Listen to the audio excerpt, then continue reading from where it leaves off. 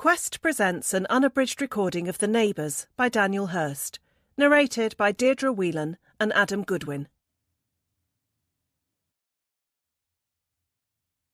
Prologue. There are lots of good things to be enjoyed when you receive the keys to your new home and finally set foot inside it as the official occupier for the first time. Having your own space, being able to get creative with the decorating, and best of all, knowing that you now have somewhere to call your own. Then there are the things that aren't quite as exciting as those initial joys, but are still benefits of the house purchasing process, like inviting your family around for Sunday dinner, or hosting a housewarming party for all your friends, or maybe even making new friends by meeting your new neighbours and getting to know them a little better. When a person buys a house, they have a pretty good idea about the building they are moving into, and they might even know about the other buildings in the area too. The best schools for any future children, the most popular restaurant that just has to be experienced, and the nearest supermarket where you can go to buy your essentials on a weekly basis. But what about the other buildings on your new street? Or rather, what about the people already living inside them? There is a saying that you can choose your friends, but you can't choose your family. That might be true, but it can also be extended to include neighbours, because you can't choose them either. You just move in and get what you're given. Usually that isn't a problem.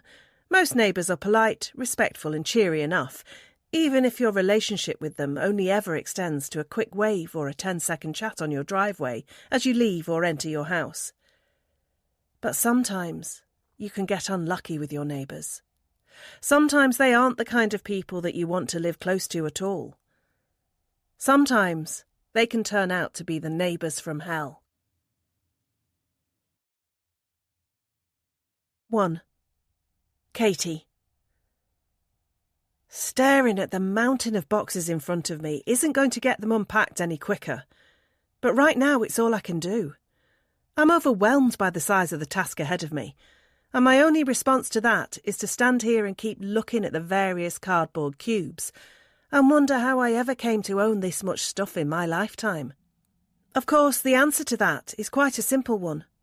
I have this much stuff because I bought this much stuff.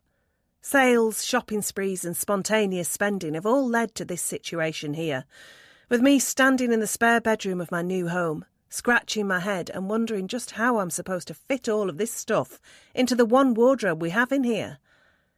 I could call my husband Sean into the room to help with the dilemma, but I'm not going to do that because I have a pretty good idea what his first words would be if I did. I told you that you had too much stuff. That would be closely followed by the questions, do you really need all these extra coats? And can't you just get rid of some of these shoes? Neither of which deserve an answer, because that answer is obviously a big fat no. Then all there will be left for him to do is huff and puff and walk back out of the bedroom while shaking his head and leaving me to it. It's not often that I am envious of my partner, but I am right now, because I know that he has already unpacked all of his things, and that means he is free to enjoy some of his evening, while I am stuck up here trying to figure out where to put all of the items that I haven't been able to unpack yet. It's not that Sean is unhelpful or doesn't pull his weight. It's just that he owns so much less than me that it didn't take him long at all to get his stuff in the wardrobe and chuck the empty suitcases in the attic. I, on the other hand, could probably spend the next week unpacking my belongings and still have a few boxes left over to look through at a later date. Fortunately, I do have a lot more time on my hands than my husband does, so I don't have to get everything done in one go. He will have to go to his office on Monday and spend all day sitting at his desk, whereas I work from home, so I could always do some more unpacking then.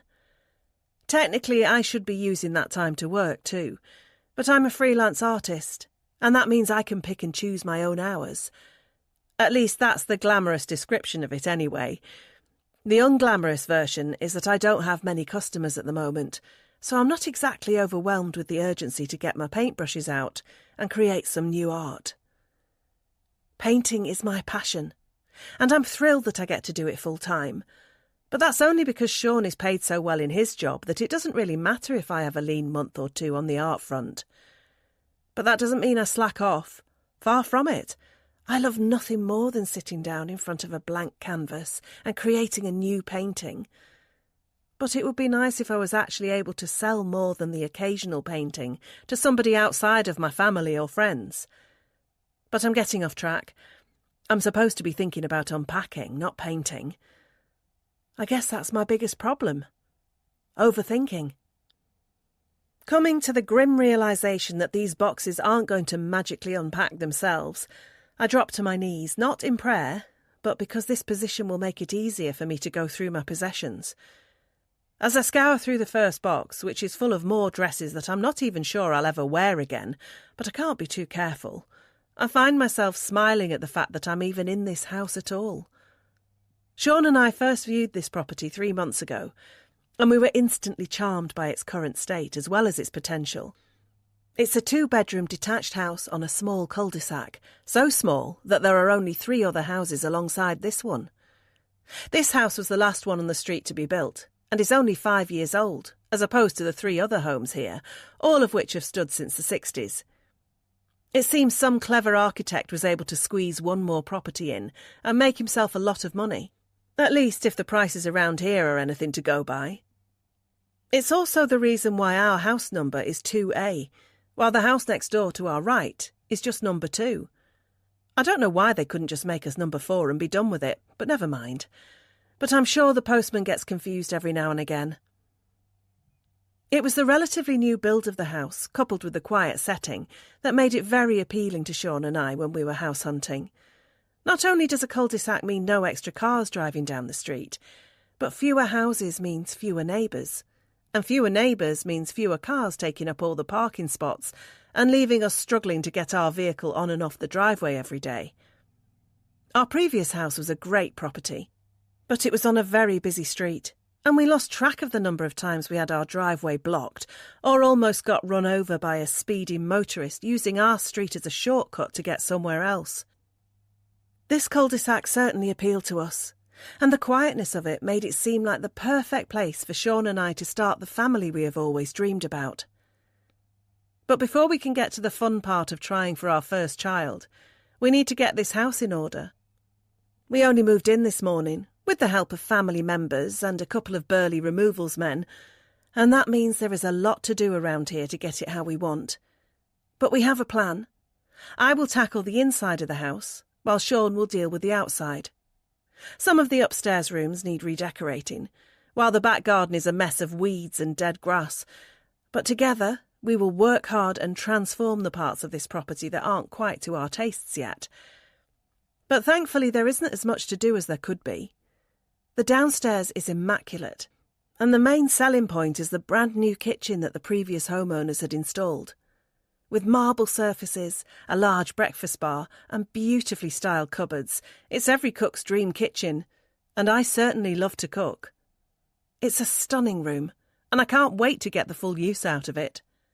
I'm also very grateful to the previous owners for having the vision and the money to decorate in such a way, and while I do love it, I can't help feeling a little sad about the fact that neither of them will ever get to enjoy it again. The former owners of this house were a couple called James and Sarah, and they were in their mid-30s just like Sean and I are now. But sadly, that's where the similarities end. While we are in love and happily married, it seems that they are the exact opposite these days. Their reason for selling this place was because they were separating and needed the money from the sale to divide up in their divorce, and that was also the reason why they were in such a rush to get out. We were just as keen to move in, and were thrilled when we had our offer accepted, especially because it was a little under the asking price. And we got here in the end, though it took longer than it should have, thanks to the usual array of slimy solicitors and errant estate agents getting involved too. I am glad we are here now, but I do feel sad for the previous owners, because they looked like they had made a lovely couple once, although those days were obviously in the past. I don't know the reason for their separation, and I was hardly going to ask, but from picking up subtle hints and clues during our viewings, I think one of them cheated on the other. If I had to guess, I'd say it was the man, because it's usually the man, isn't it? But maybe I'm doing the poor guy a disservice, and it might have been her fault instead. Who knows? Either way, they are out and we are in, and I wish them all the best. But that's as far as my sympathies can go. That's because as lovely as they made this home, it's not perfect, and it's going to take time to get it how we want it. Neither of them were obviously green-fingered if the state of the garden is anything to go by, and there is certainly plenty of space here that could have been utilised better.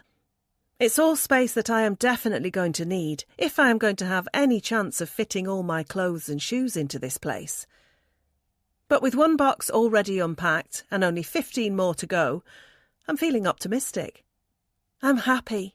Sean is happy. And soon this home will be happy too. Possibly even filled with the sounds of a baby's laughter in the not-too-distant future. One thing at a time, though. Let's move on to box number 2.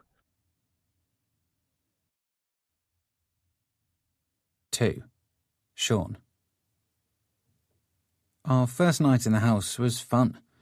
Katie and I got a takeaway, had a couple of drinks and watched a movie before finally reaching our hastily constructed bed, exhausted after a day of unpacking but excited about the future ahead. But the second day hasn't been quite as fun. That's because I've spent most of it trying to dig out all of the weeds in the garden and give some TLC to the lawn, which certainly needs it. I'm not the best gardener in the world, but I'm pretty confident that I can't be any worse than the last owners were. This grass looks like it's been burnt, which is strange because northwest England is hardly known for its scorching weather, which leads me to think it's more to do with the poor groundskeeping of the last person to look after this lawn rather than the searing sun overhead. I've definitely got my work cut out here, but I'm in no rush. We're going to be in this house for a long time, potentially even for the rest of our lives. So I'm sure that's enough opportunity for me to turn this bedraggled patch of grass into a luscious lawn. But it seems like I'm not going to have much more time to work on it today, because no sooner have I headed inside for a quick cup of tea than I'm met by the sight of my wife, and she has a suggestion for what we should do next. We need to go and introduce ourselves to the neighbours, Katie tells me before I've even had a chance to put the kettle on. Sure, but there's no rush, we've only just moved in. But this is such a secluded street, we really need to make an effort. I know that, and we will, but it doesn't have to be today, does it? I'd prefer it if it was. Let's just break the ice with them so that it's not awkward if we see them on the driveway later. I could potentially get away with trying to have my cup of tea first, and maybe I could even get the opportunity to get changed into more presentable clothing, but one thing I definitely won't be able to do is put off going around to the neighbours today. That's because when my wife has her mind set to something, then it has to happen. There is simply no other alternative, and I learnt that the hard way when we first started dating. After quenching my thirst with a glass of water from the tap and after swapping my scruffy gardening clothes for a smarter-looking t-shirt and jeans, I've joined my wife out on our street, where we are making our way towards the first house on our list. Thankfully, there's only 3 other houses on this cul-de-sac besides our own, but Katie is right. It's so secluded that it would be very awkward if we were to live here without getting to know the other people around us. So that brings us to house number 1. This property is to the left of ours if you are looking at it from the front, and it's also on the end of the street. There is no car in the driveway as we approach the front door, so it's hardly a surprise when there is no answer a few seconds later. I knock twice so that Katie can't accuse me of not trying, but all I can do after that is shrug my shoulders and lead her back onto the road and over to house number 2. This is the house to the right of ours, and while it looks like the same from the front, I've already noticed that the back garden is immaculate, having spied it from one of our upstairs rooms yesterday. Whoever lives here is obviously a keen gardener, and I suspect they are mortified at the state of our garden at the moment, but I don't get a chance to find out because nobody is home at this house either. This is going well, I say sarcastically as Katie and I make our way back down the driveway and head towards the third and final house we plan to call at today. But unlike the first 2, there is a car on this drive, and I suspect our next knock on a door will get answered now. Sure enough, I see movement on the other side of the frosted glass of the front door, and when the door is eventually opened, my wife and I come face to face with a man who looks like he has just stepped right off the page of a male modelling magazine. He has piercing blue eyes, a chiselled jawline, and a set of teeth so straight and white that they put my yellowish pegs to shame. I'm struck by the fact that I've noticed all that about this man in a split second, but if I have noticed, then I can be sure that my wife has noticed it too. Sure enough, it only takes a quick glance at her beside me to see that she is just as surprised at the unexpectedly handsome appearance of one of our new neighbours. "Hey, how's it going?" the man asks with such casual confidence that it's almost as if we aren't strangers, but people whom he has known all his life. But we are strangers, and we're standing on his doorstep, so I better introduce ourselves quickly so as not to make this awkward, even if this guy looks anything but awkward. "So, sorry to bother you, but my wife and I have just moved in to number 2A, and we thought we'd just pop round and say hi," I say, doing my best to keep my lips closed as much as I can, so that I don't offend this man with great teeth with my own inferior gnashes. "I'm Sean, and this is Katie."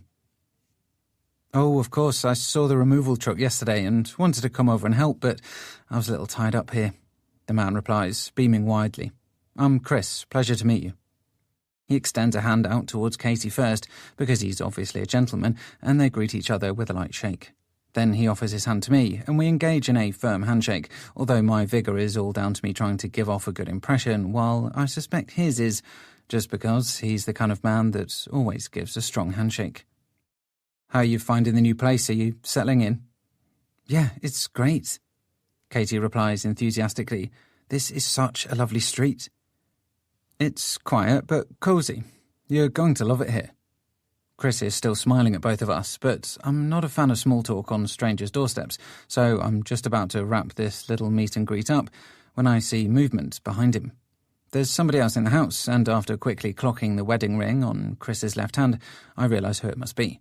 We're about to meet his wife. Chris must sense her presence behind him because he turns around and steps to the side, and that allows us to get a first look at the woman who snared this ridiculously good-looking man.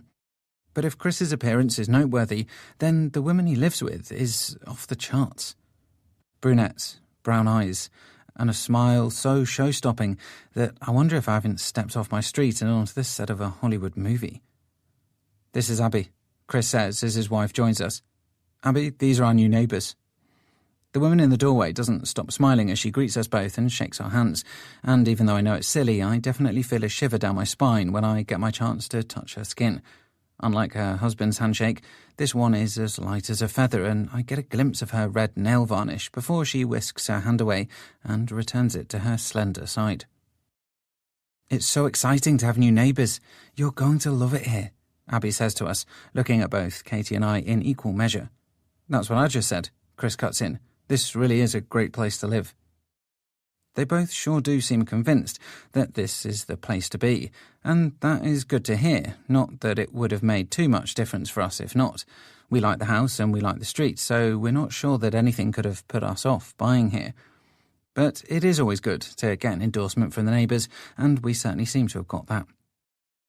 "Well, it was lovely to meet you, but we better get back," I say, trying to make my voice sound as casual and as confident as Chris's does when he speaks.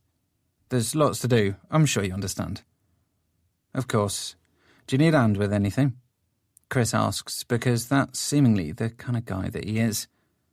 "I think we're okay, thanks," I reply quickly, but Katie doesn't seem so sure. "Are you any good in the garden?" she asks Chris. "Sean's got his work cut out getting ours back under control." I'm just about to laugh off her comment and say that I have it covered, not just for our new neighbour's benefit, but for my own as well, when Chris flashes that pristine smile of his again and tells me that he would be happy to give me a hand in the garden if I want it. I do my best to downplay how much I could use the extra help, but Chris is not having any of it and tells me that he will go and get some scruffy clothes on before coming round to assist me shortly. Looking at him now in his smart attire, I can scarcely believe that a man like him owns scruffy clothes, but he disappears back into the house to get changed before Abby tells us both that he will be around in a minute. I thank her and turn to leave, feeling strangely pleased that I wasn't wearing my own scruffy clothes for the first time I met her today, even though I have no idea why I would need to impress her before leading my wife up the driveway back to our house. Katie waits until Abby has closed her front door before speaking so that she is presumably out of earshot, but when she does, I can see that my wife is very impressed with our new neighbours. "Aren't they a good-looking couple?" she tells me, as if I hadn't been able to notice it for myself. I wonder how they met. Probably on a fashion shoot? I mutter back as we reach our driveway and head around the side of the house to where our beleaguered back garden awaits. "It's nice that he's going to help you," Katie muses as we reach our patio and I look out across our pitiful lawn. "He's lovely. They both are." If I was a little insecure, then I might think that my wife added that last sentence to hide the fact that she was enamoured with Chris, but I'm doing my best not to be. But I'm not stupid. I know she'll be attracted to Chris, just like I'm a little attracted to Abby. But that doesn't mean anything. They're just our neighbours, and we'll probably hardly see them again. I'm sure they have lots of good-looking friends who they spend their spare time with, doing whatever good-looking people do. Then again, Chris is already at our front door, and he has a spade in his hand, ready to get to work in my garden. Maybe we'll be seeing much more of him. Maybe we'll be seeing a lot more of his wife, too. 3. Katie. Our first weekend in the house is almost over, and it's been a productive one. Despite my initial laziness, as well as my husband's scepticism, I was able to unpack all of the boxes of my belongings and fit them all into our new home, even if it meant hoarding some things away in the attic, where they're likely to just end up getting covered in cobwebs and thrown away in the future. Sean has also done his part, making a solid start on the garden, but he did have help. Our neighbour, Chris, gave up a couple of hours of his time to assist my husband, and we were both grateful for that. It seems like we might have a new friend, or rather a couple of new friends. Chris and his wife Abby are lovely, and I presume we'll be seeing a lot more of them in the future, and not just because we live so close to each other now. It's also because they have told us they sometimes like to organise social events on the street. That sounds fun, and I'm glad we're already being warmly welcomed into our new place of residence. All that, and we still haven't even met the people who live in the other 2 houses on our cul-de-sac. The other driveways are still empty, so I'm guessing the homeowners are still out, and according to Chris, it might not be as easy to meet them as we first thought. The house to our left, number 1, is apparently occupied by a 40-year-old man who works away a lot on oil rigs in the North Sea, and when he is home he is busy spending time with his 15-year-old son, who he has lost custody of to his estranged wife. On the other side of us is number 2, and Chris tells us that an elderly couple live there. We're told they are in their early 70s and both retired, and when they're not pottering around in their garden, they're usually out spending their pension money on trips to the seaside or on new items for their home, which they obviously take great pride in if the appearance from the outside of it can be any indicator. They really have given great care to their garden, which might be why Sean feels so motivated to get ours up to scratch too, and I presume the inside of their home is just as well kept. Maybe I'll get to see it one day, but first we have to actually meet and greet them. But that can be a job for another day now. It's Sunday night, and it's time for a little relaxation before another week of work begins. I'm currently in the kitchen preparing a chicken pesto pasta dish for our evening meal, while Sean is upstairs ironing the last of his shirts for the upcoming days in the office. I'm all ready myself for Monday morning, and the blank canvas currently sitting on an easel in the spare bedroom is proof of that. Tomorrow morning, just after Sean has left the house and started his commute, I will make my own much shorter one into the bedroom, where I will take out my paintbrushes and palettes and begin work on my next piece of art. And this one will definitely sell. At least that is what I'm telling myself anyway. It takes me a little longer than usual to get the food cooked and served up into 2 bowls, simply because I'm still finding my way around this new kitchen, as well as still remembering which cupboard I put all the bowls into when I unpacked them earlier. But finally the food is on the table, and our hunger can be satisfied, as well as our need for a strong drink after all the upheaval and stress of the last few days. "Cheers," I say to my husband as I raise my glass of red wine towards him across the table. "Here's to the new house." "To the new house," he replies, as he clinks his glass against mine and takes a sip before letting out a deep exhale that he sometimes does after his first alcoholic drink in a while. We eat quickly and drink just as fast, a consequence of a day spent on our feet doing menial chores. But we still find the time to chat about a few of the first jobs we plan to do on the house, like redecorating the main bedroom and painting over that awful wallpaper in the hallway. We also talk about Chris and Abby and speculate as to what some of the social events could be that they like to organise every now and again. Barbecues, perhaps. Maybe a wine and cheese night. And who knows, there might even be the odd street party to attend. I guess we'll find out in due course.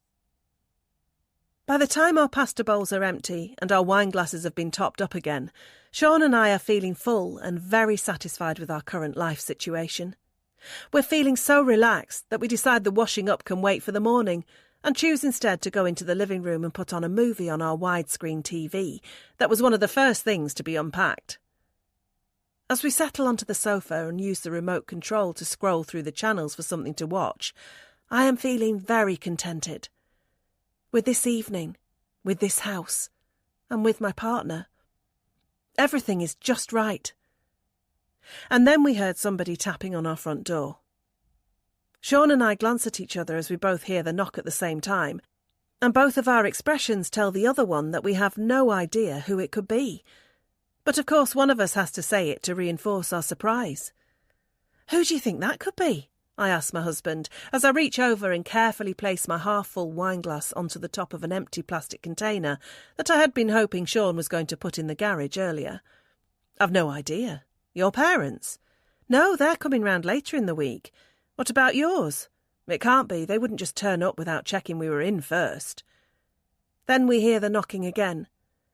It's not a hard knocking, but it's not a soft knocking either. It's a polite, respectful knock, but the fact it has happened twice now suggests it does need to be answered rather than ignored. "Could it be Chris again?" Sean suggests, and I shrug my shoulders. "Maybe. God, I hope he's not going to be one of those needy neighbours who calls round every day. I'm sure he's not. Just go and answer it." Sean lets out a sigh as he puts his glass down before getting up and heading out of the room, leaving me curled up on the sofa with the volume on the TV turned down so that I can hear exactly who is out there when my husband opens the door. When he does, I detect a male voice, but it's not one I recognise, so it can't be Chris. Then I hear an unfamiliar female voice too, and now I'm really intrigued as to who it could be out there. Then I hear some more talking, but I can't make out the words. Did I hear a name then? Are they making introductions? I want to know what is going on, but I'm not going to go hovering in the hallway as that could be awkward. But it sounds like I won't need to do that anyway. That's because I hear the man ask if he and his wife can come in. And to my surprise, Sean agrees that they can. I hear the front door close and the shuffling of several feet on the hallway carpet, so I sit up quickly on the sofa and try to make myself look a little more presentable than I currently am for our mystery guests. I've just managed to get my scraggly hair into a ponytail when Sean re-enters the room with a slightly awkward look on his face.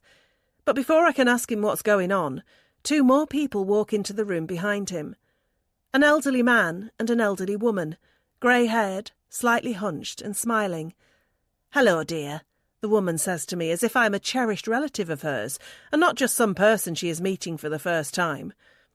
"This living room looks just like ours," the man says as he looks around, "except everything is on the opposite side."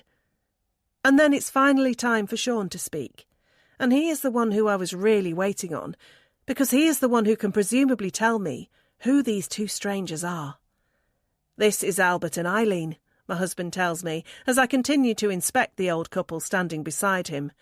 "They're our next-door neighbours." 4. Sean. What started out as a very quiet night in involving just me and my wife has now turned into the pair of us hosting our next-door neighbours, and that's why I'm currently rummaging around in one of the boxes in the kitchen for an old bottle of scotch that I'm sure is in here somewhere. If whiskey seems like a strong drink for a Sunday night, then I would be in agreement, but it's not for me, nor is it for my wife. It's not even for Albert, the charming old man who just knocked on my door and introduced himself, and the woman standing beside him before asking if they could come in for a quick chat. It's for Eileen, Albert's wife, and a woman who obviously has a penchant for a stiff drink to close out her weekend. I finally lay my hands on the bottle I'm looking for and remove it from the box before unscrewing the lid and going in search of a suitable glass to pour a measure into. I'm sure it doesn't really matter which glass I find in the cupboard, but I feel like I want to make a good first impression on our new neighbours, so I take the time to find a proper whiskey glass instead of just any old receptacle.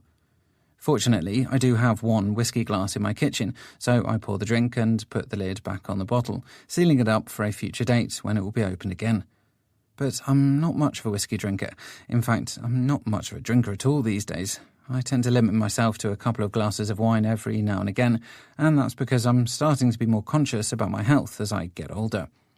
I'm only in my mid-30s, so I'd like to think that I've plenty of years ahead of me yet, but that doesn't mean I can't plan ahead and try to avoid any health issues that might crop up down the line thanks to an unhealthy diet and binge drinking. That reminds me, I must look for a new gym in the area this week so I can get back into my fitness routine. I cancelled my last gym membership before we moved here, as it would have been too far to drive now, but that's no excuse for not finding one a little closer to my new home. Are you okay? I spin around and see Katie entering the room, presumably coming to check on me to see why it's taking me so long to get Eileen's drink ready. Yeah, I just had to look for the bottle, but I've found it now. I reply, holding up the glass with a single measure of whiskey in it to prove that I have actually been doing something in the kitchen, and not just hiding in here to avoid any awkward conversations in the living room. Well, hurry up, I need some help in there, Katie tells me in a low whisper. You know I'm not good at making small talk with strangers. I smile at my wife's anxious ways and let her know that she no longer has to entertain our neighbours by herself by walking out of the kitchen and into the living room, where Albert and Eileen are sitting a little rigidly on one of our two sofas. Here you go, I say, as I hand the glass to Eileen. It's all I've got in. I hope you like it. I'm sure it'll be fine, Eileen tells me with a warm smile before putting the glass to her lips and taking a small sip. If she doesn't like it, then she does a very good job of not letting it show, because her expression remains the same either way. Are you sure I can't get you anything, Albert? I ask the old man next to her. No, I'm fine, thank you, he replies, repeating the answer he gave to me when I made the offer a few moments ago. I had a cup of tea just before I came over, and I better not have anything else now or I'll be up and down to the toilet all night. I laugh at his joke, although I'm aware that it might not actually be a joke, before taking a seat on the sofa opposite them beside Katie, who has already curled up again with her glass of wine to hand. Aren't you having a drink? Eileen asks me when she notices that I haven't got anything in my hand. No, I've already had enough myself this evening, I tell her, aware that I'm speaking more eloquently than usual and my posture is much stiffer than it would be if I was just relaxing without guests. I don't tend to drink much these days. Sean likes going to the gym, Katie cuts in there, seizing an opportunity to enter the conversation herself, which I know she would have been waiting for to make herself feel a little less awkward in front of our visitors. Ah, a fitness fanatic, Albert muses with a wry smile. I wouldn't say I'm a fanatic, but I do try and stay in shape, I reply with a dismissive wave of my left hand. Are you a member of a gym? Eileen asks me in her slightly meek voice before raising a trembling hand back to her lips and having another sip of her drink. I used to be, but I cancelled my membership when we moved. I need to find a new one. There's a good gym on Westgate Road, Albert helpfully points out. Not too far from here at all. Great, I'll look into it, I tell him, grateful for the suggestion. I'm then expecting the conversation to move away from me and my health habits and onto the more traditional topics of conversation when two sets of neighbours meet each other for the first time. Are you settling in? How long have you lived on this street? What day do the bins get collected? But, to my surprise, that's not what happens at all. Instead, Albert puts a hand on his wife's leg and sits forward a little in his seat before clearing his raspy throat and appearing like he has something important to say. Now, I know you two are still finding your feet here and will need a little time to settle in, but we thought it best to call round and give you some pointers about what it will be like for you living here, the old man says very seriously. I glance at my wife, who looks just as puzzled as I am, before asking Albert what he means. I'm talking about the other neighbours, he replies, and I notice that while his eyes looked weary when he arrived here, they are now looking much more alert as they stare at me from behind his pair of spectacles. What about the other neighbours? Katie asks, slightly hesitantly. Albert looks to Eileen to take over from there, and she seems happy to do so. Have you met Chris and Abby yet? she asks us, and we tell her that we have, so she goes on. What did you think of them? They seem lovely, Katie replies, and I back that summation up. Attractive? Albert asks. Well, yeah, I suppose so. My wife answers the question. They are a good-looking couple. But that response seems to be concerning to Albert because he looks back to his wife again. Chris and Abby are very friendly and very good-looking, Eileen tells us. But that's the problem. They can be too friendly and too good-looking for their own good, and for the good of others too. What the hell is that supposed to mean? My face must express how confused I am at what I've just heard, because Eileen quickly adds to her surprising statement with another one. Don't let them get too close to you. They'll try and seduce you. It depends what you're into, of course. Not every couple is as traditional as we are, but if you value the sanctity of your marriage, and I presume you do, then just be careful around them. We've seen other marriages destroyed by them, and we'd hate for that same thing to happen to you. I don't need to look in a mirror to know that my jaw is hanging open, and my eyes are wide. To say I'm stunned by what I've just heard would be an understatement. Has this dear old woman really just said what I think she said? That our attractive neighbours are going to try and seduce us and potentially break up our marriage? Is she for real? I know it sounds a little strange, but it's true. Albert adds at this point, we have seen it happen before, including to the last couple who lived here before you. Did you know they were getting divorced? Katie and I look at each other before nodding our heads. We suspected that was the reason for them selling the house, I say, and Albert takes his turn to nod at us. It was such a shame. They were a lovely couple when they moved in here, very much in love, but then they met Chris and Abby and things were never the same again. I know Albert turned down my offer of a drink when he got here earlier, but I can't help wondering if he hasn't been drinking something strong all day before coming around here to tell us this story. That might explain where he is getting all these ideas from, yet just from looking at him allows me to see that he is stone-cold sober, and that is perhaps the most troubling part about this whole thing. He's not drunk, and neither is his wife, even though she has a glass of whiskey in her hand. They both seem very sane and very sensible, and that makes all of this even more disconcerting. That's because it makes it feel like they are telling us the truth. 5. Katie. This evening has got very weird. I need more wine. The problem with that is the bottle is in the kitchen, and it would require either me or Sean to get up off the sofa to fetch it, and neither of us wants to do that because we are too transfixed by what we are being told by our elderly neighbours. Albert and Eileen have just finished telling us about Chris and Abby, or rather the problem with Chris and Abby. Apparently, they are not just an attractive couple who are looking to make friends. They are an attractive couple who are looking to make friends who they might then be able to turn into lovers. Of course, both my husband and I are stunned at this revelation, and that's backed up by the fact that all we have done since hearing it is ask questions in return. What do you mean? Are they swingers? And the question I have just asked, which is, how are they still together if they keep cheating on each other too? Albert fields that question and tells us that Chris and Abby obviously have an open relationship, whereby they aren't put off by either one of them being intimate with somebody else. That is shocking for me to hear, because where I come from and how I was raised, I never knew marriage could be like that. I thought you picked your partner, made your vows, and then stayed loyal to each other for the rest of your days. Or maybe I'm just as old-fashioned as the clothes that Albert and Eileen are wearing right now. Maybe there is another way for married couples to behave. And by the sounds of it, Chris and Abby are having a great time exploring it. But it doesn't seem like everybody else is. Albert and Eileen have told us that they have seen other couples broken up by our neighbours' seductive powers, including the last couple to live here before us, James and Sarah. That is ominous, and it also explains why they have come around to give us a word of warning. We are to be careful around Chris and Abby if we value our marriage, which of course we both do.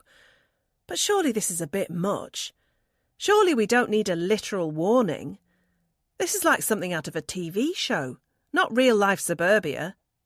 I'm sure Sean and I could have restrained ourselves around Chris and Abby without needing our elderly neighbours to give us a heads-up beforehand. But according to Albert and Eileen, we are to be on our guard now, because no matter how strong we think our marriage is, it will apparently be tested to its absolute limits if we let Chris and Abby get any closer to us. I could be forgiven for thinking that the shocks and surprises are over for the night after this, but I'm wrong again, because no sooner have Albert and Eileen finished warning us about the people who live at number 3, then they move on to warning us about the people who live at number 1. "You won't have met Ian yet," Eileen says as if she is some wise old sage, which perhaps she is.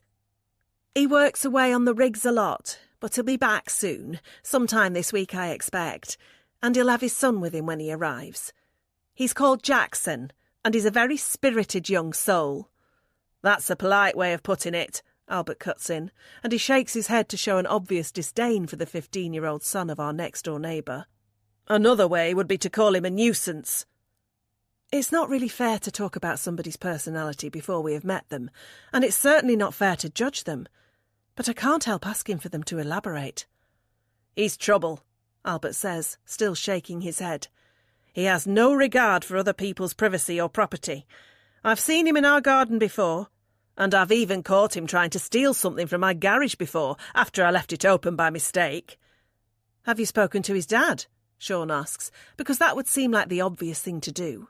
"Ian? He's just as useless as his son is," Albert scoffs, before Eileen puts a hand on her husband's arm, presumably as a sign for him to calm down in the presence of others. Albert heeds his wife's gentle warning and stops talking, leaving it up to her to carry on explaining the situation for him. "Ian doesn't tend to get too involved in what his son gets up to when he's staying with him. He mainly just sits in his armchair and drinks lager when he's home from the rigs, leaving Jackson free to roam around and cause trouble where he sees fit. It's a waste of time trying to get him to tell his son to behave. Believe me, we've more than tried over the years." "But surely it can't be that bad, or you could just call the police," I say, because that's what I would do if a parent failed to control their child and it was causing undue stress and hassle in my home life, especially if he was trespassing and stealing. Albert rolls his eyes, which lets me know that my idea is a bad one. And Eileen confirms as much by telling us that they tried that once, but the police did nothing, and it only made things worse. "Ian got angry with us after that, told us to stay away from him and his son, so that's what we've done. We're civil with them now, but no more. We don't want any trouble. We just want to enjoy our retirement." "That's the best bit of advice we could give you there," Albert chimes in again. "Try not to let Jackson bother you. He wants to get a rise out of you, but don't give it to him. He'll just get bored and find something else to do then. But lock your doors. That kid will steal anything that isn't fixed down." Just like the warning about Chris and Abby, this one is ominous too. But unlike that first one where trouble seems quite easy to avoid, as long as we don't allow ourselves to be seduced by our attractive neighbours, this information about Ian and Jackson feels more concerning. I can handle living nearby to an adventurous couple, but I'm not so sure I can handle living so close to a lazy parent who lets their thieving child run wild. And it sounds like my husband is feeling the same way. "There won't be any stealing around here," Sean says firmly. "I'll make sure I get through to his father if the son tries taking anything of ours that doesn't belong to him." That seems pretty final, but Albert rolls his eyes again and obviously has something else to add. "You're not the first person to live here who thought like that," the old man says, before looking to his wife. "Remember Greg?" Eileen nods solemnly, but that doesn't help me or my husband. "Who's Greg?" I ask. "He was the first person to live in this house. He sold the house to the couple you just bought it off. Just like them, he had a good reason to leave this street behind." "And what was that?" I ask, slightly dreading the answer, because the longer this conversation goes on, the less satisfied I am feeling about choosing this seemingly perfect place to live. "He ended up being given a restraining order from the police," Albert tells us. "He wasn't allowed within 10 metres of Ian or his son, which made it quite difficult considering he was living right next door to them." That doesn't sound good, and I'd almost like to leave it there, but Sean quite rightly wants to know more. "Why was he given a restraining order?" he asks. "Because he assaulted Ian, punched him right in the face on his own doorstep after he had got sick of things going missing in his garden and Jackson getting away with it. But the police took Ian's side. They charged Greg with assault and harassment, because it wasn't the first time he had gone round to his house and got angry. In the end, he was lucky just to get the restraining order. We were convinced he'd have to serve some time, weren't we? Albert looks to Eileen, who nods her confirmation, and after a few more seconds pass without them speaking again, it seems like they are finally finished with the warnings. I stare at the elderly couple sitting opposite us while trying to wrap my head around what they have just said. But I can't really do that while they are still here. I need some space to think. These two are lovely, but I really need them to think about leaving now. Fortunately, they seem aware of that, because they both get up off the sofa and thank us for our hospitality before heading for the door. Eileen compliments Sean on his choice of whiskey, while Albert offers a few tips on how to get our lawn looking better than it does right now. But thankfully, it's only a few more seconds until they are out of our house and on their way back to their own. By the time Sean closes the front door behind them, I am already pouring myself another glass of wine in the kitchen. So much for a quiet Sunday night before a week of work. It seems like the two of us are going to be up late and kept busy after all. That's because we have plenty to discuss. We have to talk about our new neighbours. 6. Sean. They must be winding us up, I say, when I've had a little more time to think about things and come to a sensible conclusion. There's no way they're being serious with us. I glance across the bedroom to see what the response will be from my wife, but she doesn't seem so sure. Why would they do that? What could they possibly have to gain? I don't know, maybe that's how they have fun in their retirement? I don't think so. It's obvious that Katie is taking the warnings much more seriously than I am, and I can appreciate her concern, but I'm not exactly worried about what I just heard. If Ian's son, Jackson, is as unruly as we were told, then I'll handle it in a safe and sensible manner, and if Chris and Abby are really adulterers who love nothing more than getting their claws into other couples, then that will be quite easy to avoid too. I'll just say no thank you and leave them to it. I'm sure Katie will do the same. So, as far as I'm concerned, there is nothing to worry about, even if it is true, which I seriously doubt it is anyway. Maybe they're just confused, I suggest as I strip down to just my boxer shorts and climb under the duvet. Maybe they think things are worse than they are. They are quite old. They didn't seem confused to me, Katie replies as she removes her makeup in the mirror where she has set up a makeshift dressing table until she can order a proper one for our new room. Who knows what they're really like? We've only just met them, just like we've only just met Chris and Abby too, and we haven't even met Ian and Jackson, so we can hardly judge them yet, can we? I just don't see why they would come around to warn us if there wasn't something to be worried about. I sigh as my wife continues to get ready for bed and try to distract myself by staring up at the ceiling and counting how many cracks in the plaster I can see that will need to be fixed when it comes to redecorating this room. But it's no good. Just like Katie, I can't stop thinking about what just happened. I can't wait to tell the lads at work about this tomorrow, I say with a chuckle. They'll have a right laugh. Don't you dare tell anybody about this, Katie suddenly snaps, spinning around and fixing me with a steely glare. I don't want people thinking we've moved onto a street with a bunch of weirdos. But we haven't. This is just a normal street. It doesn't sound like it. I don't fancy having an argument this late at night and this close to another Monday morning, so I decide it's best to stay quiet and wait for Katie to turn off the one light bulb in here and join me under the duvet. When she does, I decide to try and take her mind off things by kissing her neck and seeing if she's in the mood for a little romance. But I get my answer pretty quickly when she moves her head away from me and gets up out of bed to go over to the window. "What are you doing?" I ask her, as I see her peering out through the scraggly curtains that the previous homeowners left behind for us. They definitely need replacing, but at least we have them, because without them we'd end up being woken up at dawn with the sunlight streaming in. "I'm looking," Katie replies. "Looking at what?" "The neighbours." "What for?" "Just to see." "See what?" "What they're doing." "What do you think they're doing? They're probably all in bed, just like we are." "No, they're not. I can see some lights on." "So what? Come away from the window, they might see you." "They won't." I realise that Katie isn't going to get back into bed anytime soon, so I have a choice between either rolling over and going to sleep or getting up to go and join her at the window. I'm tired, but I'm also intrigued as to what it might be that my wife thinks she will be able to see by peeping out, so I pull back the duvet and go and stand beside her at the gap in the curtains. "See, they're still up," Katie says as she gestures towards both Albert and Eileen's house and Chris and Abby's.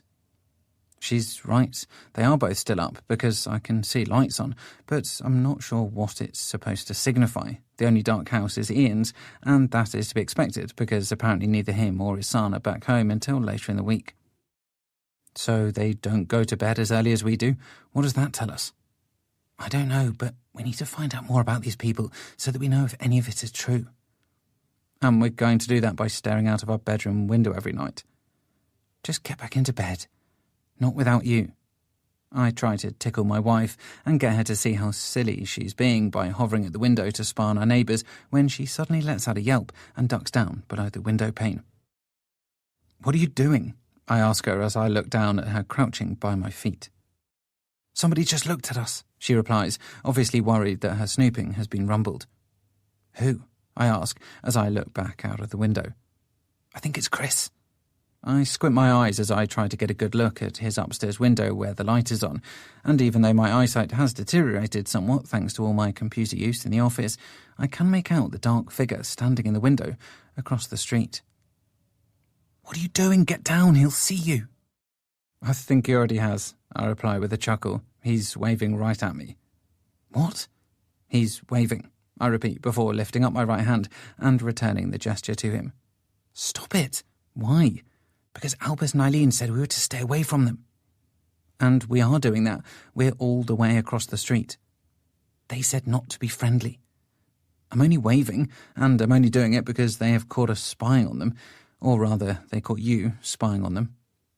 Katie isn't happy with me, but I've had enough drama for one night, so I pull the curtains closed and return to my cosy spot under the duvet. Thankfully, my wife does the same thing a short time later, and now we can finally try and get some sleep. It's no surprise to me that I feel myself drifting off quickly after the busy few days I've had sorting the house move out and digging up weeds in the garden. I'm going to be just as busy tomorrow when I get back to the office, but for now, I'm going to savour every single minute I get to lie here in the dark and drift off to sleep.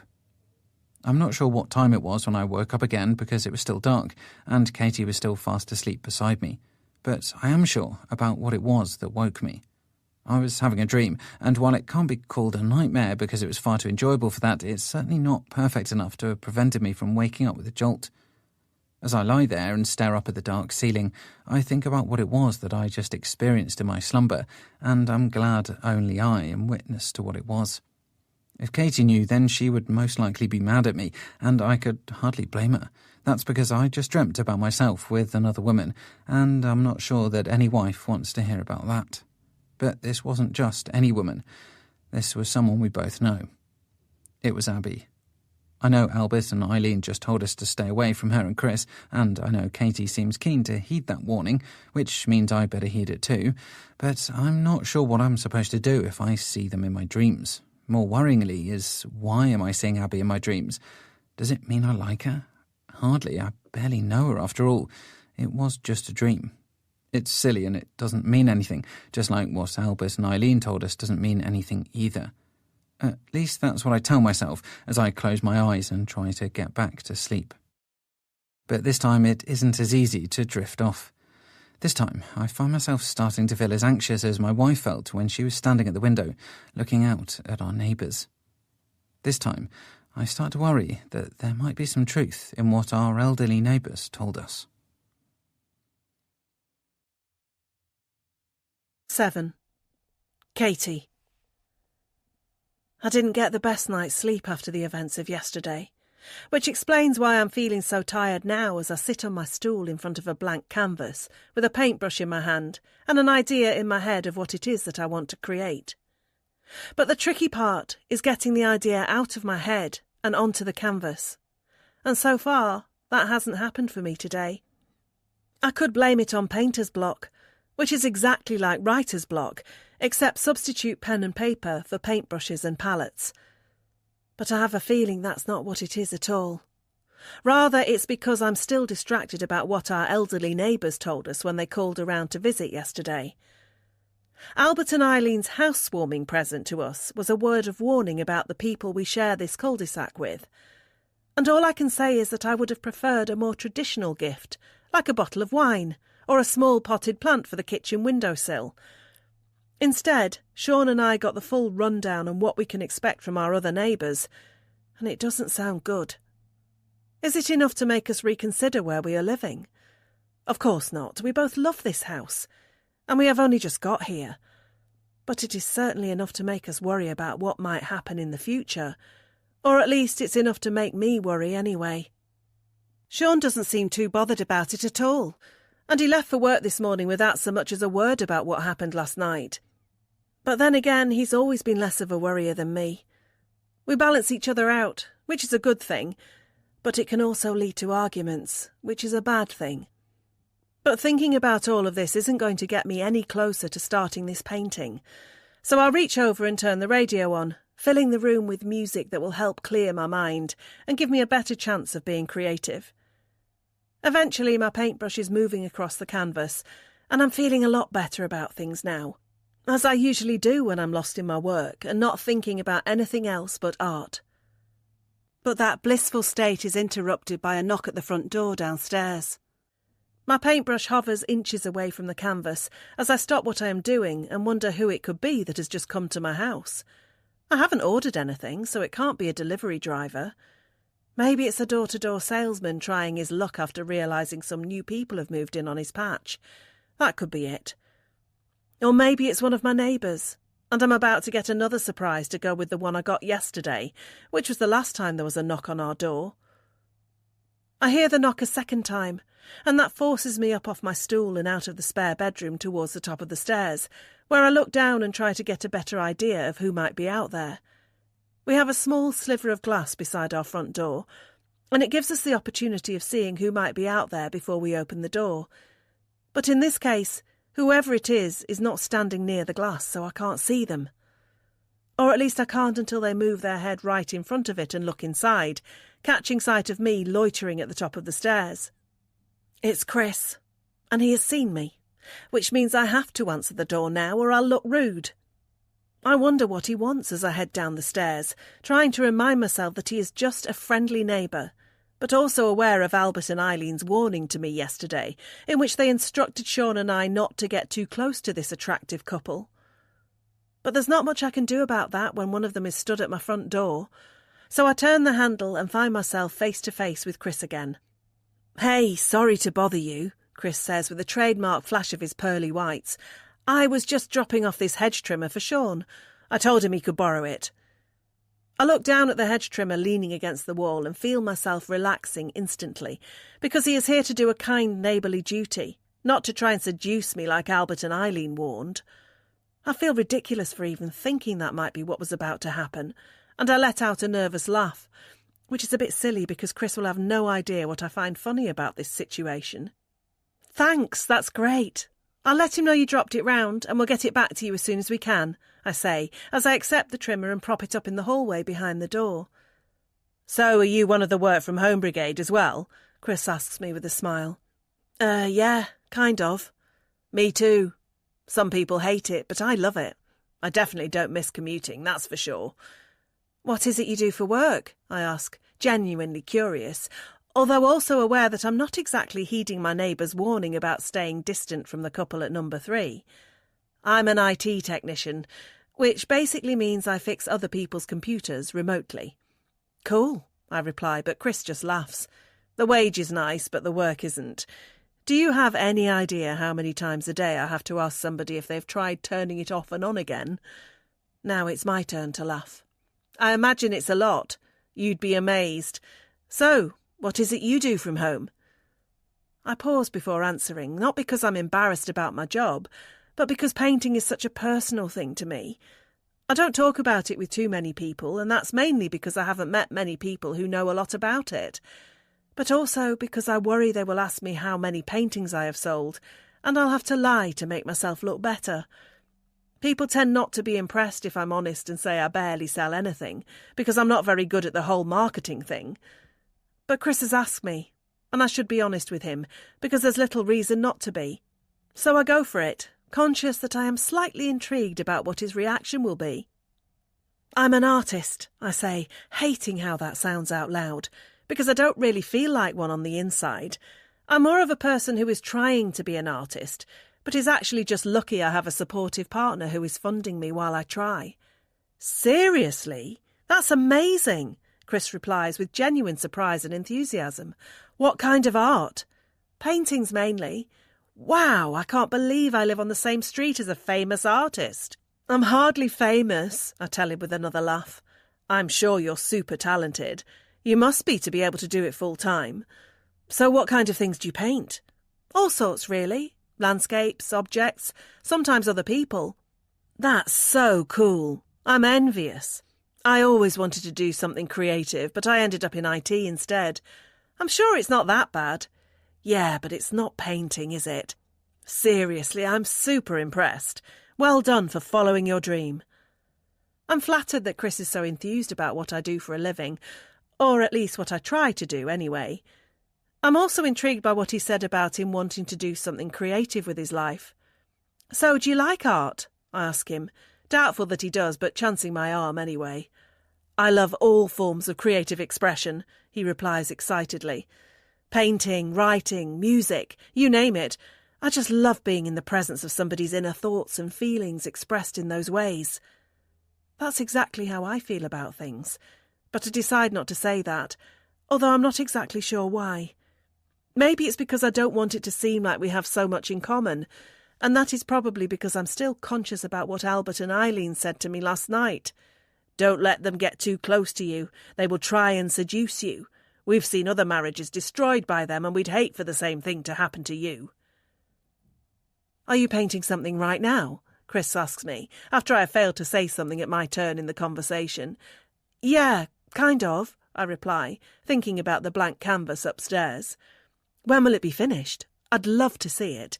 In fact, I'd love to see anything you've done if you have any around the house now. I can see that he genuinely means that, and he is obviously telling the truth about being a keen art lover, because I can tell when people are feigning interest in what I do. But I'm not sure letting him inside to see what I am doing would be the best idea, and certainly not when Sean isn't here with me. Most of my paintings are still in boxes, I lie, figuring that is a good excuse considering we have just moved in. And the one I've just started is in its very early stages, so I wouldn't want to show that to anybody yet. Of course, I understand, but you'll have to let me know when I can have a look. I'd really love to see your work. I smile at this pleasant and eager man on my doorstep and tell him that I will show him some of my paintings at some point, although I make sure not to put a definite date on it. Then I tell him that I better get back to work, and he agrees that he should do the same, so he bids me goodbye and walks away down my driveway and back in the direction of his house. Watching him leave, I feel a strange mixture of relief and disappointment. Relief because he's going, and that's what Albert and Eileen would want, but disappointment because I was enjoying our interaction together. By the time I have closed the front door and returned to my stool in front of the canvas upstairs, I am not thinking about painting anymore. I'm thinking about my neighbour, who seems genuinely fascinated by what I do. I'm thinking about how his face lit up when he found out I was an artist. And I'm also thinking about how Albert and Eileen told me he would probably try to seduce me at some point. Is that what that was? Has it started already? No, I'm sure he was just being honest and actually has an interest in all things creative. But the fact that I'm unable to concentrate enough to get back to work tells me that I'm not sure at all. Maybe he was just saying what he thought I wanted to hear. Maybe he is already working on me just like he worked on the last woman who lived here. And look how that ended up. She got divorced and moved out. But that won't happen to me. I'm too smart to do anything stupid that might risk my relationship with Sean, and I know he is the same. So why do I feel so uneasy? Why can't I go back to painting? And why do I now find myself staring out of the window in the direction of number 3? 8. Sean. After a busy Monday in the office, I'd like nothing more than to just go home, put my feet up and while away the remainder of the evening in front of the television. But I know that's not going to be how it goes because there is a lot that needs doing around the house, and I'm going to have to do some of it because otherwise it just simply won't get done. Katie called me earlier and told me that Chris had been around with the hedge trimmer for me to borrow, so I better get some use out of that so I can return it to him quickly. I don't want to be one of those people who borrow something and then hold on to it for too long, leaving the person who lent it feeling awkward about when they will ever see their possession again. But trimming some hedges in my garden is hardly the most exciting thing to look forward to doing as I turn my car onto my street before parking up on my driveway and turning off the engine. I grab my suit jacket and my briefcase from the passenger seat before climbing out of my vehicle, and I'm just about to go and unlock my front door when I hear a female voice calling out to me from behind. Turning around, I see that it belongs to Abby, and she is waving at me from her garage, which is wide open and filled with all sorts of fancy-looking gym equipment. She has obviously been using that equipment too, because she is wearing a sports bra and lycra shorts and looks to be a little out of breath. "Good day at work?" she asks me as she steps out of her garage before taking a swig from the water bottle in her left hand. Yeah, it was all right for a Monday," I reply, trotting out the same weary line I always do whenever anybody asks me how my first day of the week went. "You look like you could use a good workout. Blow off some steam," she tells me, and I would have to agree with her if I wasn't now feeling a little self-conscious about the fact that she has just observed that I'm looking a little jaded after a day in the office. "I'll get plenty of exercise in my garden this evening," I tell her, rolling my eyes and gesturing towards my overgrown hedges. "Thanks for the hedge trimmer. I'll get it back to Chris as soon as I can." "No problem. Have it as long as you like." She gives me a smile, and even though she was presumably working out just a few seconds ago, she doesn't look at all sweaty, and there's not a hair out of place on her head, although maybe that's because most of her long locks are scrunched back into a ponytail. "That's quite the setup you have there," I tell her, looking past her at the exercise bench, dumbbells and medicine balls that fill up most of the space in the garage. "Yeah, I used to go to a gym, but I decided to bring the gym to me. Gives me less of an excuse not to exercise now when I only have to walk a few yards to get here." I laugh. "Fair enough. Well, certainly looks like you have everything you need." "Everything but a pool. But I can get a day pass to the local gym for that," she tells me, and I nod my head, impressed at her apparent appetite for fitness. Then she says something that would be a compliment, if only it didn't make me instantly think back to Albus and Eileen's strange warning last night. She tells me that she can tell I'm no stranger to a gym, and she does while glancing down at my torso, which is completely covered by my work shirt but must be just tight enough for her to see some of my muscles beneath it. I'm flattered that she's noticed my reasonably decent body, but according to Albus and Eileen, I should be on my guard because she might not just be being friendly. She might be after something more, and it's something that I definitely can't give her. "Yeah, I go to the gym every now and again," I say, batting a dismissive hand in her direction to downplay how much I actually do like to work out. But not as much as I should do. "Well, you're welcome to use some of this equipment any time you'd like," she tells me, turning back to her garage and waving a hand at all of her fitness furniture. "Although the dumbbells are probably a little too light for you. I imagine you lift much heavier weights than these." I'm hardly Mr. Universe, and I definitely won't be entering any strongman competitions anytime soon, but I do lift reasonably heavy weights, and Abby is right in assuming that there isn't likely to be much I can use in her gym. But it's a kind offer all the same, and I thank her for it, whilst also making sure to politely dismiss the suggestion, because I know I better not get into the habit of using my neighbour's home gym, and particularly when I've been advised to stay away from that neighbour, if I value the sanctity of my marriage. "Well, if you change your mind, I keep a spare key for the garage under this plant pot right here," Abby tells me, and she nudges her foot up against a small red plant pot that sits on the edge of her neatly trimmed lawn. "You're welcome to use it any time. I'd hate for you to not get to the gym as much as you'd like. I'm sure you have a very busy job." I do have a very busy job, but it's not that exciting, so I don't want to talk about it and ruin whatever picture she has of me as some high-flying businessman, even though I'm not sure why that is so important to me. That's why I just thank her again before telling her that I have to get inside and grab something to eat before a fun evening of hedge trimming. "Have a good night, and don't work too hard," she tells me before giving me a wink. With that, she spins around and heads back into her garage, her gait light and bouncy, and her ponytail bobbing about against the back of her bare shoulders. I turn around myself and head for my front door, my movements much stiffer and more ponderous than hers, and I have the 8 hours I just spent sitting in an office chair to thank for that. As I unlock the door and step inside, I take a look back over my shoulder at the garage of number 3 and see Abby already lying on her back on the exercise bench and lifting a couple of light dumbbells up and down above her torso. Her arms are slender and toned, and her ample chest is rising and falling in time with her movements as she breathes in and out and maintains good form. But just before I can turn away and close the door, Abby stops her exercise and looks in my direction. And she definitely catches me looking at her. I feel my face blushing as I worry she might think that I was ogling her, and I close the door before there can be any more awkward seconds to endure. Then I drop my briefcase at the foot of the stairs, hang my jacket on the coat hook, and head into my home, calling out for my wife, who could be doing all sorts of things right now, but one of them definitely won't be exercising because she finds it tedious and dull. Katie is very different to Abby. There's no way my wife would ever walk around in a sports bra and lycra shorts for a start, nor would she even know how to perform a chest exercise correctly. But that's why I love her. She has her own interests and hobbies, and she doesn't try to pretend to be anything that she is not. I did try getting Katie to join a gym with me once, but she just laughed at the idea and told me that she would rather die. I think she was joking, but I can't be sure.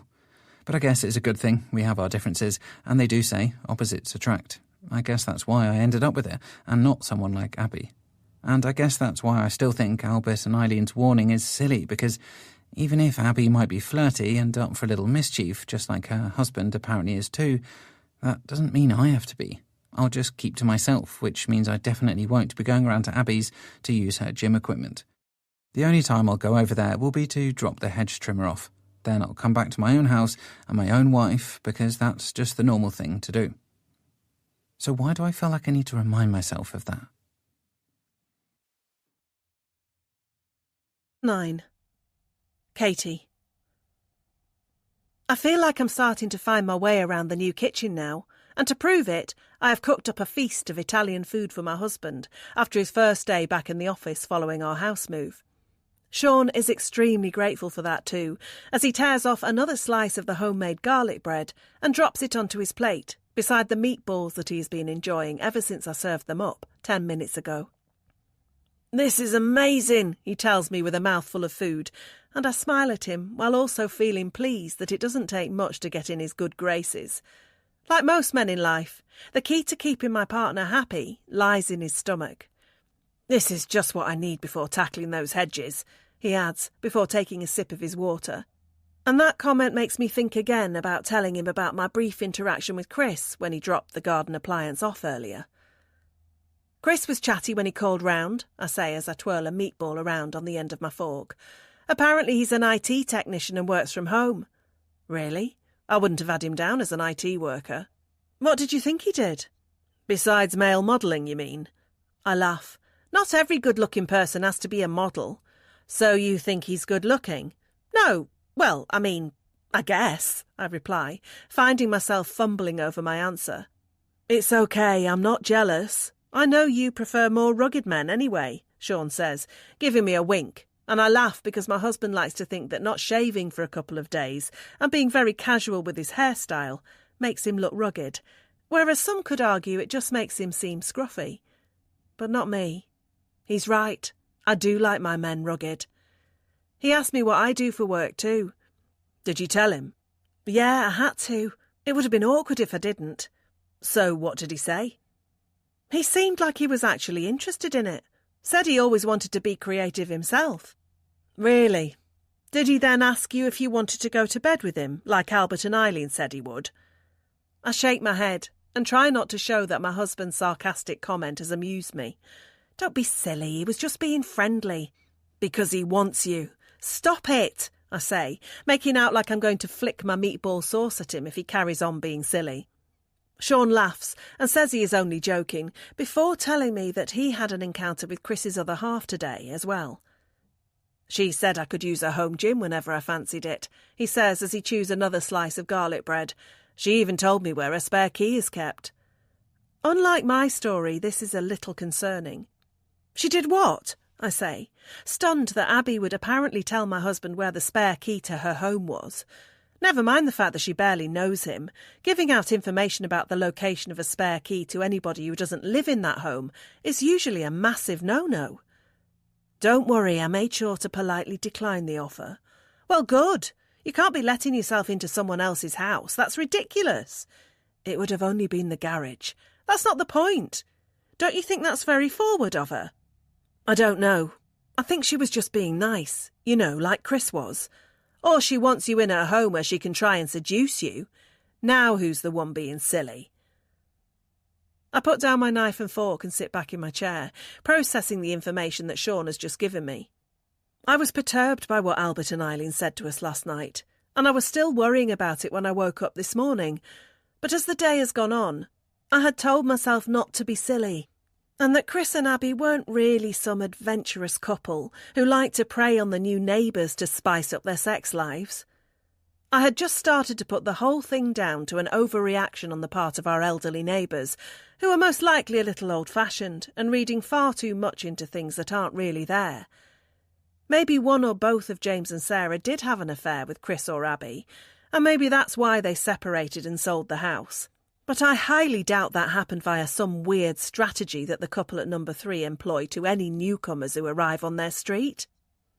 But hearing Sean tell me how Abby told him that he could use her spare key to access her home gym has made me a little rattled. Sean might not think it's much of a big deal, but how would he like it if Chris offered me the chance to go around whenever I wanted to? I bet he wouldn't be making jokes then. What's the matter? Sean asks me when he notices that I have stopped eating. I'm just confused about all of this. Maybe we should go round to Albert and Eileen's and ask them some more questions. Like what? I don't know. Maybe see if they were joking last night, or if this is something we should actually be worried about. What's there to be worried about? Now Sean has put down his knife and fork too, and he sits back in his chair waiting for me to answer him. But I don't want to come out and say what is on my mind, so I just try to avoid it instead. I don't know. No, come on. If you were serious about this, then it must mean you are worried about us falling foul of Chris and Abby. So what does that mean? You think I would cheat on you with her? No, of course not. Then what? You might be tempted by Chris? No. Then what is there to worry about? I get my husband's point. Even if Chris and Abby are as dangerous to our marriage as Albert and Eileen suggested they were, it doesn't change the fact that neither of us are going to stray outside of our relationship anyway. So what if Abby wants Sean to come around and use her gym so she can get closer to him? And so what if Chris might be pretending to be interested in what I do for a living, just so he can get closer to me? None of that matters, as long as neither me or my husband do anything we shouldn't do. So why do I have this weird feeling in the pit of my stomach that isn't enough? Why do I feel like I need to go and have another word with the old couple next door to try and put my mind at ease again? Come on then, let's go round to Albert and Eileen's now and talk about this some more with them, Sean says, standing up from his seat and stepping away from the table to show that he is serious about doing it if I am. Wait, I tell him before he can get any further. He has called my bluff, and he has won.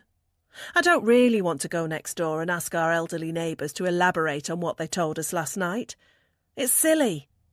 The best thing to do would be to try and forget about all of this and just get on with enjoying our lives in our new home. Who cares what the neighbours may or may not be up to? We'll be friendly whenever we see them out on the street, but other than that, they don't have to be a factor in our day-to-day existence. They're only neighbours. Most people don't even bother with their neighbours. And we could be just the same. Smile, wave, make polite chit-chat, and just get on with living separate lives. That's what we'll do. All this nonsense about warnings will just end up being some funny story we end up sharing with our friends one night after a few bottles of wine. They will laugh about it, and we will laugh too. So what if we have quirky neighbours? They can't bother us if we don't let them. 10. Sean. The hedge trimmer that I was lent by my neighbour, who may or may not want to sleep with my wife, came in very handy, and I was able to get the job done much quicker than if I had been left to use my rusty old pair of hedge clippers that were handed down to me by my father several years ago. I'm so ahead on the odd job front that I've even had time to get my ladder out and make a start on clearing out the gutters on the roof of the house, which is obviously a job that has been neglected for years because it's now almost completely blocked. Reaching my gloved hand back into the gutter, I scoop out another clump of dead leaves and drop them to the floor below, while thinking about how good that bottle of beer in the fridge is going to taste when I'm done here in about 10 minutes' time or so. But before I can finish my job, I hear the sound of a car arriving on the street, and I look up to see a small black hatchback parking on the drive at number 1. I can see 2 people inside the vehicle, and based on what Albert and Eileen told me, I have an idea of who they are. That must be Ian behind the steering wheel, and that teenager in the passenger seat must be his son, Jackson. But because of what Albert and Eileen told me, I am a little wary about meeting them for the first time because, according to them, Jackson is trouble and Ian does very little about it.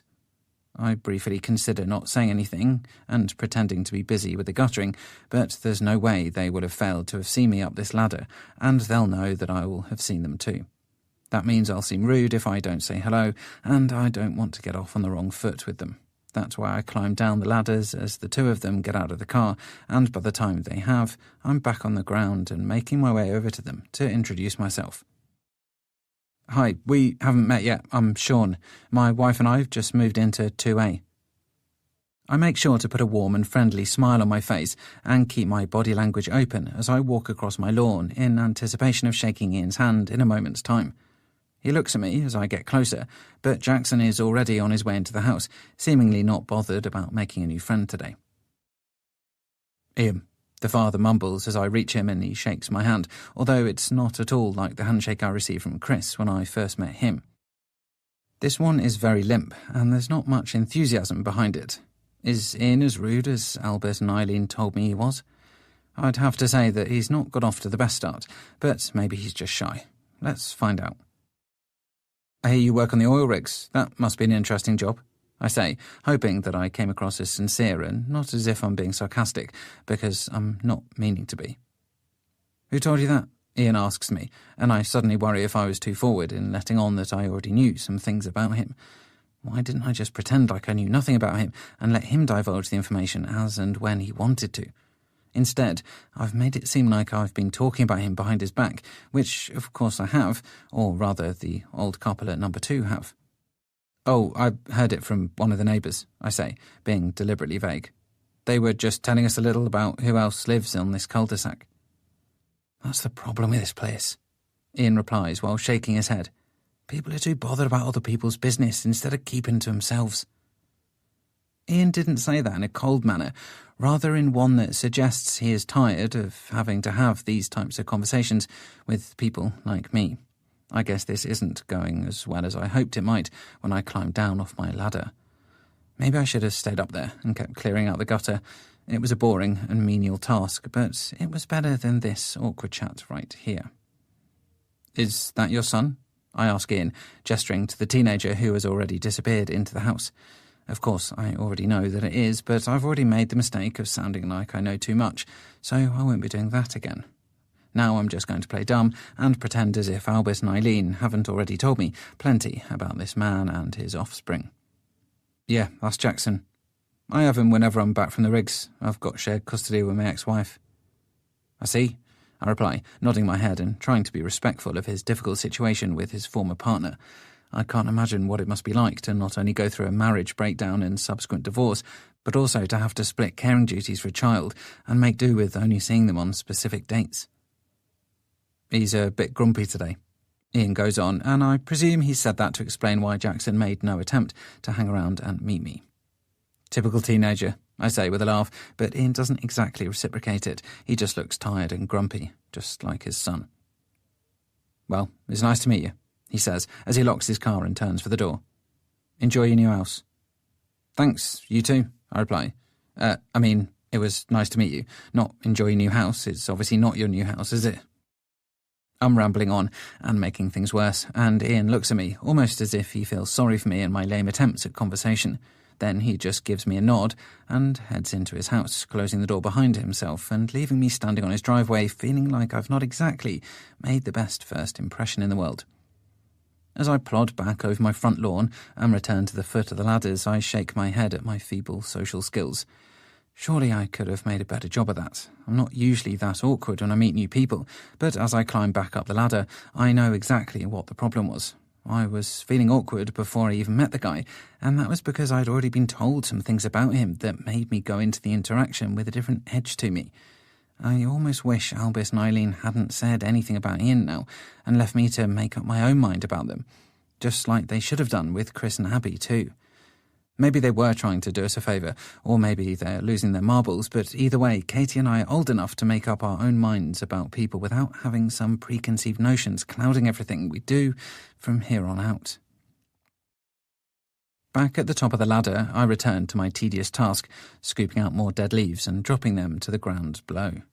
While I work, I glance over at number 1 and wonder what Ian and Jackson are thinking now.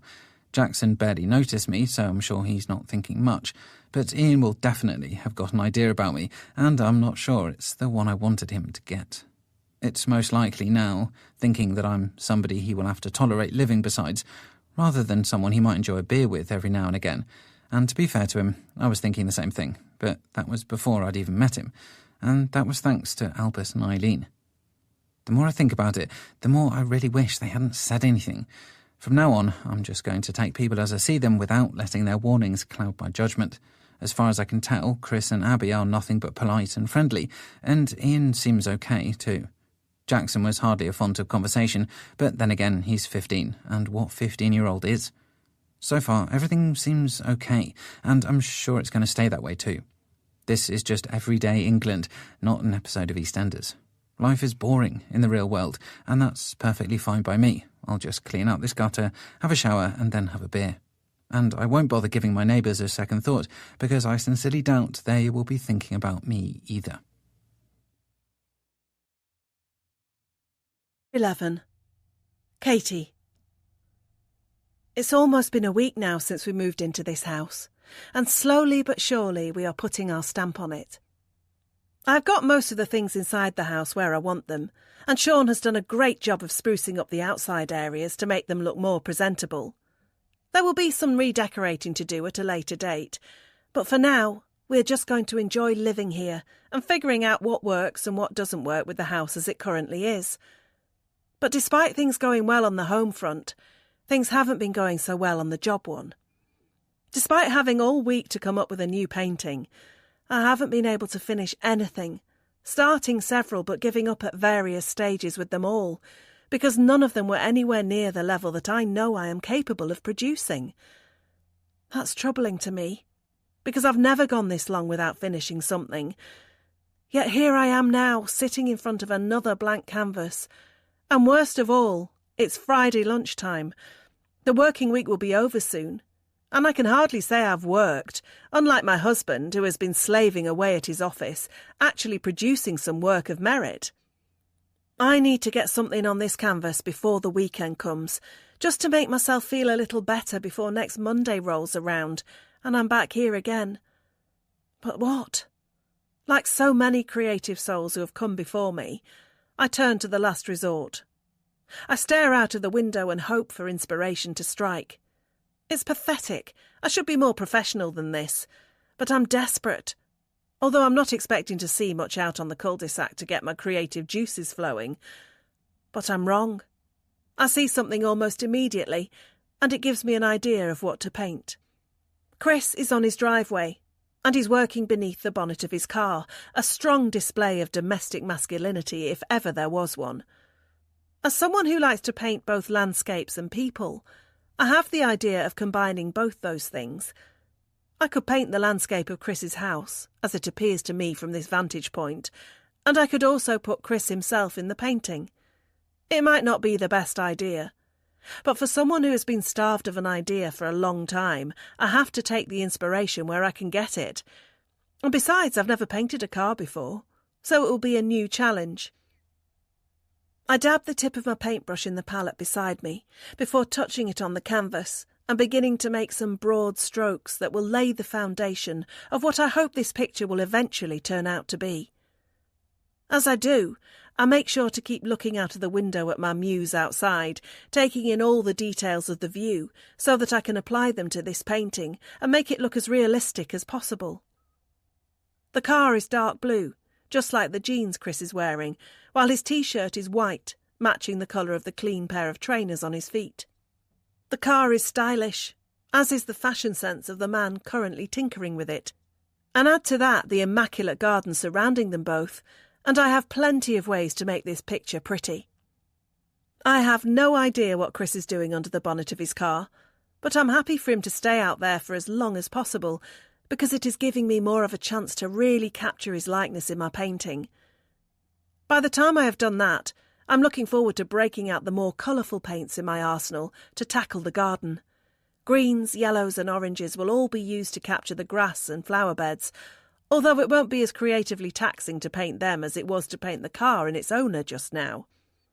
It's amazing how quickly I can work once I have a good picture of what I want to create in my mind. And after almost a week of producing very little, I have now almost finished my latest masterpiece. I move my brush away from the canvas and lean back on my stool to get a better idea of how my work is looking. And when I do, I have to say I'm surprised. This might be one of the best paintings I have ever done. I might be biased, but it definitely looks like I have captured a small slice of suburban solitude in this image of one man and his car on his driveway in the middle of the day. It's not long after I have finished that I see Chris put the bonnet back down on his vehicle and wipe his hands on a greasy rag before picking up his toolbox and heading back inside his house. It looks like his work is finished for the day, and I think I can say the same about myself. It feels good to be ending the week with a finished product that I can hopefully sell to somebody one day and generate some income to contribute to my daily living expenses. I've never expected to get rich from my artwork, but it would be nice to be able to pay a few bills every now and again from the profits of any sales I have made. And I'm sure Sean would appreciate that too, even if he would never come and say it directly to me. I leave the painting behind and take my brushes and palette downstairs to the kitchen sink, where I wash them all carefully so that they are ready to be used when I come to sit back down on that stool on Monday morning. My very first art teacher taught me how important it is to keep your equipment clean and in good condition, and I have always made sure to follow that advice. Besides, that's the easy part of being an artist. Anybody can wash some brushes. It's the process of getting them dirty for a worthwhile reason that's the hardest part. With my equipment restored back to cleanliness, I deposit it all back upstairs in the spare bedroom before taking another moment to admire the work I have just created. I really am happy with this one, and I take a photo on my mobile phone with the intention of uploading it to my website as soon as possible so that a customer might see it and potentially make me an offer on it. I'm just about to return my phone to my pocket and leave the painting to finish drying when I hear the knock at the front door. I ordered some new plates and cutlery online yesterday, and I paid for next day delivery. So I'm assuming it's a delivery driver dropping those items off for me now as I make my way to the staircase and head down it. But when I open the door and get a look at the man on my doorstep, I see that it isn't a delivery driver holding a box full of kitchenware.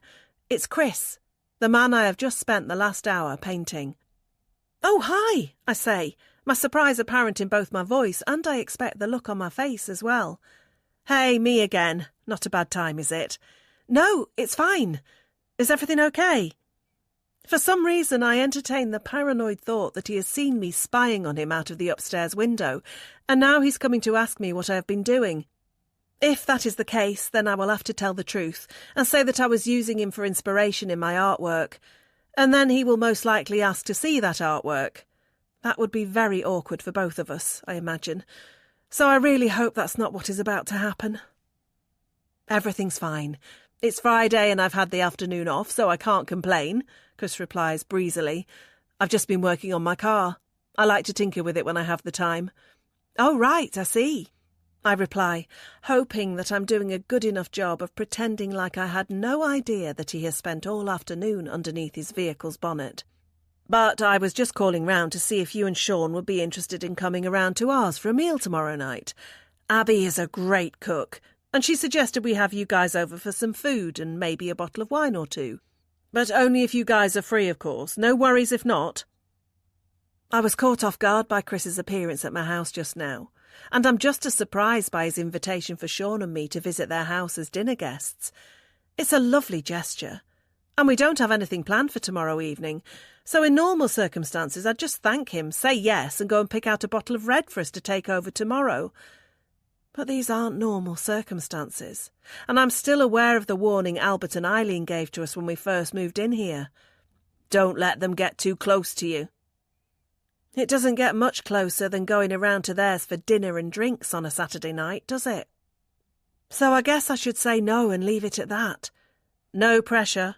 I'm sure you have lots of exciting plans. It was just an idea, Chris says, and he seems genuinely nice, as well as genuinely expecting me to turn down his offer and make it clear that I do have something more exciting to be doing than sitting with him and his partner on my Saturday evening. But I don't. And I feel bad for saying no to him after he has come over here to extend the invitation. So I don't say no. I say yes instead, and by doing so, I choose to completely ignore Albert and Eileen's warning. But I'm sure it will be fine. Won't it? 12. Sean. How's this for a Saturday night? My wife and I are on our way over to spend the evening at the home of a couple who we were told to stay away from. Should I be worried? Maybe, but then again, it's the weekend. I'm glad to be able to let my hair down a little bit after an exhausting house move, and I've also already consumed a few strong drinks beforehand. Maybe that explains why I'm feeling happy and chatty as I cross the road with Katie, and we make our way down the driveway towards Chris and Abby's front door. Katie knocks while I keep a hold on the bottle of red wine that we've brought over as a sign of our thanks for the invitation we received this evening. Despite what our elderly neighbours might have said last week, I am rather looking forward to this evening. It'll be good for my wife and I to relax and enjoy the company of others, and it's been a while since we did anything in our social lives because we've been too busy dealing with estate agents and solicitors and trying to get removals men to do what we were trying to pay them to do. That's why I'm already looking forward to this bottle in my hand being uncorked, and I'm certainly looking forward to learning more about our hosts this evening. Albert and Eileen said we should be worried, but I'm not. Instead, I'm intrigued. The door is answered by Chris, who is looking much smarter than I am, in a sharp black shirt, which makes me instantly regret putting on the casual t-shirt I have on now. Katie did tell me that I might want to wear a shirt tonight, but I told her I didn't want to look too formal in case Chris had opted for the casual look himself. But he hasn't, and now I'm the one who looks scruffy out of the pair of us. Come in, guys, and make yourself at home, Chris tells us as we step inside, and I hand him the bottle of wine. Thank you, but you really didn't have to bring this. We have plenty of bottles here. I'll have to show you our wine rack. It's quite something. I smile as I kick off my shoes, and Katie does the same before we follow Chris into the kitchen, where we find Abby standing in front of the oven, looking less like a chef and more like she's just about to go out for dinner in one of the finest restaurants in Monte Carlo. She's wearing a figure-hugging red dress, and the look is complemented by the expensive-looking necklace and earrings that she has also chosen to put on this evening. Part of me is impressed by the effort she's gone to for us tonight, and the other part is feeling a little smug at Katie's situation, because just like me, she is now not looking as formal as she could do. My wife did opt for a dress tonight, but it was a very casual one, and even though she looks beautiful, as always, it's still a far cry from the amount of effort that Abby has obviously gone to tonight. I guess this meal really is a big deal for our hosts, and I wonder how often they have people over on a Saturday night. I presume they have plenty of friends, but maybe not. For us, this is the highlight of our week, but looking at these two, it could be the highlight of their month. Can I get you guys a drink? Chris asks after we have been warmly welcomed by Abby, and we politely tell him that he can, allowing him to grab a couple of fresh wine glasses from the cupboard and pour us a couple of measures to go along with the ones I can see he and his wife have already started. Wow, this is lovely, I say, after I've taken my first sample of the wine that he's given us, and Katie thinks the same. If you think this is nice, wait until you try the food, Chris replies with a warm smile. Abby is making a casserole, and it's her speciality. It's to die for, trust me. It certainly looks like Abby has got everything under control on the food front, and so much so that she asks me if I'd like to take a closer look at the home gym she has constructed in her garage. I feel like I can't say no, so I follow her out of the kitchen, leaving Chris and Katie chatting about something to do with the use of space in the kitchen and how the colour of the countertops complements the colour of the cupboards. I'm quite glad I don't have to partake in that conversation, if I'm honest. Reaching the garage, Abby turns on the light and the fluorescent bulb kicks in, revealing most of what I saw the other day, which was an exercise bench, some dumbbells and a medicine ball. But being in here now, I notice there is even more equipment than I had initially realised, and I'm very intrigued by the machine in the back corner of the room.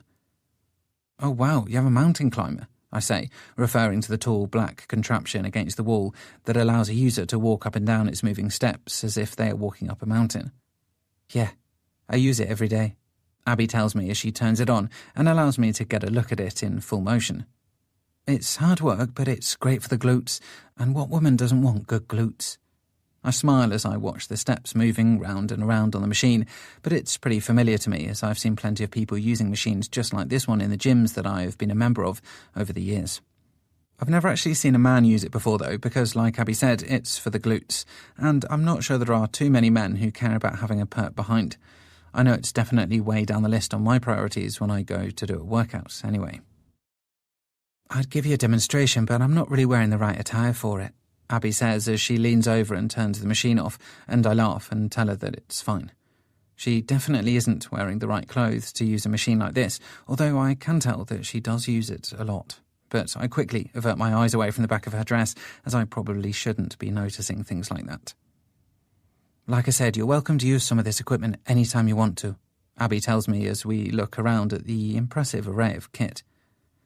"Thanks again, but I've just joined their gym on Westgate Road, so I'll probably do most of my workouts there now," I tell her, relieved that I have a decent excuse to avoid having to come around here and use the spare key to access a garage. It is true that I joined the gym this week, and while I haven't actually been and used any of the facilities there yet, I am planning on doing so when things quieten down in our new house over the coming days and weeks. "Oh, I know the one you mean. That's a great gym. Lovely big swimming pool." "Yeah, that's what I've heard." "Are you a swimmer?" "Sometimes, although I'm more a fan of the jacuzzi if I'm honest." Abby laughs and brushes a hand against my arm as she does. "I know what you mean. That's why I try not to go swimming too much these days. I just end up sitting there in the bubbles watching all the other people swimming lengths."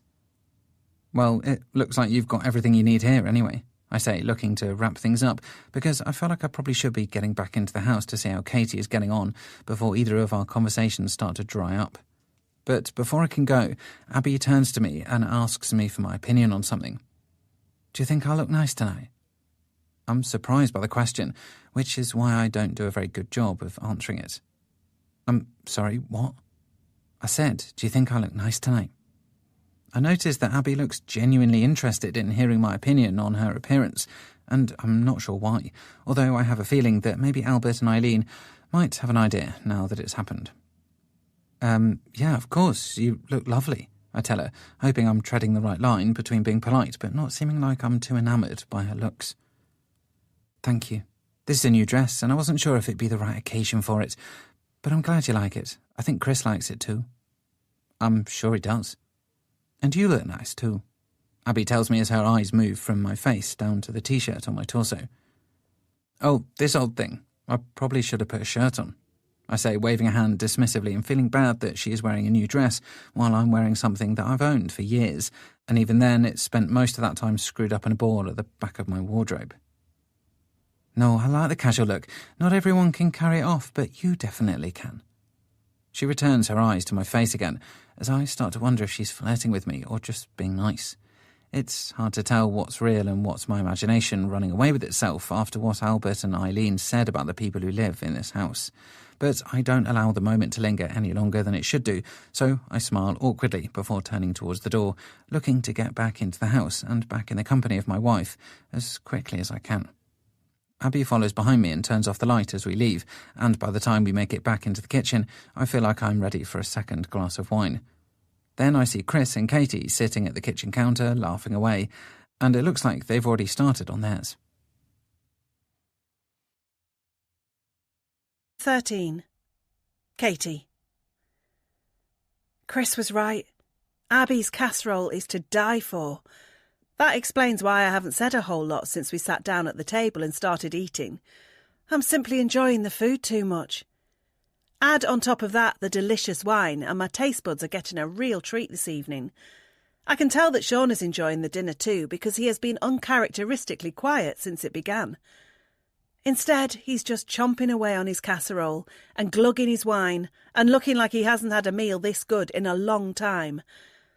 But Chris and Abby are more than making up for our lack of speech over these last 15 minutes, as they have regaled us with all sorts of tales ranging from how they met to where they went on their honeymoon, and even where they are hoping to go next year. It was interesting to hear that they met at university, and it was certainly interesting to hear about their time in South America after their wedding, because it sounded very adventurous, and certainly a lot more adventurous than where Sean and I went for ours. We ended up staying in a small chateau in the north of France, because it was the best thing that we could afford, but it turned out to be in the middle of nowhere, and it rained almost every day. We made the best of the situation, like most newly married couples would, but compared to Chris and Abby's story, it was certainly different. There were no steaks in Santiago and beaches in Brazil for us, that's for sure, and I'm not sure there ever will be, because it seems like an awfully long way to fly for a holiday. I prefer to take trips closer to home, and if I'm really honest, I'd be happy just going to the artsy places like Vienna, Berlin and Florence every year. But that's not really fair on Sean, who prefers the beaches and bars of Spain and Portugal over the Rembrandts and Van Goghs on display in Central Europe. So I make sure to compromise and have our holidays cater to his tastes too. I'm just enjoying yet another scrumptious piece of casserole when Chris asks us where we like to go on holiday, and even though I'm not snobby in any way, I feel strangely compelled to answer before my husband, because I worry he might make us seem a lot less worldly than they are. We like to go to different places, I say, as I swallow down my food. We try to go somewhere different every year. Our last holiday was Italy, wasn't it? Yeah, Sean replies, picking up his glass of wine and preparing to take a sip. But it was less of a holiday and more of a tour of several art galleries, so don't get too jealous of us. Abby laughs at my husband's joke, but Chris doesn't. Which galleries did you go to? He asks me, seemingly intrigued, which I'm not sure was what Sean was expecting. The Galleria Borghese and the Musei Capitolini. Wow, I've always wanted to visit those. They're both in Rome, right? Yeah, that's right, I reply, impressed at Chris's knowledge of some of the most famous art galleries and museums in the Italian capital. How wonderful. We'll have to take a trip there some day, he says, before looking to his wife for her opinion on the matter. Maybe, she replies, and I can tell she isn't as keen on the idea as I am. Let me guess, you prefer chilling by the pool or the beach with a good book, Sean pipes up, and Abby nods her head enthusiastically. That's more like it, she says with a smile, and even with all the red wine and food she has consumed so far this evening, her teeth still look dazzlingly white, just like her husband's do.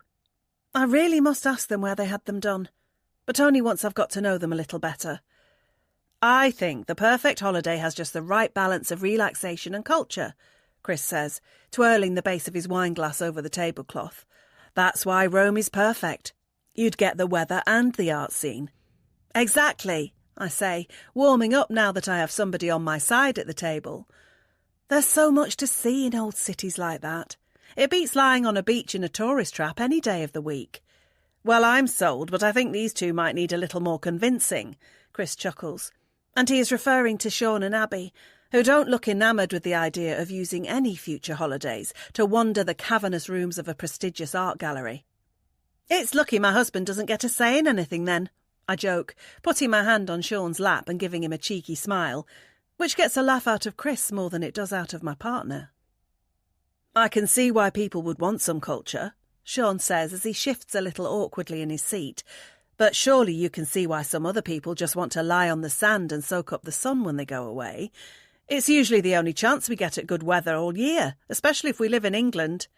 Exactly, Abby cries a little loudly, and it maybe gives away how much she has already had to drink this evening. Why leave the grey skies of England behind and go somewhere warmer only to spend most of it stuck indoors looking at old pictures? I'm tempted to say that there is a lot more to art than just looking at some old pictures indoors, but I'm a guest here, so that means that I'm on my best behaviour, and I choose to just take a sip of wine instead. But Chris seems more than ready to fight the corner for the art lovers of the world.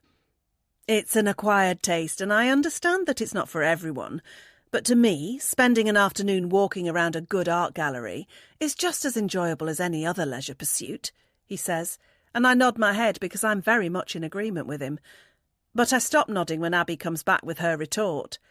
Well, I guess there's no other option for it then. You two can go to Rome and look at some paintings, while Sean and I will go and lie on a beach somewhere and get a good suntan together. Sean laughs, obviously because it is a joke, and I try my best to do so too. But I'm also a little conscious of how things have been developing here. Chris seems to be agreeing with everything I like, while Abby is sticking firmly on Sean's side. That could just be a coincidence and a reflection of their true personalities and interests. Or it could be for the reason Albert and Eileen warned us about. They might be trying to impress us as a way of getting closer, and they might be looking for a lot more than just good food, good wine and good conversation in the long run. But I'm feeling emboldened by the alcohol in my system, so I decide to make a comeback to Abby's suggestion.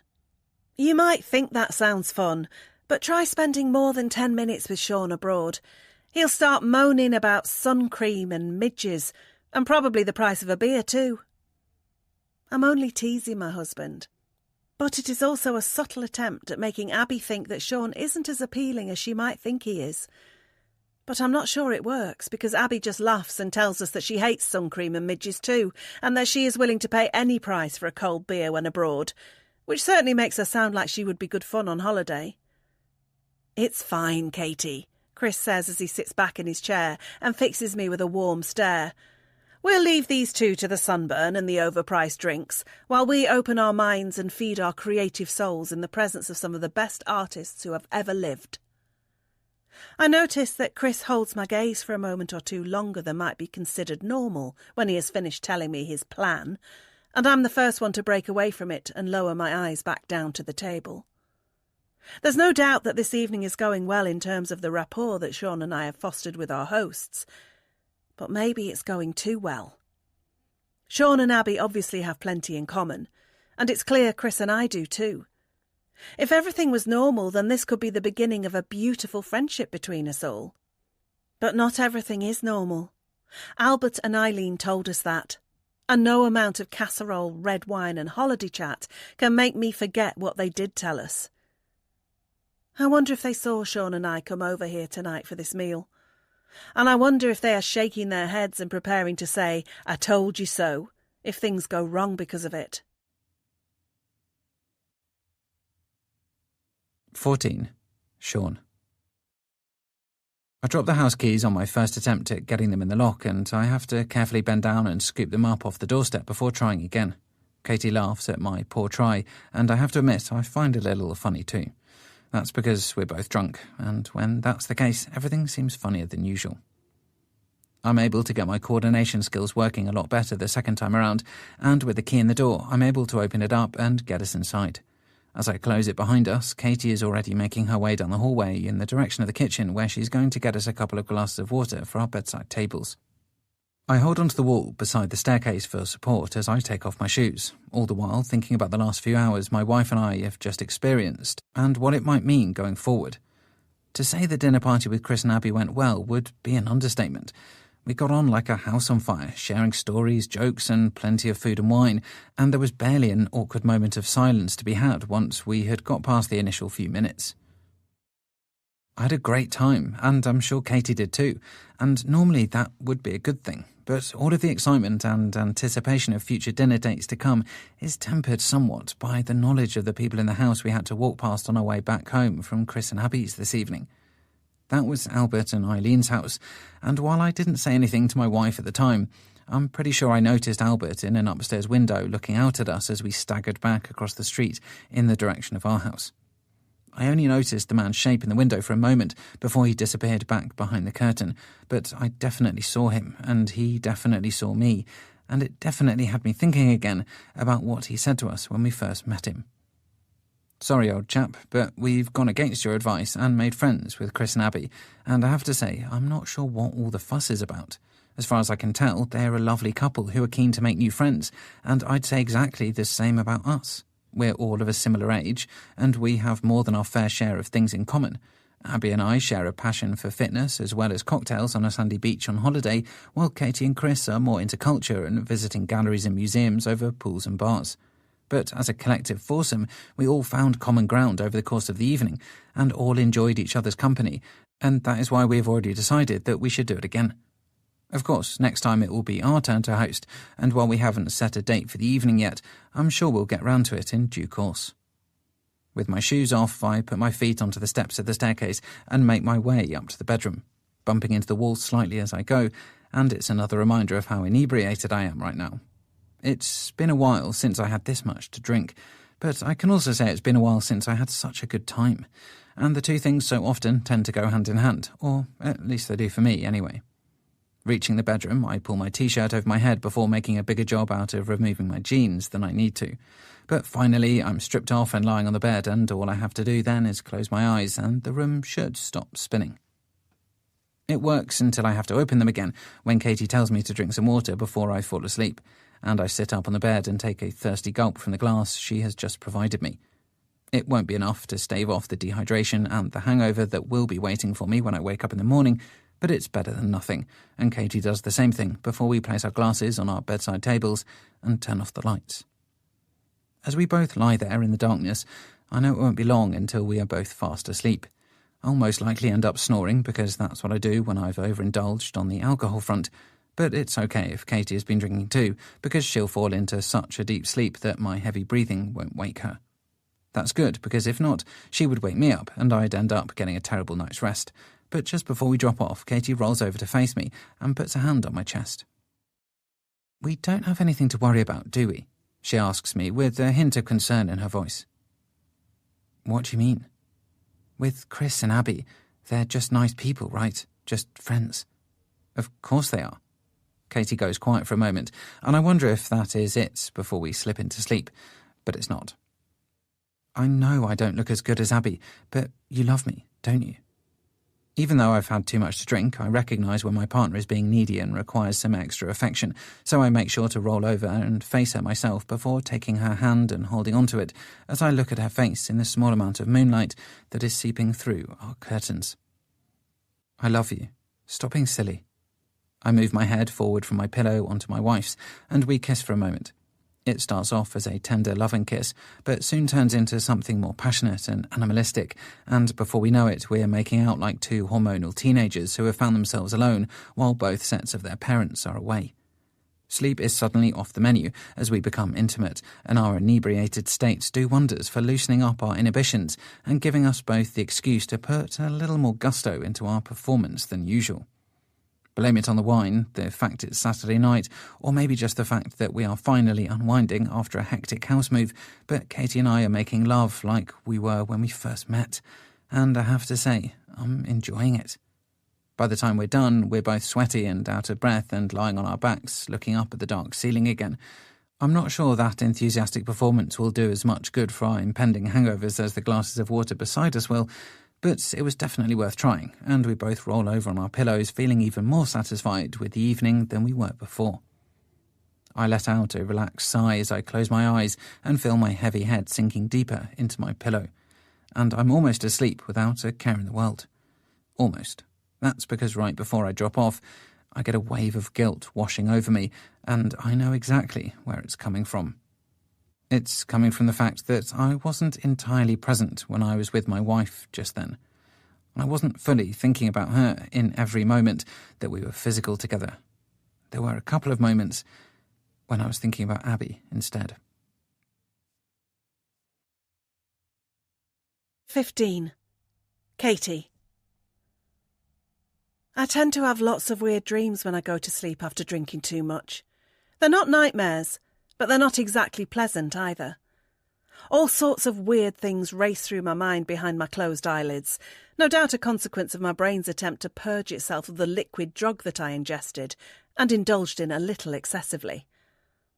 One of the things I see in my slumber tonight is my neighbour, Chris. And just like he was in my painting, he is in front of his car with the bonnet raised, and he's working away on the engine. It seems so vivid, presumably because it's a reflection of something I've already seen in the real world before, and I definitely feel as if I'm really awake right now and watching Chris from my window. But I also get the sense that he knows I am watching him, and every movement he makes is done for my benefit rather than his own. Like when he drops his wrench on the floor and bends down slowly to pick it up. Like when he takes off his t-shirt and reveals his toned body before taking a long swig of water. And like when he turns around and looks towards my house, spotting me watching him from my vantage point and making intense eye contact with me, which he holds for an unbearably long time. Then he starts walking towards my house, and I already know what to do. I head for the staircase, descending to the front door, which I unlock and pull open as the topless man gets closer and closer. When he reaches the open doorway, I step aside to allow him to enter, and he accepts the invitation without so much as a word. Then I close the door and turn to face him. And then I lean in for a kiss. I wake up with a jolt and roll over quickly, as if I need to confirm that I am lying in bed beside my husband and not my neighbour. Thankfully it is Sean who I see beside me, snoring away loudly and looking a lot more settled than I am right now. Letting out a deep breath, I reach over to my bedside table and pick up my glass of water before chugging the remainder of it down my parched throat and feeling the guilt that comes when you dream a dream that you shouldn't have done. I replace the empty glass on the table quietly so as not to wake Sean, although maybe it's an unnecessary gesture, because judging by the sounds he is making now, he is in such a deep sleep that not even a train passing by our bedroom window could wake him at the moment. Then I lay my head back down on my pillow again, because it's still dark outside, so it's obviously far too early to think about getting up. And there's also the fact that my head is banging too, which is likely to put me off getting out of bed any time soon. But that all changes when I hear the loud crash at the back of the house. Sitting bolt upright because the noise was both loud and close, I listen out for any further sounds. There are no more at first, but then I hear something again. It sounds like broken pieces of something on concrete, maybe a broken plant pot on the patio. But why would I be hearing that in the middle of the night? Unless somebody is in our back garden right now. "Sean," I say with urgency as I shake my husband awake so that he can join me in figuring out what the hell is going on outside. "What?" he cries, and he sits up in the bed looking very confused about things. Bless him, he's never much use when he first wakes up at the best of times, but after all the wine he has had this evening, he's going to be even groggier than normal now. But I don't have time to wait for him to come around more peacefully. I need to tell him what the problem is right away. "I think there's someone in the back garden," I tell him as he rubs a hand over his weary face. "I heard a crash. It sounded like a broken plant pot." "What?" "I said I think there's someone in our back garden." "It's probably just a fox." "Will you go and check?" "What time is it?" "It doesn't matter what time it is. I was asleep." "Fine, I'll go and check it myself. But if I get murdered, then it's your fault." I pull back the duvet in a huff and put my bare feet onto the carpet, annoyed at my husband and his inability to wake up immediately in the middle of the night and go and do as I say without questioning it.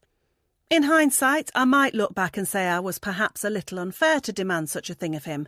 But right now, all I am concerned about is making sure we don't have a burglar trying to get into our home.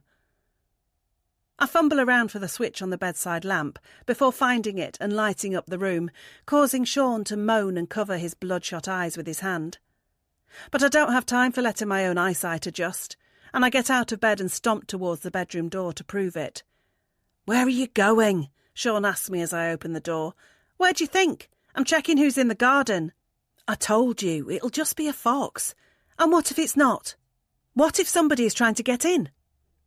I'm just about to step outside the bedroom and onto the dark landing when I pause, aware that it might not be the most sensible thing for me to go out there alone when I'm not sure who else might be out there too. It's easy to be brave and bold in the light of the bedroom, but it's not so easy in the darkness of the rest of the house. Thankfully, Sean gets his act together and gets out of bed, and I feel much better about stepping out of the bedroom now that he is in front of me and leading the way. He turns the landing light on and heads to the bathroom window that looks out over the back garden, and I follow him in until we reach the closed curtains at the back of the room. I'm hoping that when we look out, there will be nothing of note to see in our garden. But we won't know that until we take the plunge and look. Sean reaches for the curtains and opens them enough for him to peep outside, but I find myself hanging back a little anxious about what I might see if I look too. In my mind, I'm imagining there to be 2 or 3 men in balaclavas standing on our lawn with rucksacks on their backs and crowbars in their hands, so it's probably best that I don't look out and confirm that is the case. But Sean doesn't seem so worried. And then I find out why. There's nobody there, he tells me after a tense few seconds. What? I can't see anybody. But I heard something. Well, I don't know what it was, but there's nothing there. I move beside my husband and join him in looking out of the window down into our dark garden. But there's enough moonlight for us to be able to see the lawn, and it looks clear. So too does the patio, although I can only see a portion of it from this angle. See, there's nobody there, Sean tells me again with a definite hint of "I told you so" to his voice. It was probably just a fox, like I said. With that, he turns away from the window and heads back towards the door. Are you coming back to bed? He asks me, when he notices that I'm still at the window looking out at the garden. My eyes scan the hedges and the flower beds for any sign of movement or just a shadow that shouldn't be there. But just like Sean, I can't see anything untoward. I guess that's it then. There's nothing else to do but go back to bed. Fine, I say as I close the curtains and follow my husband back out of the room. Sean wastes no time in getting back under the duvet and closing his eyes, and he tells me to hurry up and turn the lamp off so that we can go back to sleep before we make the morning's hangovers any worse. I do as I'm told, but there's no way I'm going to be able to sleep now. I'm too wired after the noise I heard in the back garden.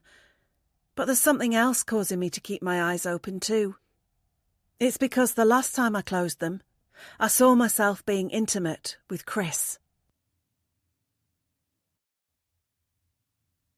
16. Sean. I could do without any work today after the copious amounts of red wine I consumed last night, but before I can crawl onto the sofa and spend my entire Sunday watching sports on television, Katie wants me to go out into the garden and check everything is all right. She still seems a little worried about what she apparently heard in the middle of the night, and that's funny because I'm still feeling exhausted after she disturbed my sleep so dramatically in the middle of the night too. But I'll do anything for an easy life, and especially when my head is pounding like it is now, so I tell her I will go out and check the garden now that the sun has come up, and I'll be better able to see what I'm doing. Unlocking the back door, I step out onto the patio, and I'm instantly met with the sight of several broken plant pots sitting in piles of scattered soil. I guess Katie was right. Something did happen in our back garden in the early hours of the morning. I let out a deep sigh as I inspect the mess and wonder why I bother trying to get my garden looking nice. I should just get a gardener and let them deal with it. I'd be happy to pay them because no matter how hard I try out here, it doesn't seem to be improving. Not only has the local neighbourhood fox obviously had his way with the flowers I planted earlier in the week, but the lawn doesn't seem to have responded to the seeds I sprinkled on it earlier. I've been watering it regularly to try and breathe some life into it, but the blades of grass still look like they've been burnt and butchered beyond repair. With all that in mind, I add calling a gardener onto my to-do list for the upcoming week as I grab a dustpan and brush from the garage and start sweeping up the mess on the patio. It's not a big job, but it's an annoying one, and I'm expecting Katie to come outside any minute now and tell me how she knew something had happened in the night and I should have been less grumpy with her. But to my surprise, it's not her voice that I hear a few seconds later. It's an unfamiliar one instead. What happened to your garden? Turning around, I initially failed to see where the question came from until I noticed the face peering at me over the garden fence. It's Jackson, and he looks happy about something, though I'm not sure what. Guess a fox must have got in here last night, I say with a shrug of my shoulders. It's annoying, but it's part of the fun of having a garden, I suppose. It looks like I made a right mess, Jackson comments, and he still seems to be smiling about something. Yeah, guess it did. Did it do that to your lawn too? Jackson nods his head towards my yellowish patch of grass, but unfortunately I can't blame the state of that on any animals. No, I think that was the old owners, I tell him with a resigned shake of the head. Unlucky. Looks terrible. Thanks. I'm not sure Jackson's presence is making either my hangover or my current task any easier, so I'm just about to turn back around and carry on tidying up when he speaks again. You should look after your garden more. People can make all sorts of mess. Oh, And foxes can too, I guess. He flashes me another smile, and he's just about to disappear back on the other side of the fence when I wonder if he's trying to hint at something. Do you know what happened here? I ask, suddenly remembering what Albert and Eileen had to say about the teenager at number 1. How would I know? Jackson replies with all the confidence and cockiness of youth. I don't know, you just seem like you're enjoying seeing all the mess. It's almost as if you're feeling smug about something. I study Jackson's youthful face to see if I can get any clues as to what he might really be thinking behind that grin of his, but I can't know for sure. I'm just saying hello to my dad's neighbour, he replies. So this wasn't you? I ask, gesturing to the soil and broken pottery around my feet. No, it's a fox, like you said. With that, Jackson drops back down on the other side of the fence, and I'm left staring at the space where he once stood, and wondering if he was winding me up. Maybe on another day I would have just left it and gone back to cleaning the patio before retiring inside to where my water, snacks and sports shows awaited. But with the grumpy mood I'm in, no doubt enhanced somewhat by my lack of sleep and hydrating liquids, I decide that I'm not going to leave it there, not after the way Jackson was with me just then. It was like he was enjoying seeing me cleaning up the mess. The mess he might very well have created himself. Putting down the dustpan and brush, I walk around the side of the house and out to the front, where I make my way next door to where the teenager resides. But it's not him that I want to speak to now. It's his father. I want to ask Ian if he heard anything next door during the night, and while I'm not expecting him to say that he did, it will be a good way of letting his son inside the house know that I'm not just going to let these disturbances go without investigation. Maybe it was just a fox, and maybe Jackson was just being curious when he poked his head over the fence and commented on the mess. Or maybe he was revelling in seeing me be annoyed about something he might have had a hand in. I won't find out by asking him directly, and I definitely don't want to go starting any fights with his father by making any accusations yet. But I'm annoyed, and most of all, I'm thinking about what the couple at number 3 told me. He has no regard for other people's privacy or property. I've seen him in our garden before, and I've even caught him trying to steal something from our garage before, after I left it open by mistake. Albert and Eileen were talking about Jackson. So what if it's no coincidence that barely a week into being in our new home, and we've already had an issue on our property? Reaching my neighbour's front door, I knock 3 times before stepping back and taking a deep breath. I must stay composed and polite. I'll ask Ian if he heard anything and if he has ever had any problems with foxes before. He might wonder what the hell I'm on about, but he also might have a word with his son if he suspects him of being involved, which I do now. But there's no answer to my knocking, so I try again, almost certain that Ian is home because his car is parked on the driveway behind me. However, that fails to get a response from inside the house either, and that irritates me because I know at least one person is home. Jackson could answer the door, even if his dad wasn't able to, but what can I do? I guess I'll just have to leave it. I walk up the driveway, but I glance in one of the front windows as I go, and when I do, I see Ian sitting in an armchair watching television. He's home, after all, so why didn't he answer me? That's when I remember another thing that Albert and Eileen told us about the people at number 1. Ian doesn't tend to get too involved in what his son gets up to when he's staying with him. He mainly just sits in his armchair and drinks lager, leaving Jackson free to roam around and cause trouble where he sees fit. Maybe he knew why I was coming around and couldn't be bothered to deal with it. Or maybe he is just lazy and isn't planning on making any more effort with his new neighbours after that brief chat we had on his driveway the other day. I grit my teeth, because if there's one thing I can't stand, then it's laziness. And Ian sitting in his chair while I knock on his door and get no response from him smacks of laziness. As well as perhaps arrogance too. That could be where Jackson gets that smugness from, I suppose. But what can I do? I can't force a man to answer his front door and talk to me, can I? I'll just have to see him around. I guess I'll be seeing Jackson too. But one thing is for sure. If I see him in my back garden when he shouldn't be there, then I'll be doing a lot more than just knocking on his father's door next time. I'll be knocking him out. Full stop. 17. Katie.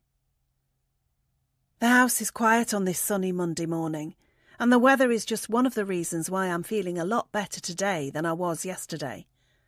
Sunday was a long day, thanks to my hangover from Saturday night, my lack of sleep after being woken up in the early hours by the noise in the garden, and most of all, because of Sean's grumpy mood. He had gone out into the garden yesterday to clean up the broken plant pots that he initially believed to be down to a pesky fox, but he had come back inside with a different opinion altogether. It seemed he then blamed our neighbour's son Jackson for the damage, and to make matters worse, he had apparently gone next door to potentially voice that opinion. But that hadn't gone how Sean had hoped it would, and he had spent the rest of the day in a grouchy mood on the sofa, not really talking much about anything after that. I know how irritable my husband can be when he's overindulged the night before, so I left him to it. But that didn't mean I had an easy day myself. That's because I know what caused Sean's mood to really turn yesterday, just like I know what caused my own insecurities about Chris and Abby, and how we should be around them in our early days. It's because of what Albert and Eileen said. They warned us about Jackson, and they warned us about the couple at number 3. They have given us reason to doubt other people and their intentions, and with that, they have left us with a lot of insecurity going forward. Sean left for work this morning feeling marginally better than he did yesterday, but still not his usual charming self. And that is why I feel compelled to leave the paintbrushes in their packaging this morning and make the short walk next door to number 2. I'm going to try and have a word with Albert and Eileen and see if I can get them to expand any more on what they told us last week. I'm going to try and put my mind at ease, and I'm hoping to put my husband's mind at ease too. Reaching their front door, I knocked lightly on it, not wanting to startle the elderly couple inside. I'm not sure how many visitors they get, particularly on a Monday morning, so I don't want to make them jump too much. But then I note that their car isn't on the driveway, so I wonder if the house is empty and this has been a wasted trip. That is, until I see movement on the other side of the frosted glass and hear a key turning in a lock. "Oh, hello, dear," Eileen says when she sees me on her doorstep. "Is everything okay?" "Yes, it's fine. I just wanted to pop round and say hi," I reply, wishing at that moment that I had come up with a better excuse for being here, like bringing some food round as a gift or asking for advice, like when the window cleaners are due in the area. "What a pleasant surprise.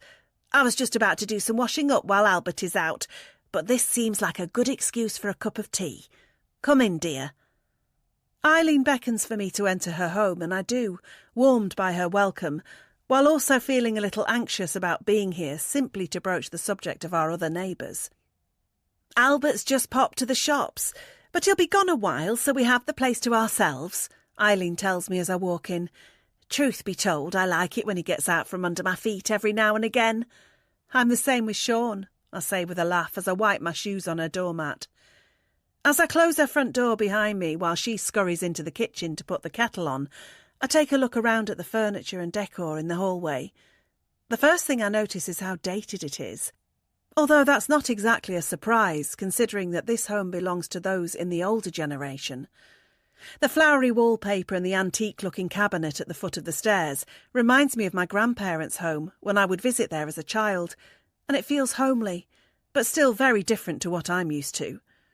I'm about to follow Eileen into her kitchen when I notice the photos on the cabinet, and I lean in for a closer look. There are 2 frames on here, and the first one shows the homeowners on what was presumably their wedding day. I smile as I see Albert with a full head of hair, looking resplendent in a smart suit, as he beams beside his beautiful bride. Eileen really was quite the looker back in her heyday, and her wedding dress was beautiful. Then I look at the second photograph, but this one is of somebody who I don't recognise. It's a young man, and he definitely has the same smile as the 2 people in the photo beside him, but I don't know who it could be. "That's my son George," Eileen says, and I turn around to see her standing in the kitchen doorway, having just caught me snooping at her photos. "Oh," I say, a little caught off guard that she saw me, before quickly recovering. "He is very handsome. How old is he?" "That photo was taken when he was 21. He's 42 now, and as you can imagine, that makes me feel very old." I laugh before she asks me if I would like a piece of shortbread to go with our tea, and I say, "That would be lovely, thank you," before walking away from the photos on the cabinet and following her into the kitchen.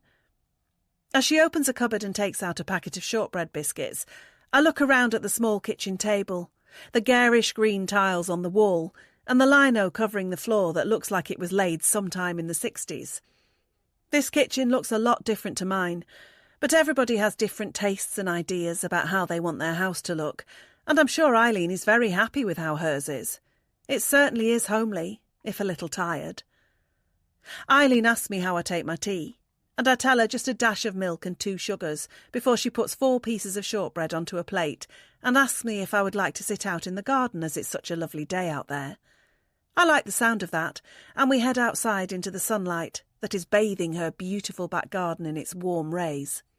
"Help yourself, dear," she tells me as she pushes the plate of biscuits closer towards me after we have taken a seat on her patio furniture, which is a plastic table and chairs set, positioned with a lovely view of her immaculate lawn and her well-tended-to flower beds.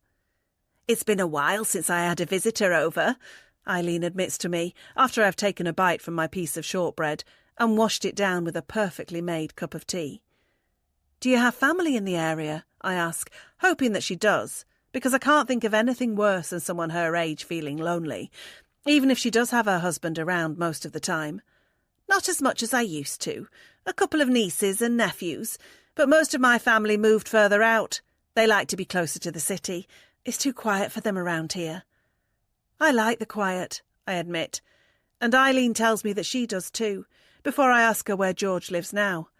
"Oh, he's all the way over in Australia," the proud mother tells me, beaming from ear to ear as she talks about him. "He's an engineer, and he's working on a very big tunnelling project in Queensland." "Wow, that sounds fun." "Yes, he works very hard, but he loves it out there." "Have you and Albert been out to visit him?" "We went in 2015 for a month. It was a wonderful trip, but it's such a long way to go, and I dare say we'll never make it again. 24 hours is too long to be sitting on an aeroplane with my back these days, and Albert suffered terribly with the jet lag last time too." "Oh, I see. Does George come home often?" "He's not been back for almost a decade," Eileen admits. "But he's very busy, and we understand he has his own life over there.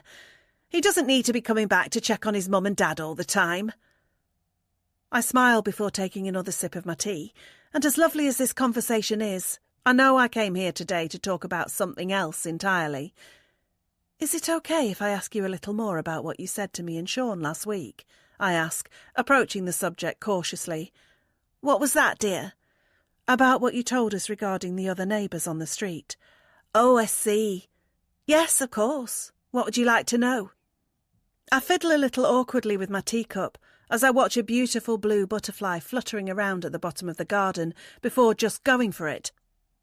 "Were you serious about what you said?" I ask, hoping this will be the part where Eileen confesses to it all just being one big joke that her and the rest of the neighbours are in on. "Deadly," she replies, and she keeps her expression stern as she picks up her cup and takes a sip. That really wasn't the response I was hoping for. "Oh, I see. Has something happened, dear?" "No, not at all. Well, possibly. There was a bit of a mess in our back garden when we woke up on Sunday morning, and I'm not sure if somebody was out there." "Jackson," Eileen says with a shake of the head. "Well, it could have been a fox, I suppose. We don't have many foxes around here, just a troublesome teenager with a pawnshop for sneaking into other people's property and leaving a mess behind." "So you think it was him?" I ask, although it's fairly obvious at this point that she does. "Albert and I wouldn't have said those things if they weren't true," Eileen replies, before reaching out for her first piece of shortbread. I think about what she has just said as she nibbles on her biscuit, and just like the butterfly that is still flying around in this garden, I feel jittery and unable to keep still. The last thing any person wants when they buy a new house is to find out afterwards that they might have nuisance neighbours. It's not as if it's exactly easy to just sell up and move, nor should anybody have to, because it's not fair for someone else's behaviour to force a person out of a home they love. But I do worry now that there will be more incidents on our property, and if so, I worry that Sean won't be able to control his temper as well as I can about it all. He was certainly frustrated yesterday, and this was just over a few broken plant pots. What if Jackson does something worse? But before I can worry any more about that, Eileen moves on to the other problem we might have. "How have you been getting along with Chris and Abby?" she asks me after finishing her biscuit, and the butterfly has flown away over the garden fence.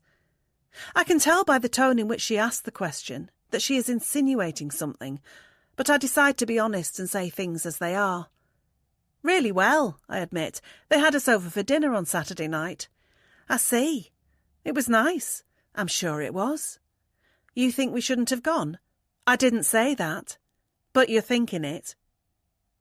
Eileen turns away from looking at her picturesque garden and looks at me instead, and I see that her stern expression is back again. You and Sean are a lovely couple, and you remind me a lot of the couple who lived in your house before you, she says. It's such a shame what happened between them. But make no mistake, it wouldn't have happened if Chris and Abby hadn't made it happen. The gentle breeze that was blowing in the garden seems to stop for a moment as the two of us sit there quietly at the table, and not even the reappearance of the beautiful butterfly can make me feel any better after what I just heard. You seem like lovely people, and you have a good home, Eileen goes on after I have failed to come up with a response. But people are only as good as their actions, and a home is only as good as the people who live in it. I'd hate for either of you to do anything you'd regret, but make no mistake about it, you will be pushed to your limits here. The other neighbours will see to that. 18. Sean. It's Friday night, and I'm home alone. I've just dropped Katie at the train station where she is travelling to Nottingham for a weekend catching up with her uni friends.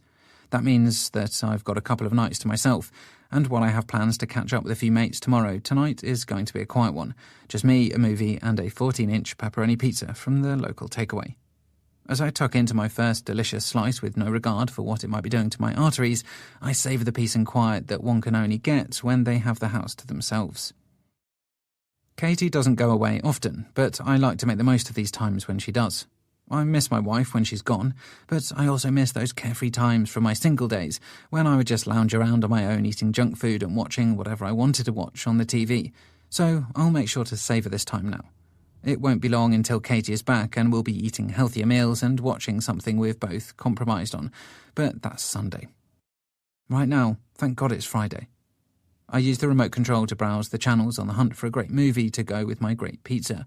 As I do, I receive a text message from Katie telling me that her train is arriving in Nottingham and she's looking forward to going for a drink with her friends as soon as she gets there. I wrote back a quick message telling her that I hope she has a good time, as well as sending her a photo of my pizza to show her that I am already having a good time myself. I'm pleased that Katie is going to have a fun weekend, and I'm also quite pleased she is having a short break away from here. I feel like it will do her good to get off this cul-de-sac because, with her work-from-home job as an artist, she has pretty much been here all day every day since we moved in. That wouldn't necessarily be a problem in itself, but it hasn't made things any easier when it has come to the situation with our neighbours. My wife told me that she went round to Eileen's earlier in the week and probed the older woman on the small matter of the warning she gave us about our other neighbours, and from what I've seen since, it's only made things worse. Katie seems very paranoid after that, and I really wish she hadn't gone round there and given herself more to worry about. Speaking for myself, I'm not at all bothered about anything that might happen here. If Jackson does anything in my garden, then I will sort it out with his father or the police. And if either Chris or Abby try to make a move on Katie or me, then we will politely but firmly decline the offer and carry on with our lives. None of it has to mean it's the end of the world, and a lot of it is still ifs and buts at this stage anyway.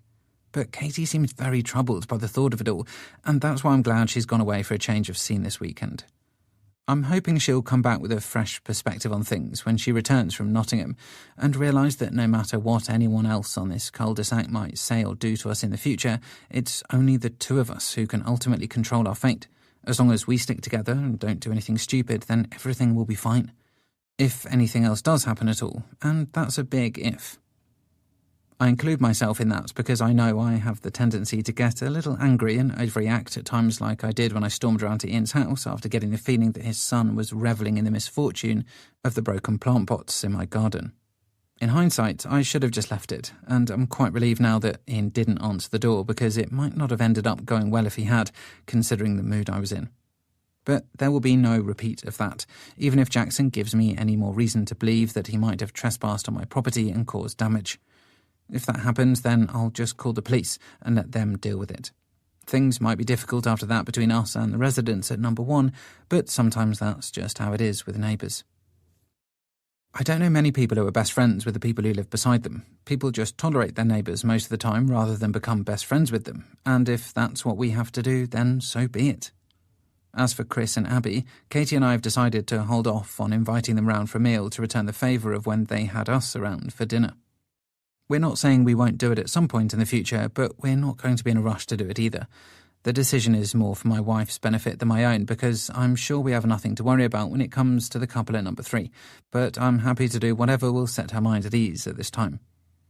But I'm definitely glad Katie is off this street for a few days, and I'm hoping that when she returns, we'll spend a lot less time talking about our neighbours and more time talking about ourselves and all the fun things we're going to do in the future, like redecorating projects around the house and holidays in the upcoming summer. I'm halfway through my pizza and 10 minutes into a classic 90s action movie when I hear the doorbell. It makes me jump, 1, because it was unexpected, and 2, because I'm still getting used to the sound of it after only installing it a couple of days ago. It's definitely loud, and I need to figure out how to turn the volume down on it a little bit, or I'm going to be jumping out of my seat every time somebody comes along and presses it. Getting up off the sofa and reluctantly leaving my pizza and movie temporarily behind, I walk through the hallway and reach the front door before unlocking it and pulling it open. But when I do, I fear that it might be a while before I get back to my quiet evening alone. That's because Abby is standing on my doorstep and she's holding a bottle of wine. "Oh, hi," I say, unable to hide my surprise. "Hey, I saw you take Katie out earlier and figured you were home alone. Me too. Fancy some company?" She flashes me the bottle of red, as well as a dazzling smile, but all I'm thinking about is why she was keeping tabs on mine and my wife's movements. I say, stalling, even though I know that there's no way that I can say yes to her. I can't allow Abby in here while Katie is away, regardless of how innocent it would be, because to do so would only feed my wife's paranoia even more. I'll just have to come up with an excuse as to why I can't be a sociable neighbour tonight. "This is a great wine," Abby says, showing me the label. "One of my favourites. I'm going to drink it tonight regardless, but it's always better to drink with company, isn't it?" It is, but that's not helping me get rid of her. "I'm sure it's great, but I can't," I say, scratching my head and sounding about as convincing as a guilty man on the stand when all the evidence is against him. "I've got an early start tomorrow, so I'm not drinking." It's a poor attempt at a lie, and anyone with half a brain cell would be able to see straight through it, which, of course, Abby does. "Come on, you mean to tell me that you aren't having a little tipple or two on your Friday night alone?" she says, testing me, and I fold easily under questioning. "Well, maybe 1 or 2, I admit with a nervous laugh, and she has all the encouragement she needs to shake the bottle of wine at me even more. "Then you won't want to be drinking alone either, so come on, go and get a couple of glasses, and we'll put the world to rights while our partners are out having their fun." I sometimes wish it was socially acceptable to be rude to people who are just being nice. If it was, then I would just slam the door in Abby's face and disappear back into my house, where I would spend the evening alone at no risk of stressing out my darling wife. But it's not socially acceptable to do such a thing, and having already failed at coming up with a convincing story about not wanting to drink tonight, I'm not sure what else I can do other than be polite and allow Abby in. I'll just have 1 glass with her, and then tell her that I need to get an early night. Just 1 glass, and a quick one at that. 19. Katie. It's good to be back in Nottingham, where I spent 3 fun-filled years as a student at the city's university. I'm here to catch up with my old uni friends, and so far I have seen 3 of them. We are sitting around a table in a plush wine bar that we definitely wouldn't have been able to afford to drink in back when we were cash-poor undergrads, and it's been a fun evening so far. Tomorrow will be the highlight of the weekend, when 2 more of our old friends will join us, and we will spend the day floating down the River Trent on a boat, sipping champagne and scoffing snacks before a night out in one of the city's many trendy hotspots. But that doesn't mean that this evening has to be a quiet affair, and we have certainly ensured that it's not. The clock is approaching 11, but my friends are showing no signs of wanting to retire to their beds at the hotel, and neither am I. We're having too much fun. And that's why we have just made sure to get another round of drinks in when the last orders was called by the barman a moment ago. I decide to make a quick trip to the ladies' room before the waiter brings our new drinks over, so I pick up my handbag and put the strap over my shoulder before making my way through the busy bar in the direction of the door at the back. Entering the bathroom, I find myself a vacant cubicle and take a seat, but not before removing my mobile phone from my bag so I can make a quick check on my messages at the same time. I'm expecting Sean will have replied to my last text to him, which was around 2 hours ago, and it will be good to read it and fire back a response of my own before I return to my friends at the table. But to my surprise, there is no message from my husband. And not only that, but he hasn't even read my last one to him. I wonder if he has had an early night. And it is possible, although I would have imagined he would have stayed up a little later than this, and made the most of having the house to himself by watching several movies that he wouldn't get a chance to watch if I was there with him. I consider calling him but decide against it, in case he is asleep. So I make do with sending him another text, telling him that I'm feeling a little tipsy, but will be going back to my hotel soon, and that I'm missing him, like I usually do whenever we are apart. After pressing send, my thumb finds its way to the app for my favourite social media site, and I spend a few seconds scrolling through some of the updates from my family and friends who use this site too. I see the photo I have been tagged in by one of the women who I am with this evening, and I make sure to like it before scrolling on. But then I see something that I definitely do not like, and it's the thing that my husband has been tagged in this evening. Movie night at my new neighbour's house, good wine and great conversation. There is no photo accompanying the status update, but the name at the top tells me who has written it. Abby Cromwell, as in Chris and Abby Cromwell. She's tagged Sean in her update, which is why it has appeared on my feed. And going off what she has posted 15 minutes ago, she is at my house with him right now. So I guess Sean isn't sleeping after all. This must be why he hasn't messaged me back. He's been busy entertaining our neighbour. But why is she there? And why was it happening while I am away? I waste no time in finding Sean's number on my contacts list and call him, holding the phone to my ear as I wait for him to pick up. While I do, my mind is running away with itself and thinking all sorts of paranoid things based on what Eileen said to me when I visited her home earlier in the week. This isn't just any woman who is at my house with my husband while I am away. It's a woman who I have been specifically warned about, and now I want to know what is going on in my absence. I'm also curious as to why Abby posted the status update, because she must have known that I would see it if she tagged my husband in it. Is she deliberately trying to make me jealous or worried? I grind my teeth together when it seems like Sean isn't going to answer my call, but he eventually picks up the phone, and I hear his voice at the other end of the line.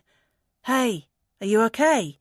he asks me, not sounding sleepy like I might expect at this time on a Friday night, nor sounding nervous or sheepish about having another woman around when I'm not there. If anything, he just sounds a little drunk. "What's going on?" "What do you mean?" "I mean, why is Abby at our house with you tonight?" The line goes quiet for a second. "Sean, what's going on?" I repeat.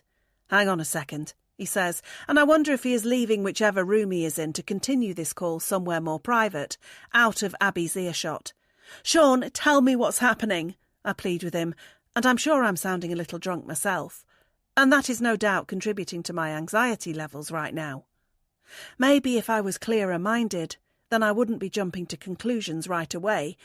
But as it is, I'm sitting in this toilet cubicle in a wine bar in the middle of Nottingham city centre, and I am demanding to know what my husband is doing with our attractive neighbour while I am away. "Sean!" "Calm down," my husband tells me, and I hear the sound of a door closing at the other end of the line. I guess I was right about him taking this call somewhere more private.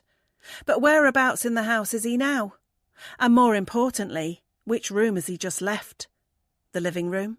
The kitchen? Or the bedroom? "How do you know Abby is here?" he asks me, as if that is the more important question that needs answering. "She posted something online," I tell him. "Movie night at my new neighbour's house. She's tagged you in it." "I had no idea," Sean replies, but that's hardly a source of comfort. "What is she doing there? Did you invite her round?" "No, of course not. Then why is she there?" She just turned up at the door with a bottle of wine. And you let her in? Yes, I said no at first. But she said she was on her own, and I felt rude turning her away when she knew I didn't have anything better to do either. How did she know I was out? She said she saw me taking you out in the car earlier. She's been watching us. No, I don't think it's like that. She probably just looked out of her window when we were driving off. And when you got back without me, I presume. I don't know, Katie, but there's nothing to worry about. We've literally just sat on the sofa and chatted while we watched a film. And drank wine. What? Her status said good wine. Yes, we've had a couple of glasses. I told you she brought a bottle round, remember? I want you to get rid of her. I don't want her there when I'm not around. Katie, calm down. You're overreacting. Everything is fine. Is it? Not according to Albert and Eileen. According to them, Chris and Abby are going to try and break us up. Not this again. Yes, this again. I want you to get rid of her now. Seriously, you're overreacting. I don't care. I want her gone. Fine, I'll tell her to go when she's finished her drink. No, screw her drink. Get rid of her now, and I want you to call me when she's gone. You're acting like a crazy person. Just do it. Fine. With that, Sean hangs up on me, and I'm left looking at my phone in my hand and waiting for him to call me back to let me know that Abby has left our house.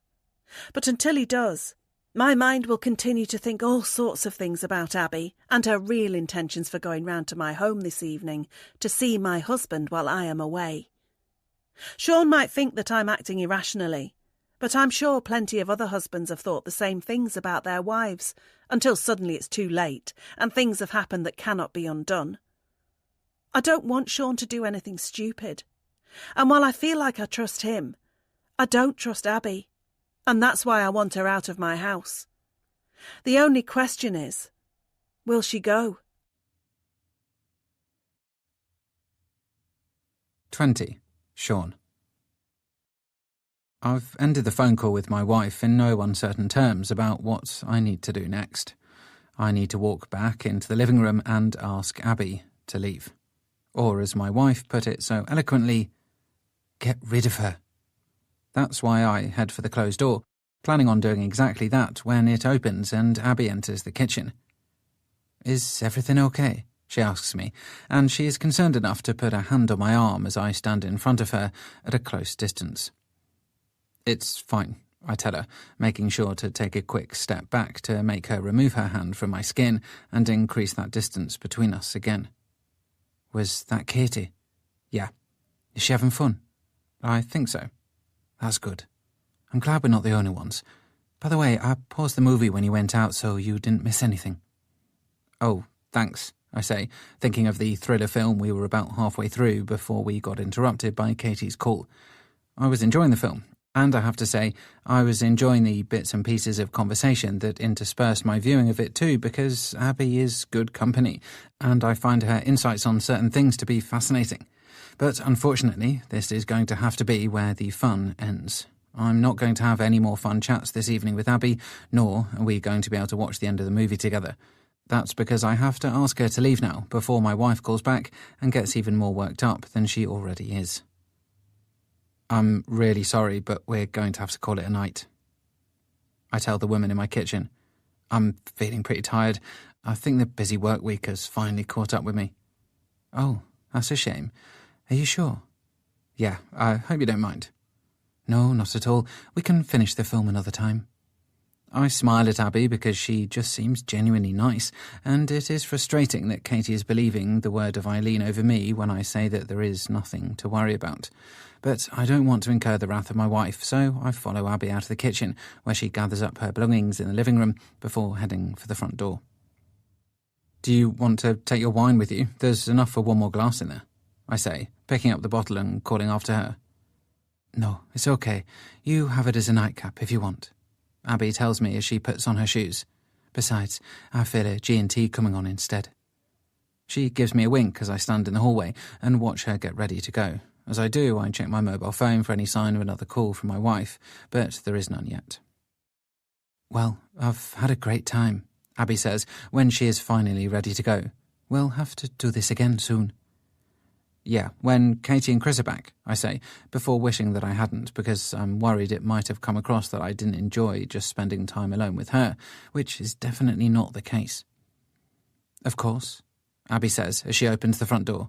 Well, enjoy the rest of your weekend, and if you're feeling lonely at any point, you're welcome to come over. There's plenty more wine and movies over there. She flashes me that brilliant smile of hers before stepping outside, and I give her a wave as I reach the front door and stand in the space where the cold air is seeping in and mixing with the warm air that was already inside. Good night, I call after her, and she gives me a wave as she heads up the driveway and onto the street, her heels clip-clopping across the concrete as she goes. Closing my front door, I lean back against it and let out a sigh, feeling a mixture of both relief and disappointment.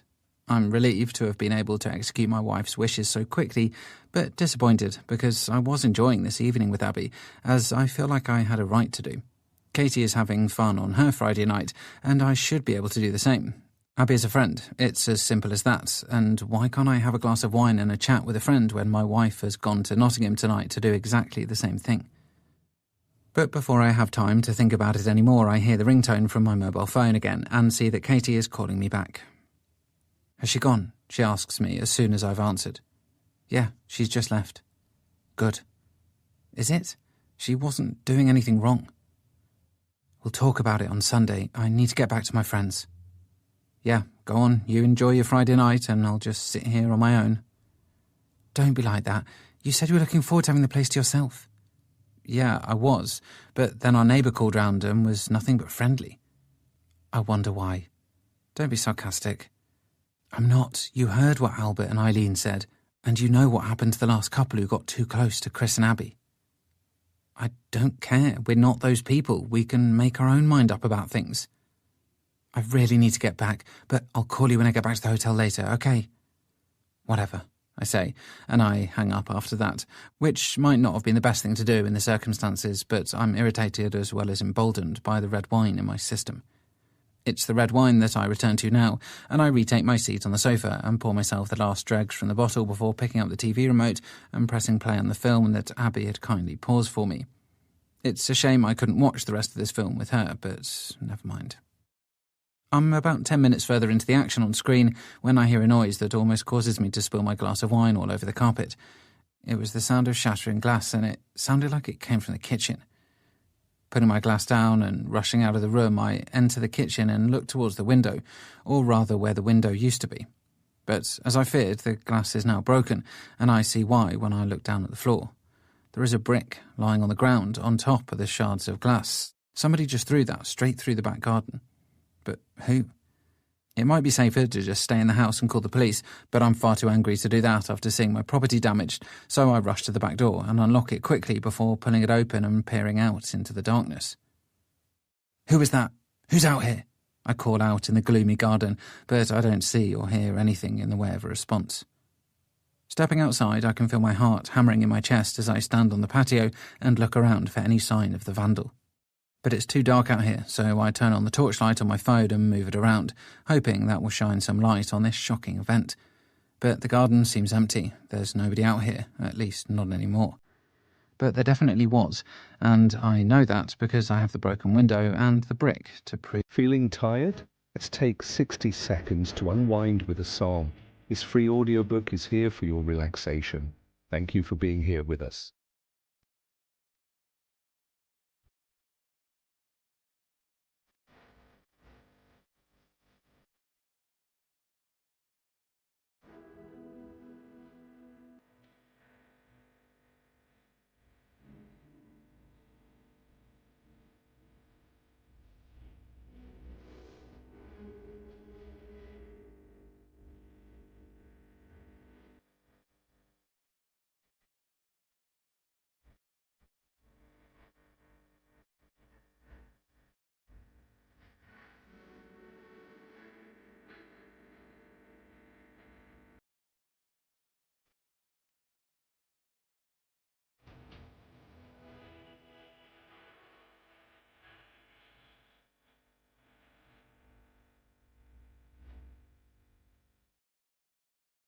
It. It's time to call the police. What a Friday night this is turning out to be. 21. Katie. It took 2 hours to get back to my hometown on the train from Nottingham, followed by a 15-minute car journey when my husband collected me from the station. But it's the latter that felt the longest.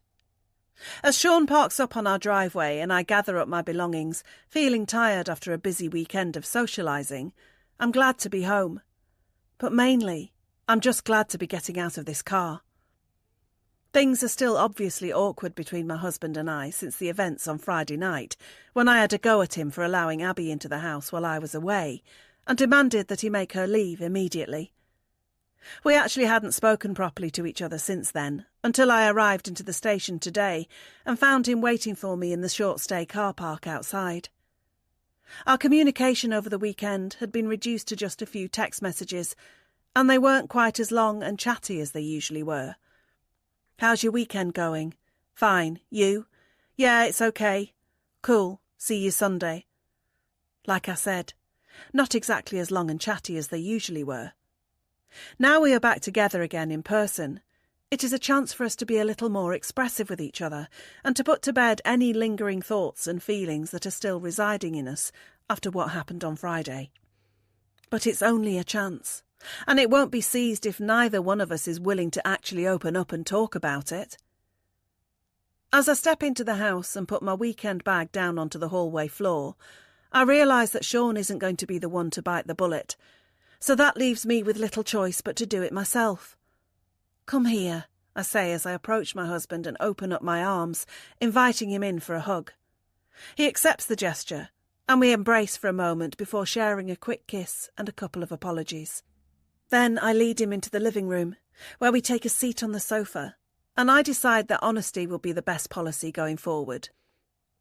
You might think that I overreacted on Friday night when I found out that Abby was here, I begin, holding Sean's hands and looking him in the eye. And maybe I did, but it was only because I was afraid. I'm afraid of losing you. Don't be silly. You're not going to lose me. Just listen to me for a second. I know you are attracted to Abby. What? I didn't say that. It's okay, I understand. She's very attractive and you guys obviously have plenty in common. I could see that on the night we went to theirs for dinner. Katie, seriously, I don't know what you think. Listen to me for 1 minute. It's okay. I'm not mad at you, and I don't blame you for liking her, just like I don't blame myself for liking Chris. That last comment catches Sean off guard, and he suddenly stops being defensive. What? I take a deep breath and then repeat what I just said about how I find my male neighbour attractive, and I do that because it's the truth. I do like Chris, just like I know Sean likes Abby, because they're ultra-friendly and ultra-attractive, and we're only human. I can't believe you're telling me this, Sean says as he removes his hands from mine and gets up off the sofa. I can't believe you're telling me that you want to be with our neighbour. That's not what I said at all, I say, as Sean paces across the carpet in front of me. What I said was that I like him. But that doesn't mean that I like him more than you, or that I'm going to do anything about it. It just means that I'm being honest and acknowledging my feelings, and that's all I want you to do too. What do you mean? I am being honest with you. Are you? Do you mean to say that you don't find Abby even slightly attractive? No. Why are you lying to me? Why are you forcing me to say it? Because it's important that we're honest with each other. That's how couples stay together. Sean stops pacing and stares at me from his spot on the carpet over by the window. The window that looks out to the house where the two people live that have caused us to have this conversation right now. Chris and Abby. I wonder if their Sunday is going as wildly as ours is so far. I've no idea what's going on here, Sean admits with a shake of the head, but I'm not sure I like where this is going. It wasn't my intention to make my husband feel worried, so I get up off the sofa and go over to him, where I retake his hands and force him to look at me so he can see how serious I am about what I am trying to tell him.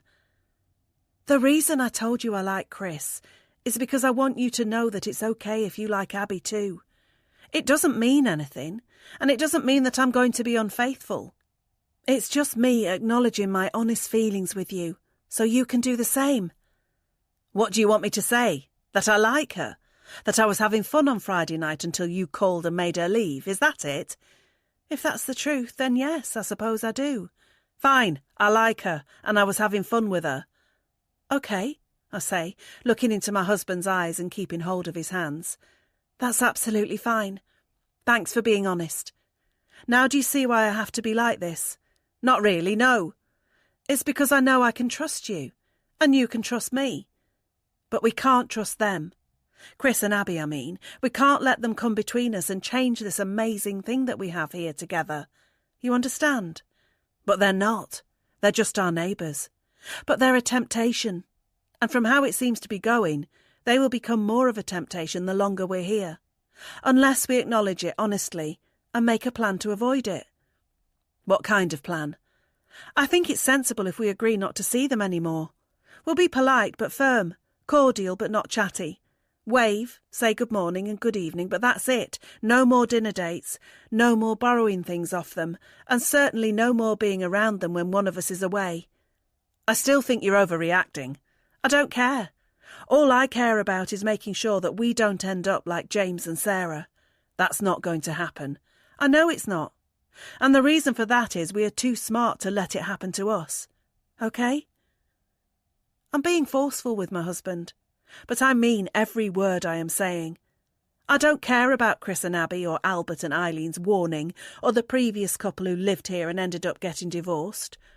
All I care about is the man standing right in front of me and making sure that nothing or no one ever comes between us. OK, Sean says with a nod of the head. We'll keep our distance from our neighbours. All of them. But that doesn't guarantee that they will keep their distance from us. What do you mean? With that, Sean leads me by the hand out of the living room and into the kitchen, and when he does, I see the cardboard covering the hole where the kitchen window used to be. What happened? I cry, rushing over to it to get a closer look. Somebody threw a brick through the window on Friday night. What? Why didn't you tell me? I didn't want to ruin your weekend, and I was fine. I wasn't in the room when it happened. Who did it? That's what I was hoping the police would help me find out. But they said it's unlikely they can catch the perpetrator if I didn't see anything. Who the hell would throw a brick through a person's window? I cry as I shake my head and turn back to my husband. It could have killed you. Like I said, I'm fine. I was in the other room when it happened. I'm just waiting for the glass company to come out and fix it tomorrow. This is awful. I thought this was a safe neighbourhood. So did I, until Albert and Eileen told us about Jackson. You think it was him? Could have been, Sean says with a shrug. But I don't have any evidence. Not yet, anyway. Come here. With that, Sean leads me outside into the back garden, where he points up to something on the wall on the back of the house. I had that camera installed yesterday. If it is Jackson coming into our garden, then we should be able to see him now. This is so bad. We shouldn't have to get cameras to protect our home. I'll do whatever it takes. Just like you will. Sean and I share a moment of mutual respect as we stand there and think about all the things we have spoken about since I got back home. I'm looking out for our marriage by having us avoid Chris and Abby going forward, and Sean is looking after our home by installing the camera in case the neighbour's son is the one causing the damage. I guess that means we are both doing as much as we can at the moment to keep our home and our relationship intact. Hopefully that will be enough. Hopefully things are going to be okay. 22. Sean. I never thought I'd say this, but I'm glad it's time to go back to work again. I'd usually be spending these last few minutes before leaving the house on a Monday morning rushing around in a sleepy state, trying to get my act together. But I was actually up before my alarm today, and I'm preparing to leave without so much as a concern about being late to the office. The reason for my uncharacteristic eagerness is a result of me feeling like I could use a little space from this street, this house, and even the woman I share it with.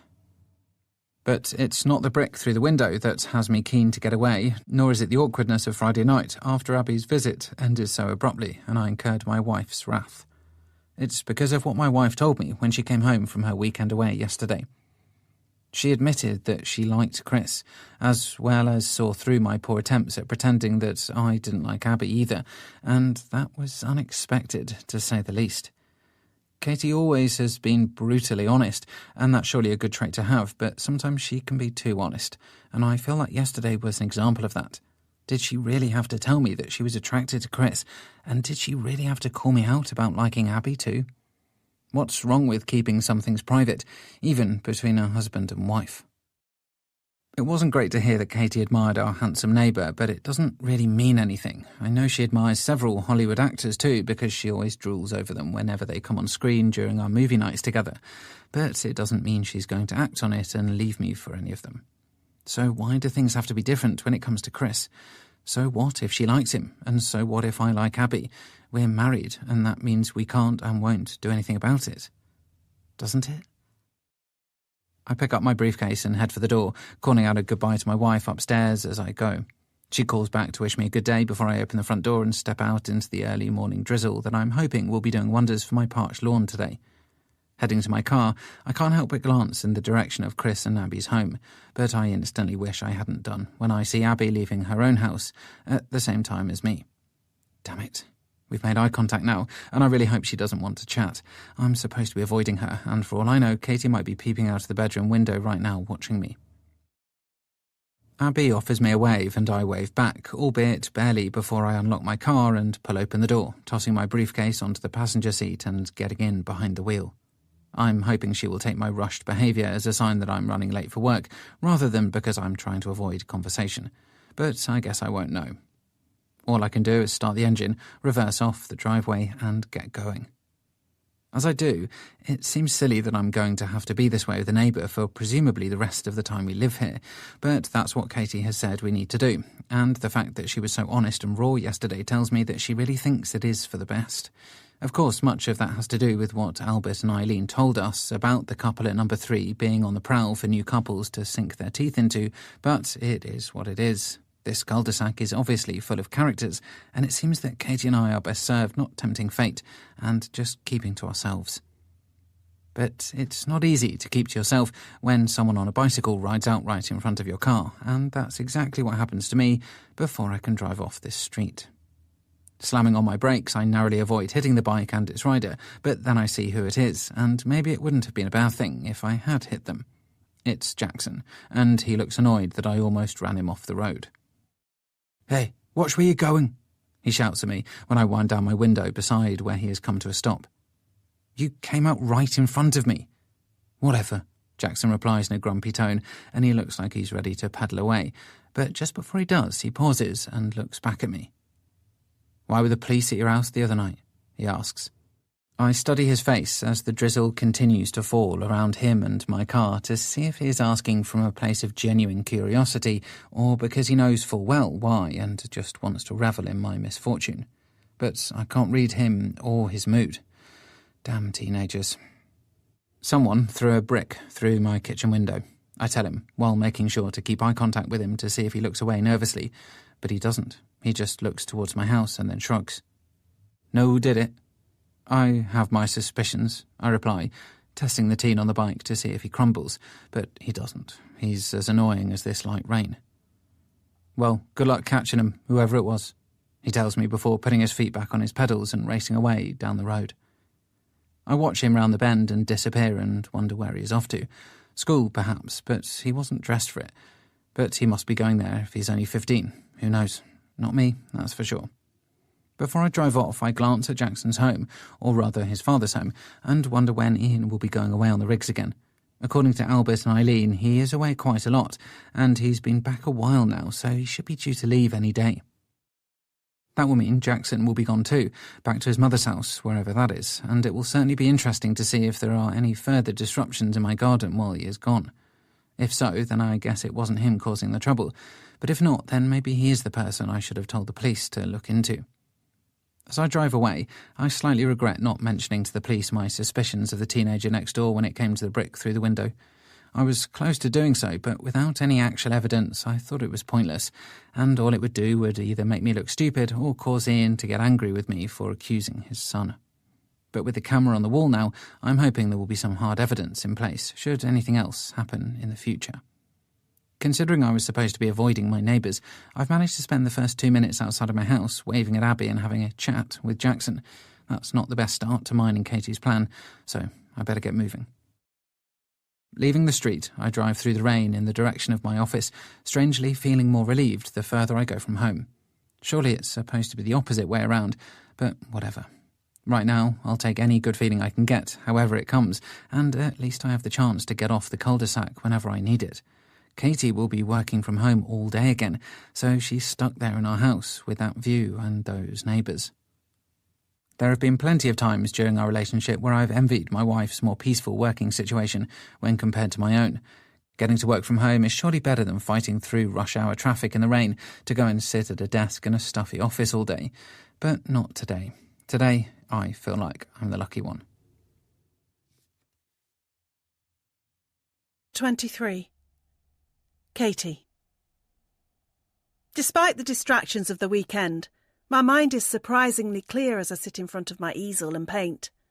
There are always good days and bad days when it comes to creativity, but today is definitely a good day, and my paintbrush is moving across the canvas without much resistance, which is a relief because this is supposed to be my job after all. I wish I could bottle days like this up and use them on the days when things aren't going so well. But that's just the mystery of art. You never know when inspiration will strike and everything will flow, but you better make sure you're ready for it when it comes. I was certainly ready today, and so much so that I have almost finished this painting and will still have time to move on to a second one. It's only 2:00, and Sean told me he is going to the gym after work, so I estimate that I have got at least 5 more hours until he is home. That means I could technically sit here and keep painting until then, and while I'm in a mood like this, there's no reason why I shouldn't. I could sit back here again tomorrow and hit the creative wall again, so I should capitalise on this while I can. Feeling good and painting even better, there is not much that can stop me when I'm like this. But then the doorbell rings, and that is something that can cause me to lower my paintbrush and sit back in my seat. I don't know who it is, but I'm reluctant to get up and leave my workstation when things are going so well, so I decide to wait and see if the visitor tries again. The sound of the doorbell a second time tells me that they are trying again, and I let out a sigh before standing up and leaving my brushes by the side of the pallet. Reaching the top of the stairs, I peer down to see who it might be, and when I do, I catch a brief glimpse of the man outside. It's Chris, but this time he hasn't seen me. Stepping away from the staircase again so that I'll be out of view if he looks back inside, I wonder what it could be that he wants. But whatever it is, it's not important. What's important is that I don't answer this door. That's because I've told my husband that we should do our best to keep our distance from the couple at number 3 going forward, and I can hardly expect him to do that if I don't do the same. That's why I won't go downstairs and answer the door now. I'll just stay up here on the upstairs landing until I'm sure Chris has gone. I feel slightly pathetic for being afraid to answer the door to my own house, but I'd feel even worse if I did anything that could encourage Chris to get closer to me and keep coming round here when my husband is not home. It's plausible that Chris will just think that nobody is in, so he won't even know that I'm actively avoiding him, and that's fine by me. I don't want him to know, just like I don't want Abby to know that Sean is now avoiding her, because that would make things awkward whenever we bump into each other out on the street. I just need them to think that we're busy and we don't have the time to see them as much anymore. Surely they'll appreciate that because everybody's busy these days, right? Everybody except Chris, it seems, because he has just rung my doorbell for the 3rd time. He really is keen to see me open the front door, but that's why I have to be even keener to not do that. Surely a normal person would have given up after 2 rings and left. 3 pushes of anybody's doorbell seems a bit excessive, doesn't it? But the fact he is still out there makes me even firmer in my belief that he isn't just some friendly neighbour, and is in fact just a man with one thing on his mind, like so many other men out there in the world. He is here because he wants to get closer to a woman. He wants to get closer to me. Well, I'm not going to let him do that. He and his wife might have had their way with the last couple to live here, but they aren't going to get so lucky with us. Sean and I are too smart to let our guard down and make a mistake that could blow up our marriage and see the pair of us have to sell this house and split the proceeds during our divorce. We're one step ahead of the couple at number 3, and we will stay one step ahead of them for as long as we live here. They might think we can be put under their spell with friendliness mixed in with flirting and kind gestures that are really just ways to bridge the gap between them and us so that they get what they want. But they are wrong. I wasn't born yesterday. Neither was my husband, and the elderly couple who live next door to us certainly weren't either. So between us, we are on to Chris and Abby's game, and we are going to beat it. I'm really hoping that I won't hear a 4th ring of the doorbell any second now, because that would move this from the territory of slightly strange to suspiciously stalkerish. But the house is silent, and I suspect Chris has gone. I'm just about to peep around the top of the stairs again to make sure, when I hear what sounds like something being pushed through my letterbox. I guess he is still out there, so I avoid poking my head around the top of the staircase for a little while longer. But after another minute has passed, I feel like it should be okay to look. When I do, I see that there was something that came through my letterbox. It's a card, and it's lying on the doormat. What is it? I guess there's only one way I'm going to find out. Creeping down the stairs as if I'm scared of what I might find waiting for me at the bottom, I reach the doormat and bend down to pick up the card. When I do, I see that it is a ticket to an art exhibition at a local gallery tomorrow lunchtime. Is this why Chris came round? Was he hoping to give me this ticket in person? I have to assume so because it came through my letterbox while he was outside. Then I turn it over and see that there is something written on the back. I thought you might be interested in this, Chris. Yep, it's definitely from him then. Damn, I really wish that he hadn't pushed this through. That's because I feel like I can't just ignore this ticket as easily as I could ignore the ringing doorbell. A doorbell doesn't have to be answered, but a ticket invitation to an event does. I presume Chris will have spent money on this. So even if I don't go, and I am planning on saying no, the right thing to do would be to return the ticket so he could either gift it to somebody else or sell it and get his money back. But how can I return it without going over there and giving it back? Damn it! I guess it's not so easy to avoid people as I thought. Of course, I could just ignore the ticket, not go to the event, and then when I do see Chris at some point on the street, just thank him but say that I wasn't able to make it. That's not exactly the best way to deal with it, but it is surely better than me going to his house and handing it back. Unless I don't hand it back. I could just post it back through his letterbox and walk away, without knocking on the door, so that I don't have to see or speak to him.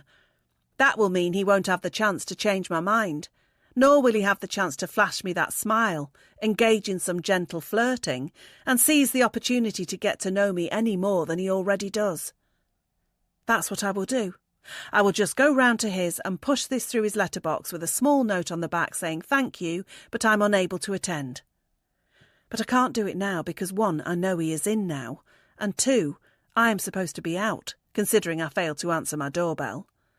I'll do it later, preferably when it's gone dark, so he has less chance to see me coming and be waiting by the door. Yes, I'll leave it until tonight. That will be best. Putting the ticket on the kitchen counter and heading back to my artwork upstairs, I shake my head at how ridiculous this whole situation is. I can't believe that I'm having to figure out the best time to go around to a neighbour's so that I might not be seen. What's next? Putting out the bins in the middle of the night to avoid doing it at the same time as them? This is stupid. And the more I think about it, the more I'm not entirely convinced that my plan to avoid Chris and Abby is a viable one. We live on the same street, and it's a very small one at that. We're going to see them, and even if we stay away from them, they obviously aren't shy in coming to us. Abby with her bottle of red wine when I was away, and now Chris with his invite to an art exhibition while my husband is at work.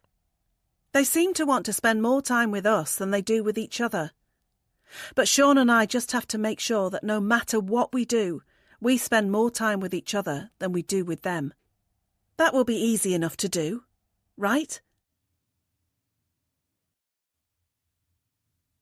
24. Sean. It's good to try and decompress after a long day in the office. Some people use television, some use alcohol, and some use exercise. I've been known to use all three over the years, but tonight I'm going for the healthy option.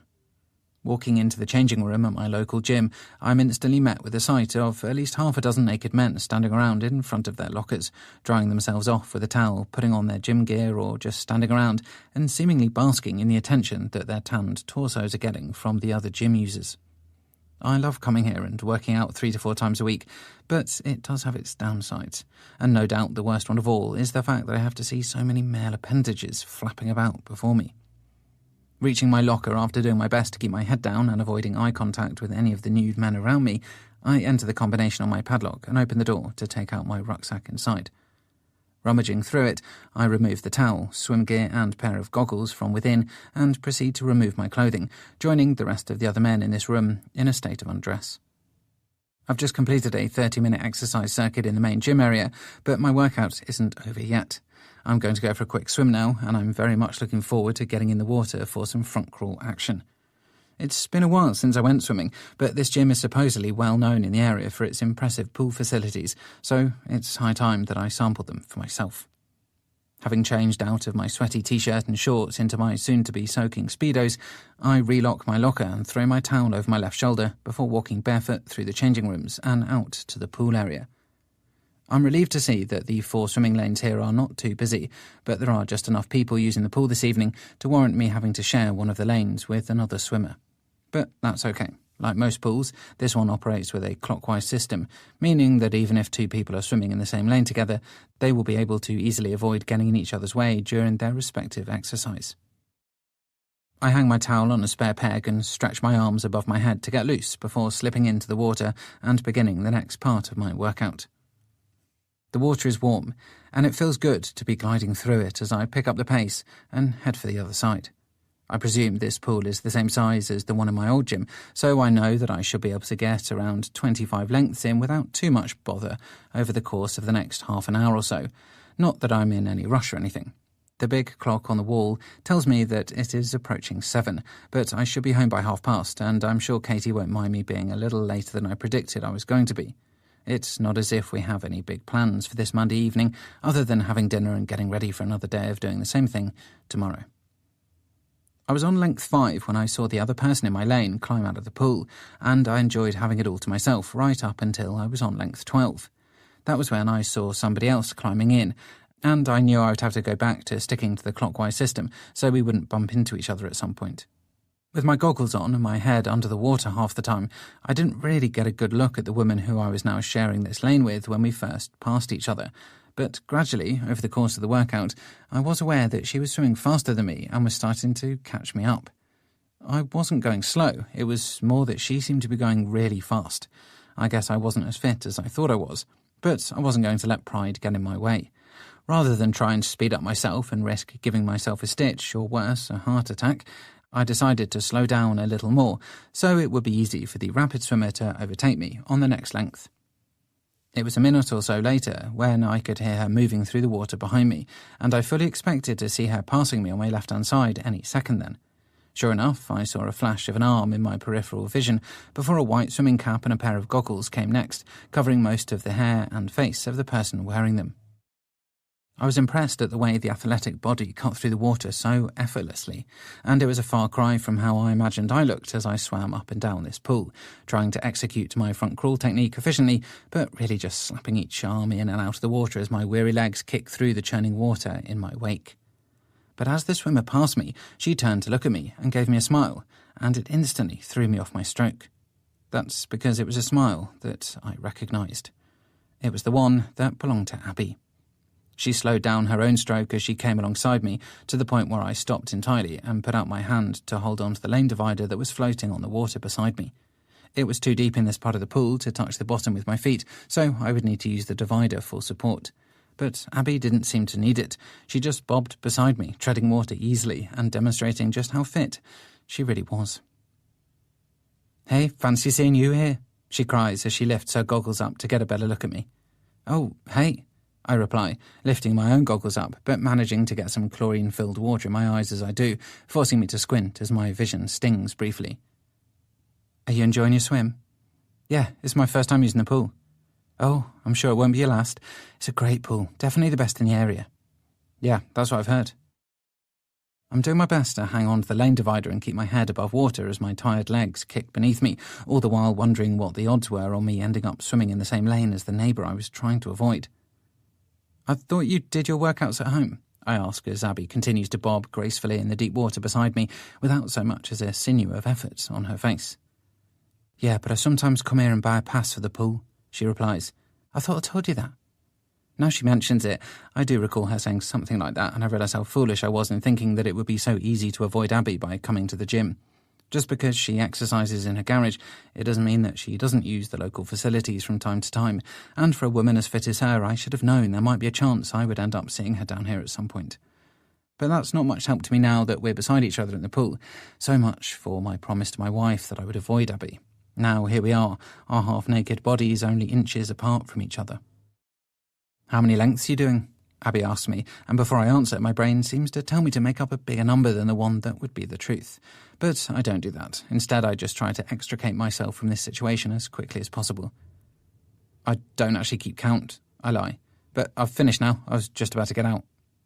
That was a lie too, because I still had at least another dozen laps to do, but now I'd rather just get out and get home to Katie, who I will probably have to tell about this in case she finds out from Abby at a later date and gets all worked up again.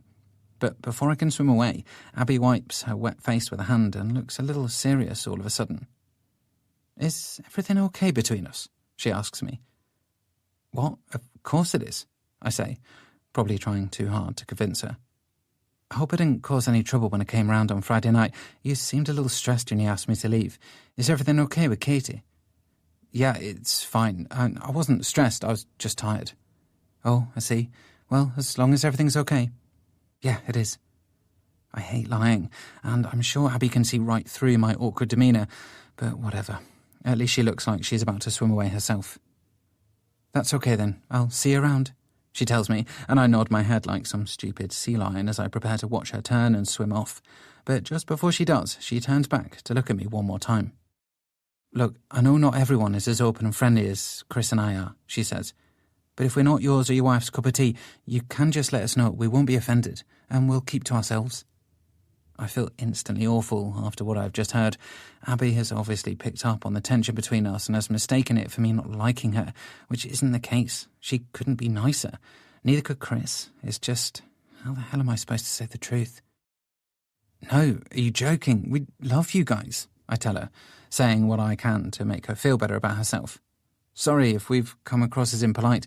We've just had a lot on with the house move and we're tired, stressed, all the usual stuff, you know. Abby looks relieved and smiles at me again. Well, that's good, because Chris and I think you and your wife are great, and we'd love to see more of you. Maybe we can do something at the weekend? Damn it. How have I got myself into this situation? Katie is going to kill me. I'd have to check my wife, but possibly, I mumble, and Abby flashes me another smile before telling me not to forget to stretch after my exercise. Then she swims away, as quickly and as easily as she arrived. But swimming is over for me tonight. I now need to go home and tell Katie that I've not done a very good job of sticking to the plan that she came up with earlier. 25. Katie. I peer out of the living room window in the direction of number 3, while thinking about how I am not doing a very good job of sticking to the plan that I came up with earlier. I'm looking at this house because I'm trying to see if Chris is inside or not. That's because I need to go over there and return the ticket for the art exhibition tomorrow, and I'm hoping I'll be able to do it without him seeing me and opening his front door to chat. But there's no car on the drive, and I can't see any lights in the house. That suggests to me that nobody is home, and that means the coast might be clear for me to scurry over there and drop this ticket back through his letterbox, along with a short note I have written, in which I thank him for the offer but politely decline due to a prior commitment. Heading to the front door, I put on my shoes and coat before stepping outside onto my dark driveway. Sean will be back from the gym any minute now, and I'd hate for him to return and see me either going or coming back, but I wanted to wait until the sun had gone down before I made this attempt. The cover of darkness can be my friend, but I'm aware it's not just anybody at number 3 who I am hiding from. It's the couple at number 2 as well, because I'd hate for Albert or Eileen to see me going over there, because that would suggest that I was ignoring their warning to stay away from Chris and Abby, and I am definitely not doing that. I creep across the cul-de-sac, feeling like I'm some kind of spy on a secret mission, and in a way I suppose I am.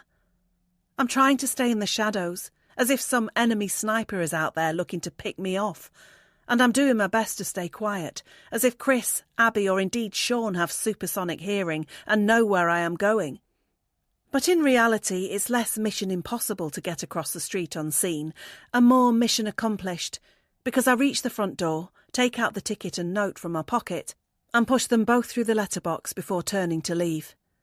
There, that was easy, wasn't it? I don't know what I was so bothered about. It was a piece of cake. Speaking of cake, I might treat myself when I get home, and the sound of the door opening behind me almost causes me to jump out of my skin, and I turn around to see Chris standing with the ticket and note in his hand. "Hey, Katie," he says as he looks down at what I have just pushed through his letterbox, but it won't take him long to figure out what it is and what it means. The note was only a short one, and nobody returns a ticket they are planning to use, so I'm sure it will only take him a few seconds to get the idea. "Oh, hey, I wasn't sure if you were in. I didn't see the car." "Abby's taking it to the gym." "Oh, right." I stand there awkwardly as Chris reads my note, wishing I just left posting it until the dead of night, because then Chris would have been in bed, and he would never have been able to open the door so quickly.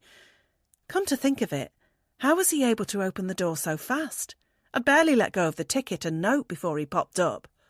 Had he seen me walking over? Possibly.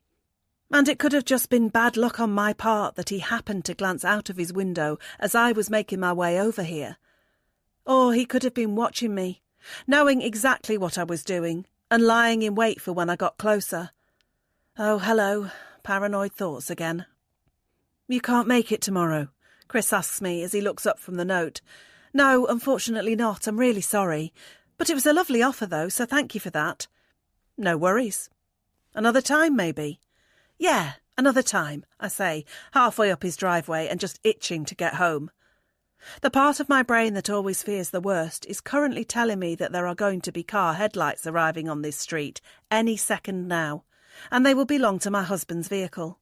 He will see me standing here talking to Chris, the man I admitted to fancying, and also the man I promised I would stay away from. And then what will he think? And how will I be able to tell him to stay away from Abby if I can't keep my end of the bargain?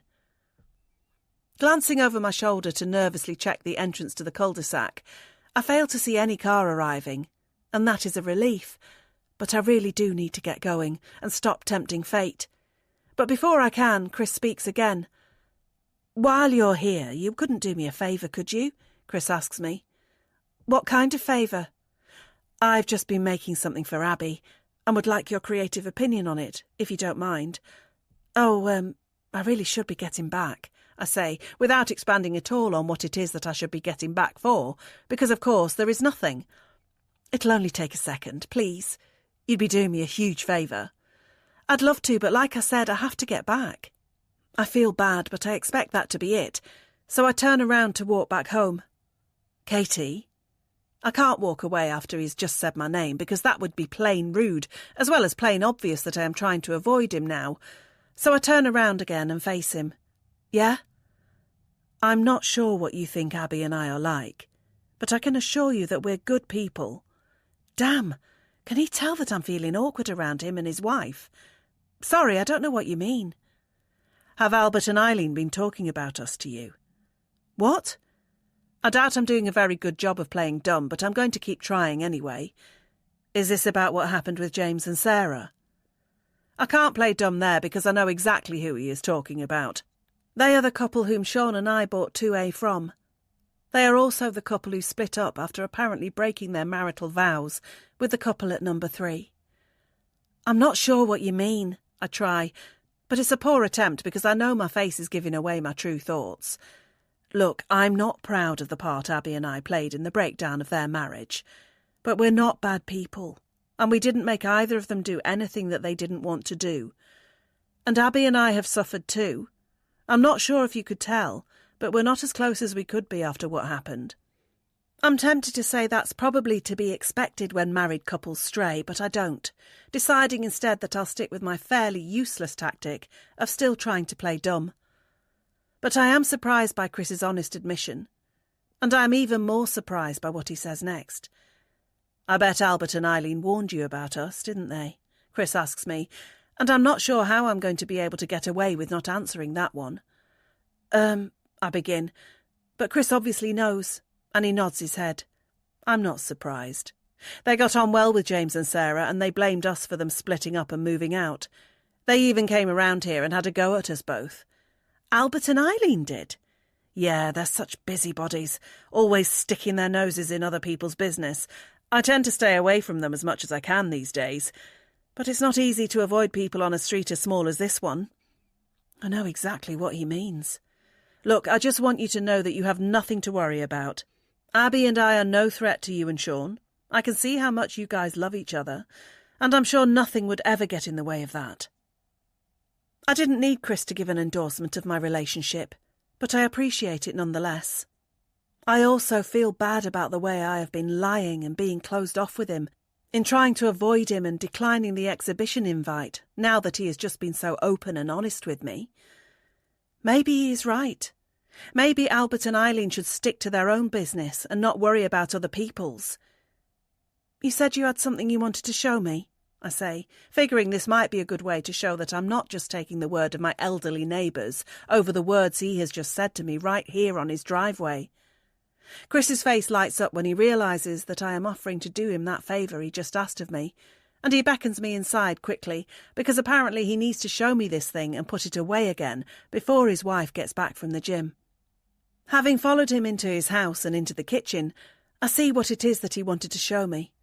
It's a drawing, and I presume it's supposed to be of Abby. The problem is, it's not very good. What do you think? He asks me as I look down at the picture on the table.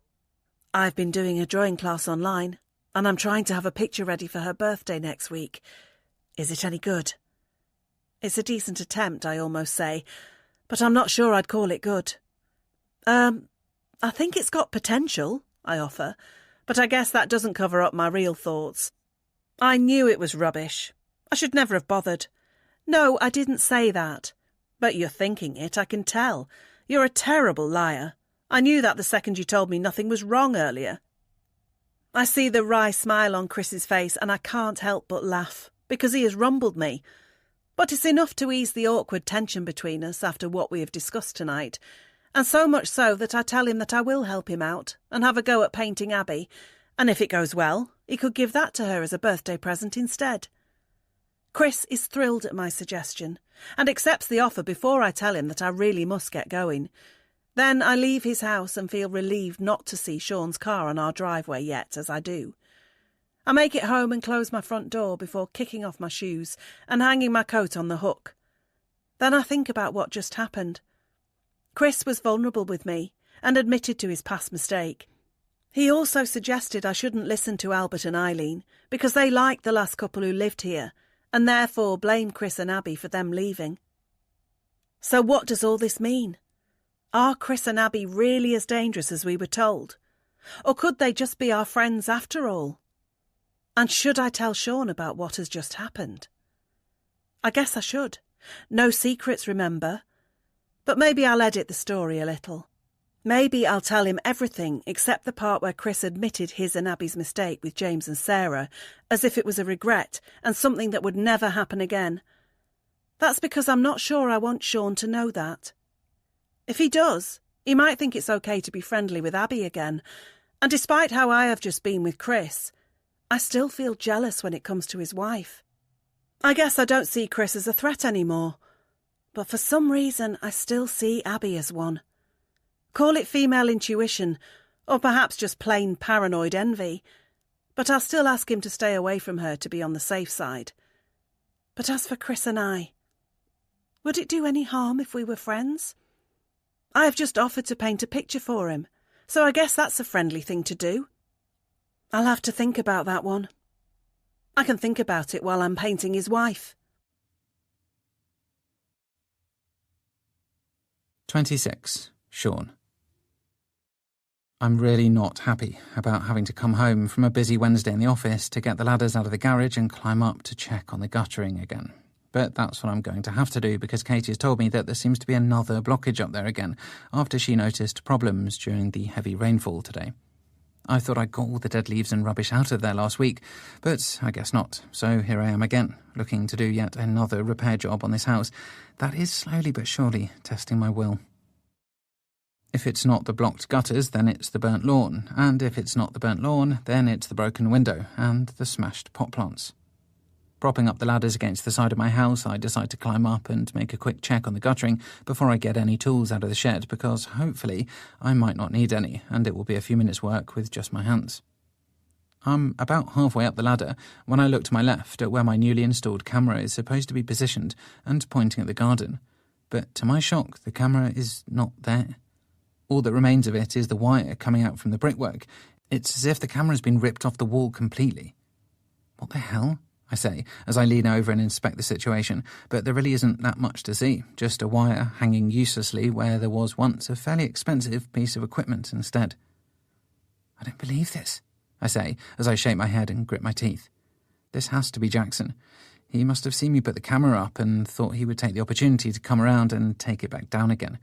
It was obviously him who broke the plant pots and him who threw the brick through the kitchen window, and he knew he needed to get rid of the camera so that he was free to carry out more damage on my property without consequence. I'm being directly targeted here, and it's time it stopped. The problem is that Jackson is no longer next door. I saw Ian packing up the car this morning and presumably heading out for another stint on the oil rigs, and that means Jackson will have gone back to his mother's house. I presume he will have taken my camera as his parting gift. Number 1 is presently empty, which means I can't go round there and confront Ian or his vandal of a son. All I can do is wait until they return, whenever that may be. That's annoying, but it is what it is.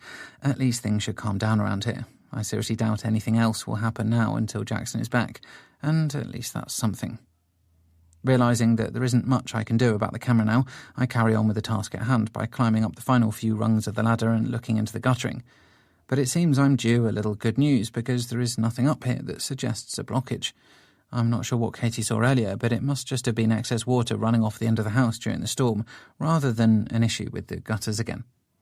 It's about time I had something go my way when it came to this house, so I'm not going to be disappointed about not having to do any DIY work this evening after all. All that remains for me to do now then is climb back down off these ladders, put them away in the garage and go inside for my dinner. But before I do, I take the opportunity of being at my high vantage point to look over into my neighbours' gardens. Turning in the direction of number 2 first, I look down over Albert and Eileen's immaculate garden and marvel at the colourful array of flowers on display, as well as how Albert has been able to get such perfect lines in the grass from the last time he cut it. I'm not sure how either of them came to be so good in the garden, but it obviously helps being retired and having more time on their hands than the average person, and I guess my time will eventually come when I get to leave my job behind and give more hours to my little slice of nature.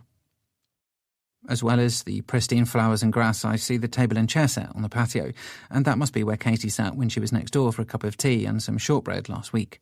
She told me that Eileen had taken her out into the back garden where they had chatted, and it looks like it would have been lovely. But I've probably snooped on their garden enough for one night, and I'd hate for Albert or Eileen to catch me looking from up here, so I turn around and look the other way, this time in the direction of number 1. I don't have to worry about being caught looking here because I know that the house is empty, so I take my time and take in the view. This garden is definitely not as nice as the old couple's, but it's not bad considering that Ian is away half the time. That fact galls me because I'm here every day and I still can't get my lawn looking as good as his, as well as my flower beds, which are still looking feeble in comparison to my neighbours'. I'm surprised to see a couple of gnomes on the edge of his grass, and I didn't take Ian for the kind of guy who would have things like that in his garden, but then again, I barely know him. I'm more surprised that Jackson hasn't broken them already, but then again, I suppose he prefers damaging other people's property over his father's. But then I see something else just behind the gnomes, and it's even more surprising to see. That's because it's something that belongs to me. It's one of my plant pots, one of the last remaining ones that didn't get broken the other night. I recognise the distinctive green tiling on the pot and know that it is definitely one of mine. What the hell is it doing in next door's garden? Jackson. A vandal and a thief. Just wait until I get my hands on that kid. He'll wish the police had got to him first, that's for sure. 27. Katie. There's been a lot of unexpected things I've had to do recently, like convincing my husband not to go into next door's back garden and take back the plant pot that he says they have stolen, or telling myself and my partner that we should probably avoid the couple at number 3, as if they are a pair of sirens from a Greek mythology seducing us with their songs, only to cause us to crash and burn on their rocks. But perhaps the most random thing to have happened is the thing that is happening right now. I'm sitting here in front of a canvas, painting an image of Abby, the woman I told Sean to stay away from, as a kind gesture for Chris, the man I am supposed to be staying away from. Dabbing my brush into the black paint, I glance again at the photo of the beautiful woman that Chris has provided me with, before returning to the canvas and completing another section of the painting. I'm surprised how well it seems to be going so far, and I'm almost done. I'm also surprised at how excited I feel about showing Chris my work, as if I can't wait for him to view my talents and compliment me on them. But I remind myself that I am doing this only as a kind, neighbourly gesture, and nothing else. It's also a way of me alleviating some of the guilt I felt when Chris was so honest with me the other night after I had treated him as if he was some leper to be avoided at all costs. But I'm also aware that this is just another example of me trying and failing to reduce my interactions with the man at number 3, just like Sean seems to be failing when it comes to Abby too. My husband told me how he had bumped into Abby at the swimming pool, just like I told him how I ended up talking with Chris after I had gone back to return the exhibition ticket, and it was clear to us both then that it's not as easy to avoid these people as we thought. But I had also told Sean about how Chris had been remorseful about what had happened with the previous owners of our house, and how it seemed like he had learned his lesson and would not make a repeat of past mistakes. Sean was a little sceptical, but to be honest, he was less bothered about the people at number 3 when we spoke than he was about the people at number 1. He is still very much on the warpath after discovering that not only has his camera been taken away, but one of our plant pots has ended up next door. He blames Jackson, and then he blames Ian by association, and I know he can't wait until they both come back home so he can have it out with them. I'm urging him to be calm and cautious, and reminded him what happened to a previous occupant of this house in Greg, who got angry with Ian and ended up with a restraining order, but it remains to be seen what will happen when Ian and Jackson return. There's not much stopping my husband when he gets a bee in his bonnet, just like there isn't much stopping me when I get the creative urge to paint. And I definitely have that urge now. My paintbrush is positively flying over the canvas as I continue on this piece for Chris, and Abby's image is starting to form more and more as I go. Of course, it helps to have such a beautiful subject to work with, and I certainly have that thanks to the image that Chris provided me with of his wife. The photo I am using for inspiration shows Abby sitting on a wall in front of a clear blue sky, smiling in a white, flowing dress. Chris told me the image was captured on a holiday to Greece last summer, and he says it's his favourite picture of his wife, and that is why it is the one he has asked me to use as the basis for my painting. I'm no stranger to painting seascapes, so I've had no problem capturing the beautiful blue sea, but it has been more of a challenge to capture the beauty of the woman standing in front of that sea, because she really does look like a goddess, and those aren't so easy to paint. This will be the 4th attempt I have made on painting this image, and my first 3 tries ended with me shaking my head and removing the canvas from the easel before putting a clean canvas in its place and starting again. I'm aware that I have gone through rather a lot of my materials since beginning this project, as well as an awful lot of time, of which I am not going to be paid for, but I made a promise to Chris that I would do this for him, so I have to honour my word. But I'm confident that this 4th attempt will be my last one, because I feel good about how this painting is turning out. I'm so close to finishing it now, and I can feel the familiar feeling of butterflies in my stomach as I approach the home straight, as I worry about making a silly mistake so close to the end that will render all my previous good work useless and force me to start all over again. It's a typical concern for an artist to have, but there is only one way to defeat it, and that is to keep concentration and have the courage to keep painting, because no good piece of art ever came from playing it safe and taking the easy way out just to get it finished. I glance at the photo of Abby a couple more times as I work, but truth be told, I feel as if I have already committed the image to my memory, having spent so long looking at it recently. I could even see it when I closed my eyes in bed last night, because I'd been studying it so much beforehand, so I don't have to worry too much about checking it in between strokes of my paintbrush. But I do so anyway out of some kind of respect for my subject and what I am trying to achieve here. I'm not sure how much longer it takes me to finish the painting, but eventually the time comes when I sit back on my stool and inspect my work, and when I do, a wide smile spreads across my face. I've done it. And not only that, but I've done a good job too. I think Chris is going to love this, and hopefully Abby will too. But before all of that, I need to show it to somebody else. I need to show it to Sean. That's because I haven't actually told him yet that I am doing this painting for Chris. I kept it from him because I was still feeling a little foolish about agreeing to do it when we spoke earlier. So I withheld the information at the time. Sean was so worked up about Jackson and what he may or may not have done that I didn't want to drop it on him then. But I will have to tell him. I can't keep this a secret, nor is there any reason why I should. I've done nothing wrong. This is just a favour for a neighbour. A neighbour I'm supposed to be avoiding. But if Sean is refusing to listen to me when I tell him to stay away from Ian and Jackson when they get back, then why should I stay away from Chris, who seemed so honest and genuine with me when we spoke outside his home the other night? And why should I listen to Albert and Eileen too? I'm an adult, and I can make my own mind up about things. And besides, it's been fun to paint this picture, and why should I deny myself that pleasure as an artist? Studying the painting for any small errors that I might have made, I relax when I am sure there are none. It's definitely finished, which means it's definitely time to show it off to other people. But as I sit there and think about it, I'm not sure who I'm most nervous about showing it to, Sean or Chris. Sean might ask me why I've done it, and he might even get a little jealous, and that would be bad. But Chris might tell me that it's rubbish and that I've let him down, and for some strange reason, that almost seems just as bad too. It shouldn't do, should it? Surely I should be more worried about my husband's opinion than my neighbours'. So why aren't I? 28. Sean. I've always been proud of my wife for following her passion of being an artist. That's why I've always been happy enough to leave her to pursue her craft while I've been going out into the world to do a slightly less inspiring job. There have been ups and downs with her chosen career, from lack of sales to issues with getting the right equipment, but that can happen in any business, and we have both learnt to take the rough with the smooth.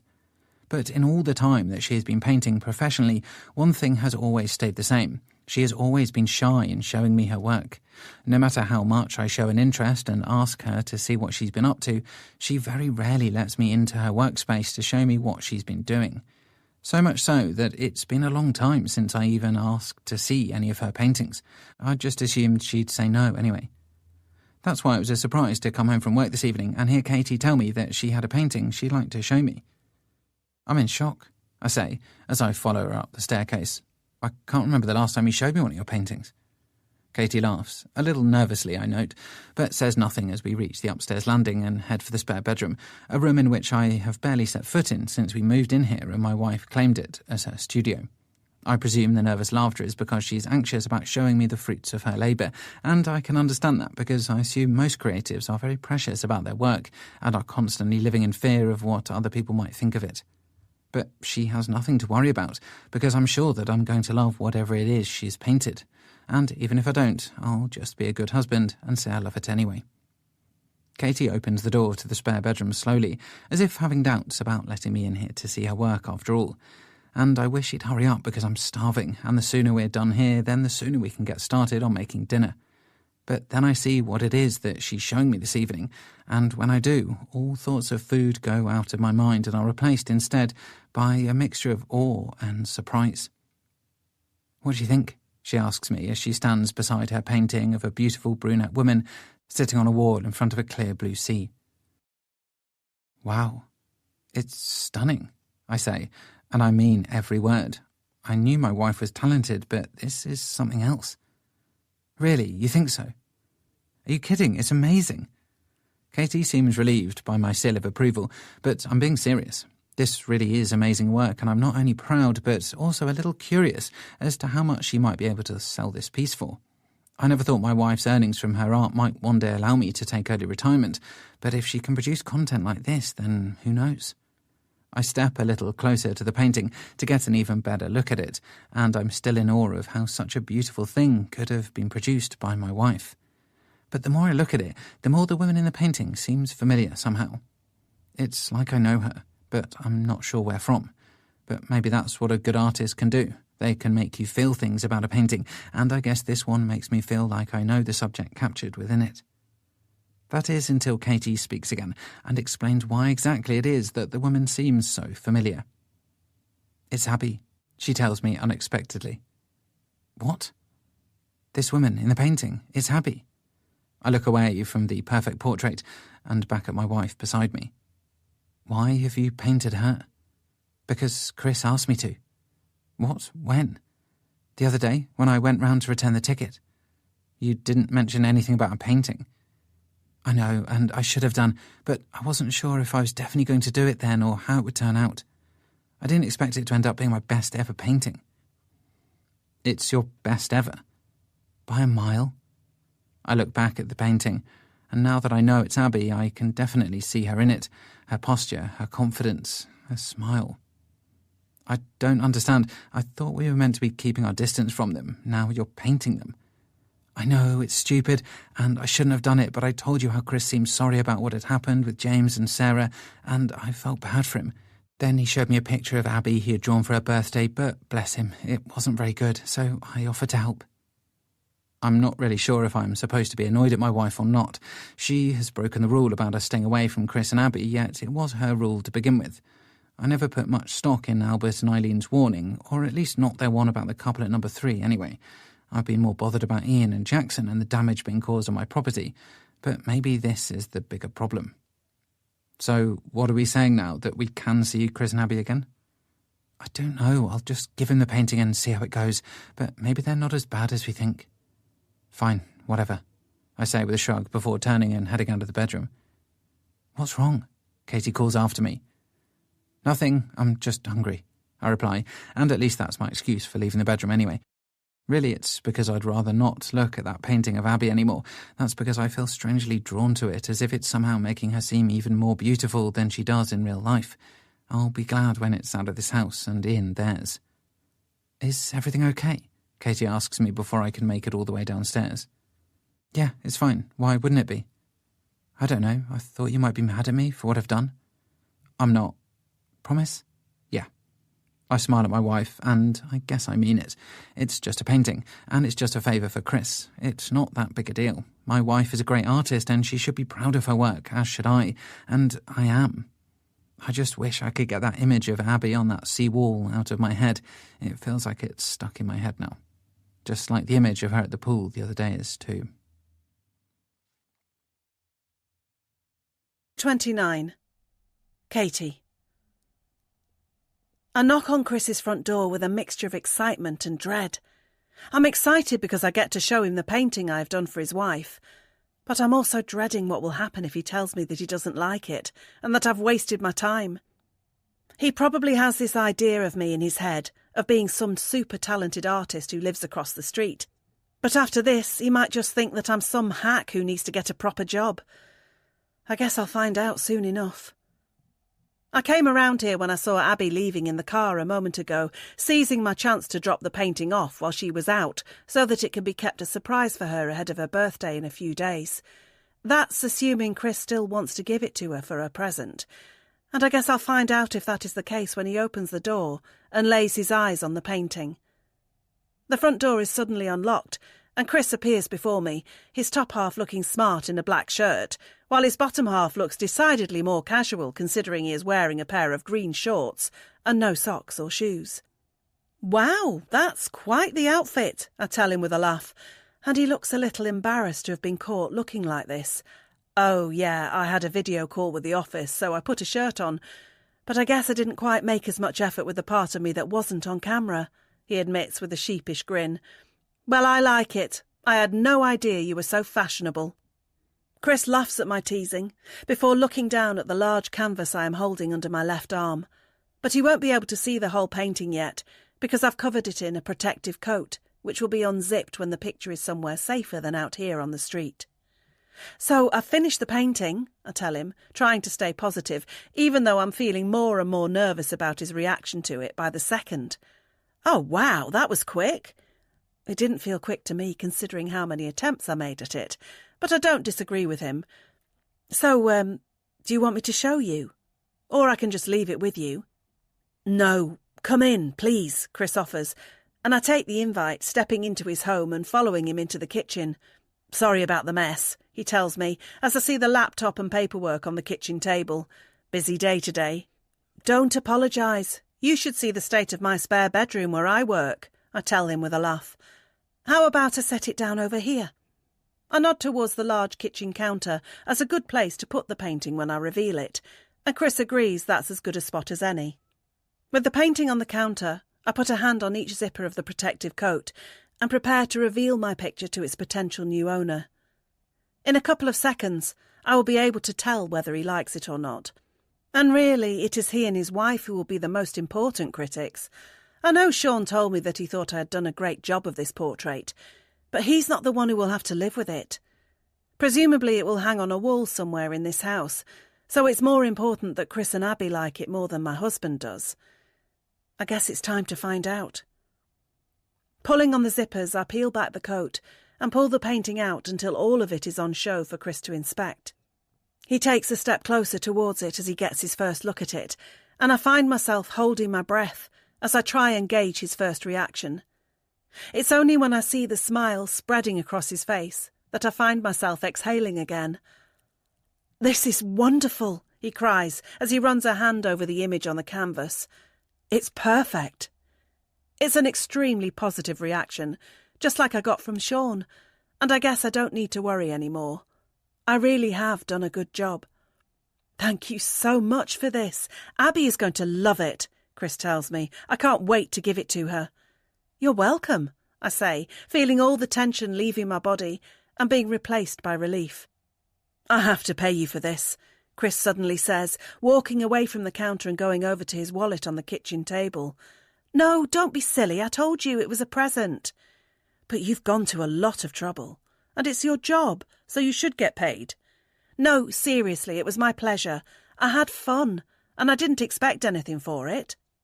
Chris looks at me with his hand in his wallet, presumably trying to figure out if I'm being sincere, or if I'm just being polite and really would like some money for my troubles. But he must see that I mean it, because he closes his wallet again and puts it back on the table. "OK, if you won't accept money, then you will have to accept something else instead," he tells me as he steps closer. "There's another exhibition coming up at the gallery. I'll get us both tickets. And this time, I'm not going to take no for an answer." I could refuse, just like I did last time, but unlike then, I don't feel like I want to. Besides, I've earned this. I did work hard on the painting, and while I don't want paying for it, it would be nice to get something, and a ticket to an art exhibition will more than suffice. Of course, I'll have to run it by Sean first to make sure he doesn't have any problems with it, but I'm sure it will be fine. I think we've moved on from the part where we were treating Chris and Abby like a danger to be avoided. I can see now that Chris is just a nice guy who made a mistake in the past, but that doesn't have to define him. I'm sure Abby is the same. And who hasn't made a mistake in the past? I know that Sean has made a few, and so have I. That's why I accept the ticket to the exhibition right there and then. And that's why this moment can be looked back on with hindsight as being the latest mistake I made in my life. And the biggest so far. 30. Sean. There's not a much more mundane job to do around the house than taking out the bins for the weekly collection, but that's what I'm doing right now as I drag my wheelie bin down to the end of the drive in anticipation of the collection tomorrow morning. It's only when I'm turning back to my house that I see Albert doing the same thing next door, and he gives me a wave as he spots me too. "Evening," he says as he drags his bin near to where I have left mine, and I feel like I should offer to help him with his manual task because it seems like the right thing to do, considering I'm the much younger man. But I don't, mainly because I don't want to feel patronising to him, but also because I have the feeling that he would just turn down my offer anyway and carry on doing it himself. He must do it himself every week anyway, so he can obviously manage. "Good evening, how's it going?" I ask, preferring to be inside by now, but doing my neighbourly duty of making small talk whenever I bump into one of the people I live beside. It's actually been a while since I saw Albert, and come to think of it, I might not have actually spoken to him since the night he came around, just after we had first moved in. That was the same night he gave us the tip-off about the other residents on this cul-de-sac, and maybe that explains why I haven't exactly been in a rush to catch up with him since. He seemed a little crazy that night, and even though I've since had reason to believe that some of the things he said that evening could be true, namely Jackson and his penchant for property destruction, I haven't made the effort to talk with him since, but I guess I have my chance now. "I can't complain," Albert tells me once he has deposited the bin at the end of his driveway and taken a deep breath from the exertion. "How are things with you guys? Arlene told me about the brick that went through your window. I hope everything's okay. We saw the police visit your house, but we didn't want to pry." I assume Katie has told Eileen what happened that night, because I definitely didn't, but that's okay, because it doesn't have to be a big secret. "Yeah, that was a bit of a shock, I admit. Do the police know what happened?" "No," I say with a shake of the head. "Has anything like that ever happened to you?"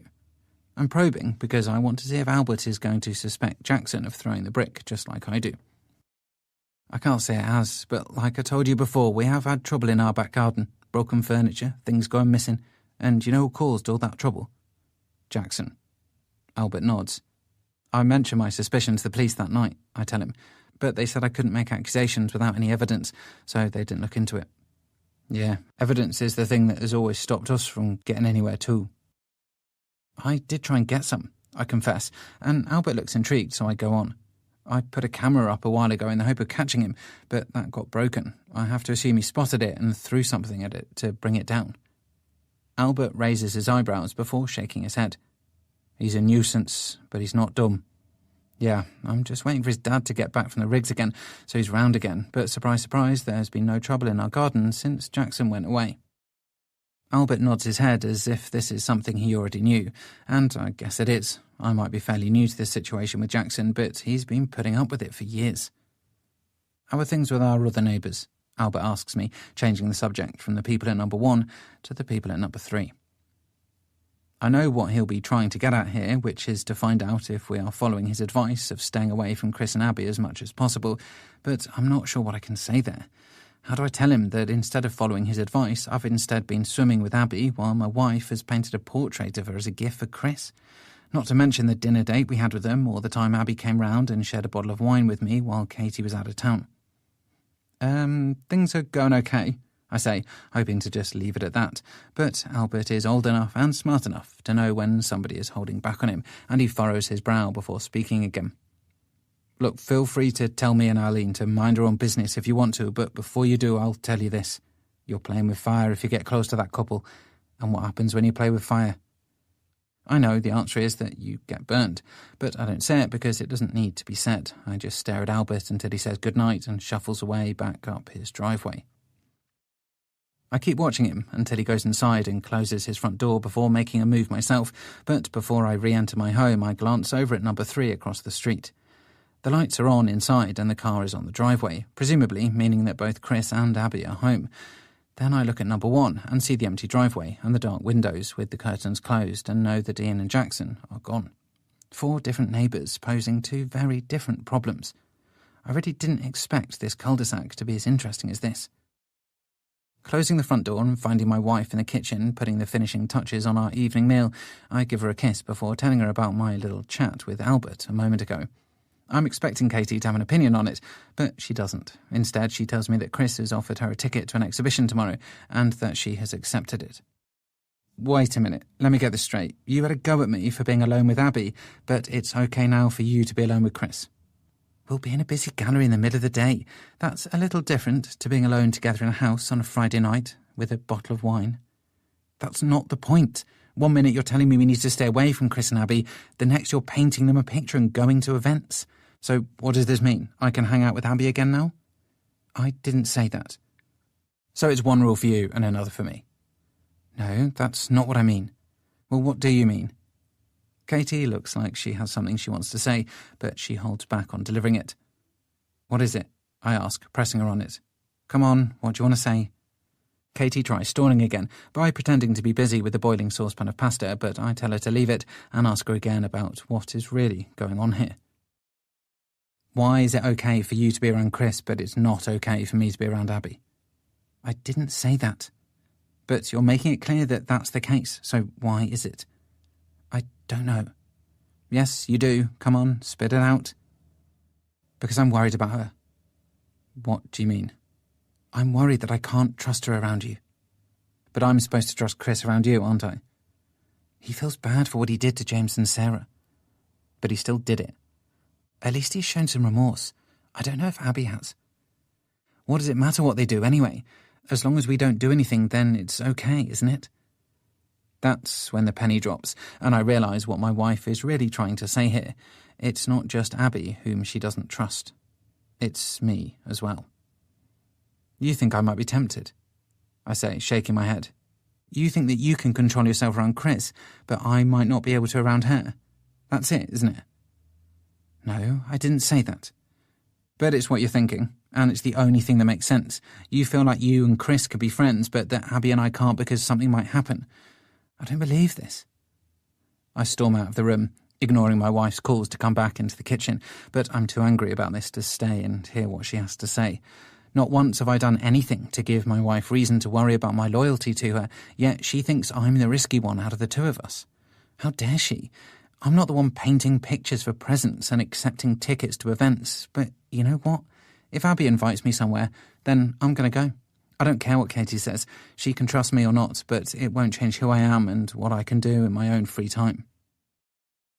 Katie keeps calling after me as I climb the stairs, telling me that dinner is ready and that I should come back, but I've lost my appetite, and I'm not turning around. Instead, I enter the bathroom and lock the door before turning on the shower and tearing off the tie that has been hanging limply around my neck all day. Then I strip off and get in the shower, feeling the hot water on my skin, and it's almost as hot as the anger that is bubbling within me. I'm mad at my wife for thinking I can't be trusted, and I'm also mad because deep down, I know that she might have a point. 31. Katie. The gallery is filled with the sound of quiet chatter and the clinking of champagne flutes as I enter with Chris alongside me. We've just handed our tickets to the well-dressed man on the door, and now we are inside this exhibition and eager to see the various works of art that are on display here.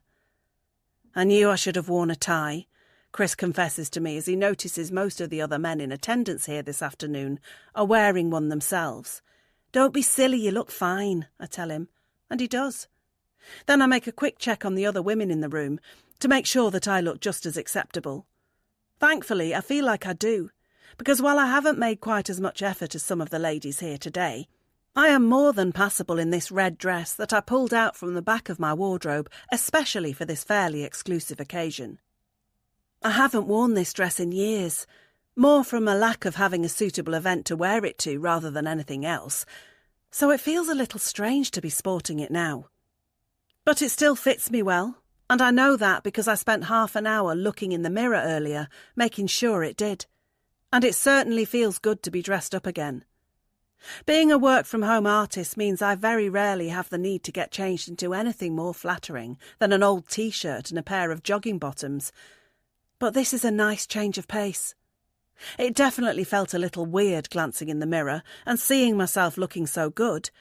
And I think it even took Chris by surprise too, because I noticed his raised eyebrows when he first saw me earlier. Not that I've spent too much time thinking about his reaction to my outfit today. Champagne? I turn to see the pretty waitress standing beside me with a tray full of champagne flutes, and I am tempted to take a glass of fizzy bubbles. But then I remember that it is still early in the day. But Chris seems to have no qualms about starting on the strong stuff now, and he picks up a glass before thanking the waitress. I decide to join him and take my own glass before she moves on to the next ticket holders loitering nearby, and the pair of us both take a sip before turning our attentions to the first painting on display. "What do you think?" Chris asks me, as I study the image of the small boy sitting on a box in an otherwise empty room. "I like the colours they've used," I say, casting my allegedly expert eye over the artwork. "But I'm not exactly sure what it's supposed to represent." "Yeah, me neither. I just hope the artist used her imagination and doesn't actually know some boy who lives on a box in an empty room." I laugh as we move on to the next painting, and this one is of a meadow, which looks rather lovely and has me inspired to take my brushes and canvas out to the countryside one day to try and create a landscape like this one in my own work. "This is beautiful," Chris says as he steps closer to the painting and reads the name of the artist that is written on the card underneath it. "I agree," I say in between sips of my champagne.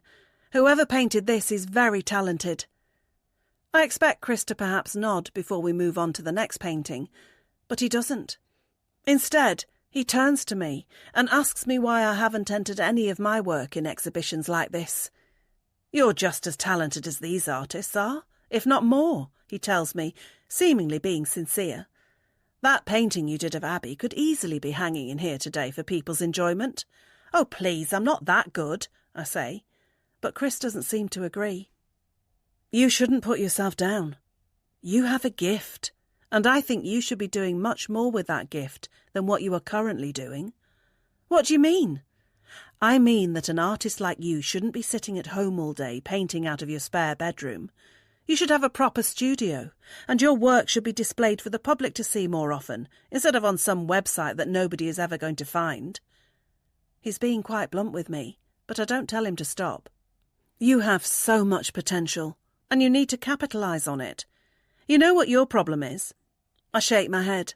"You see yourself as a struggling artist who depends on the support of her partner, but you need to see things as they really are. You have an ability that very few people have, and it's one that can far surpass anything Sean can hope to achieve in his workplace. You need to stop thinking of yourself as a poor painter toiling away at home and start dreaming of how far you could really go with this." It's quite the pep talk. And if I'm honest, it was the last thing I was expecting when I came here today. I just thought we'd wander around the gallery for a bit, check out some paintings and make small talk. I definitely didn't expect Chris to give me this kind of intervention, where he effectively says that I am squandering my talents and wants me to push myself more. Come to think of it, I've never really had anybody speak to me about my career in this way before. Sean has never said these kinds of things to me, and I guess he assumes I'm happy enough just doing what I'm already doing. But am I? In a way, yes. But I do have ambitions of having my own studio one day, and it would certainly be a thrill to see some of my work on show in a gallery at some point, for some of my peers to comment on. It seems like Chris can see that in my future, and I'm flattered that he does. It doesn't mean it's guaranteed to happen, of course, but it's nice that he thinks it could. And it's clear that I need to believe in myself more, if I'm ever going to get there. I thank him for his kind words and nod my head, as if in agreement, before taking another sip of my champagne, because putting that in my mouth means that I don't have to say anything else as we move on to the next painting. I do that because I'm not sure what it is that I would say.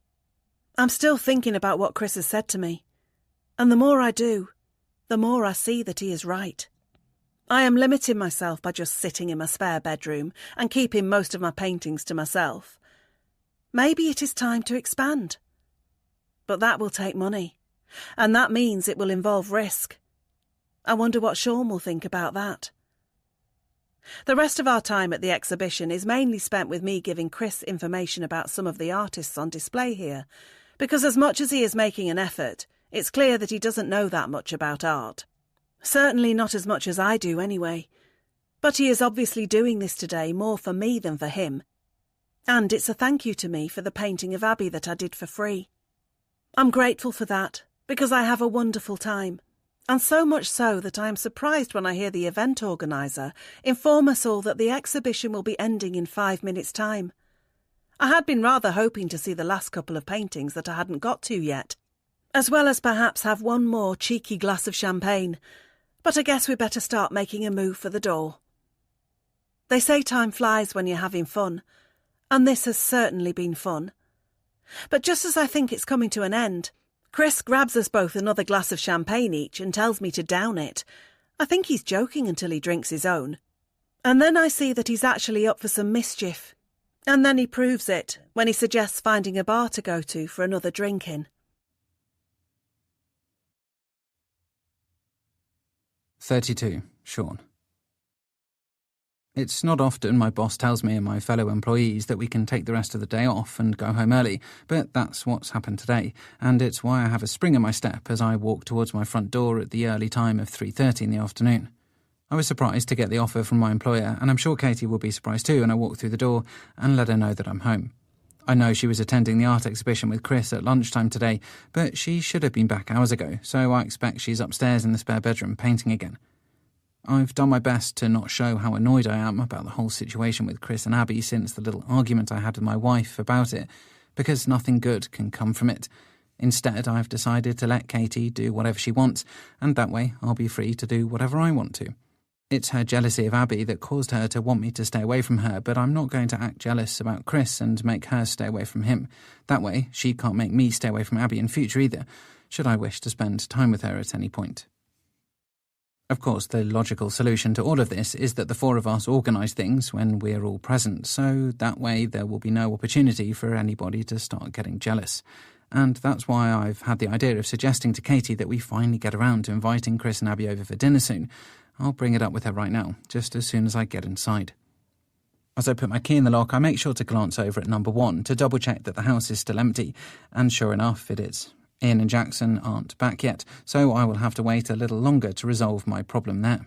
But that's okay. I'm enjoying them being away because it means there's been no dramas in the back garden, and long may that continue. Entering my home, I call out to Katie to let her know that it's me so that she doesn't get a big fright when she hears the door opening. But she doesn't call back to me, so I presume she didn't hear me. Taking off my suit jacket and shoes, I climb the stairs and call out to her again, wondering as I go if she has her headphones in her ears because she sometimes likes to work with music playing. That must be the case today because she hasn't responded to my second call either, and she would definitely have heard that one normally because I'm at the top of the stairs now, so I head towards the spare bedroom and knock before I enter. There's still no noise from within as I walk into the room, and that's when I see that Katie isn't here. Her stool is unoccupied, the paintbrushes are lying idle, and the canvas on the easel in front of all the equipment is blank. Taking my phone out of my pocket, I call her number, but she doesn't pick up, so I send her a quick text, letting her know that I'm home and asking where she is. Then I go to leave the room, but just before I do, I notice the painting that is propped up behind the door. It caught my eye because I recognised the landscape depicted within it, and I crouched down to get a closer look. The painting shows a car on a driveway in front of a house, and I recognise the house as being number 3 on this cul-de-sac. I also recognise the person who is standing beside the car. It's Chris, and Katie has certainly done a good job of capturing his image, but why has she painted him? Walking away from the painting and towards the window, I look outside, and sure enough, I see the exact view of number 3 from here as the one in the picture, which suggests to me that Katie was looking out of here as she was painting it. Presumably, Chris was out there working on his car at the time, and that was why she used that in the image. Does it bother me that my wife is painting another man? I guess it does, or I wouldn't be feeling like I am right now. Walking out of the bedroom, I decide that I'm going to grab my gym gear and go for a workout to let off some steam. But before I do, I try Katie on her phone again, eager to know where she is. That's because I'm wondering if she is still with Chris now, even though the exhibition was supposed to end in the early afternoon, and she had told me that she was coming home straight afterwards. But Katie fails to answer again, and I'm still no nearer to knowing where she is. But right now, I'm imagining she is still with our neighbour, and that's why I have the idea of doing something that would only be fair in the circumstances. Having finished packing my gym clothes, I head downstairs and leave the house, but I'm not going straight to my car. I'm going to number 3, and I'm hoping that Abby is in because I'm going to ask her if she wants to come to the gym with me. She might not be home, or she might not fancy a workout, and that will be fine, but if she does, then I'll be happy to drive her there myself. Screw trying to avoid her and feeling awkward whenever I bump into her, not when Katie is out there having fun with Chris. I reach Abby's door and knock on it loudly, but there is no answer, and I feel a little disappointment that she must be out too. But then I see movement behind the door, and it turns out that she is home, and that makes me feel surprisingly happy as I see her face emerge from inside. "Hey, stranger, "How are things?" she asks me, seemingly pleased to see me, whilst referencing the fact that she hasn't seen much of me lately. But I won't say that's because my wife has been telling me to actively avoid her. "Not bad. Is Chris in?" I ask, deciding to check on that in case he might actually be home and not with my wife, just in case I've got the wrong end of the stick. "No, he's still out. He went to that art exhibition with Katie, I think." "Oh, yeah, of course. I forgot," I lie, before moving on to what else I came here to ask. "So I'm just heading to the gym and I was wondering if you fancied tagging along. I could get you a free pass on my membership if you'd like." "You want a workout partner?" "Yeah, if you're up for it." "Sure, just let me grab my gear and I'll be right out." Abby seems enthusiastic about my plan and rushes back into her house to get her gym clothes, leaving me waiting for her on the doorstep. While she's gone, I take the chance to check my phone in case Katie has tried to return any of my calls, but there is still no word from her. Whatever. She's having fun with a friend, and now I'm going to be having fun with a friend too. "Let's go," Abby says as she reappears with a bag over her shoulder. "And I brought my swimming gear too if you're fancying the pool after." "Sounds like a plan," I tell her, and she locks her front door before walking with me across the street back to my car. I'm also too busy chatting with her to look up and notice the person watching me from the upstairs window at number 2, but I just about manage to spot them, and when I do, I wish I hadn't. Albert is watching me, and now he will know that I'm definitely not following his advice of staying away from the woman at number 3. I give him a quick wave to be friendly, and Abby does the same when she sees him too. But Albert doesn't return the gesture. He just stands there and watches us as we get in the car and drive away. 33. Katie. I can't remember the last time I sat with a cocktail on the table in front of me at 4 in the afternoon. I didn't even start drinking this early when I went to Nottingham with my uni friends recently. Of course, this cocktail isn't the first drink I've had today. There were 2 or 3 glasses of champagne at the exhibition to start me off earlier. But things have definitely gone up a notch now. "Cheers," Chris says to me as he lifts up his own cocktail and bumps it against my glass. "I still can't believe you ordered that," I tell him, referring to the bright pink Cosmopolitan that he is now holding in his hand. "Why not? It's quite girly, and I don't just mean the colour, I mean the umbrella too. What can I say? I'm a man in touch with my feminine side." I laugh before taking a sip from my straw, careful not to poke my eye out with the umbrella that is sticking out of my drink too. Looking around this bar, I see that it is surprisingly busy for a weekday afternoon, but the multitude of shopping bags under the tables of the other patrons in here suggests these are either tourists on holiday or locals who have booked the day off work to shop, eat and drink. Technically I'm neither because I didn't book a day off, although being my own boss I didn't really have to. But just because I can work when I want to, it doesn't mean I get lazy. And I have certainly never made a habit out of sitting in a busy bar in the middle of a weekday. But that doesn't mean that I'm not enjoying myself now. "So, are you back at work tomorrow?" I ask Chris before the conversation is in danger of drying up. Not that it would be awkward if it did, because there has already been a couple of quiet moments between us today and it didn't feel awkward then. "Yeah, unfortunately," he tells me while twirling the umbrella around in his drink. "But that doesn't mean I can't enjoy today. These happy hour prices really are something, aren't they?" I laugh as he picks up the menu again, to presumably look for the next drink to order. But as much as I would love to sit here all day and work my way through the cocktail menu with him, I am aware that I should probably start thinking about making a move, so that I'm home before Sean returns from work. He didn't take his gym bag with him to the office today, so I assume that means he will be coming straight home. So, by my estimates, I have around an hour and a half to get back to the house before he does. That sounds like plenty of time, but I still have a cocktail to finish before then, as well as get back across town in a taxi, and on top of that, it seems like Chris is happy to stay longer. "I think I'll have to get going after this one," I tell him, before he can go ordering us any more beverages. "Really?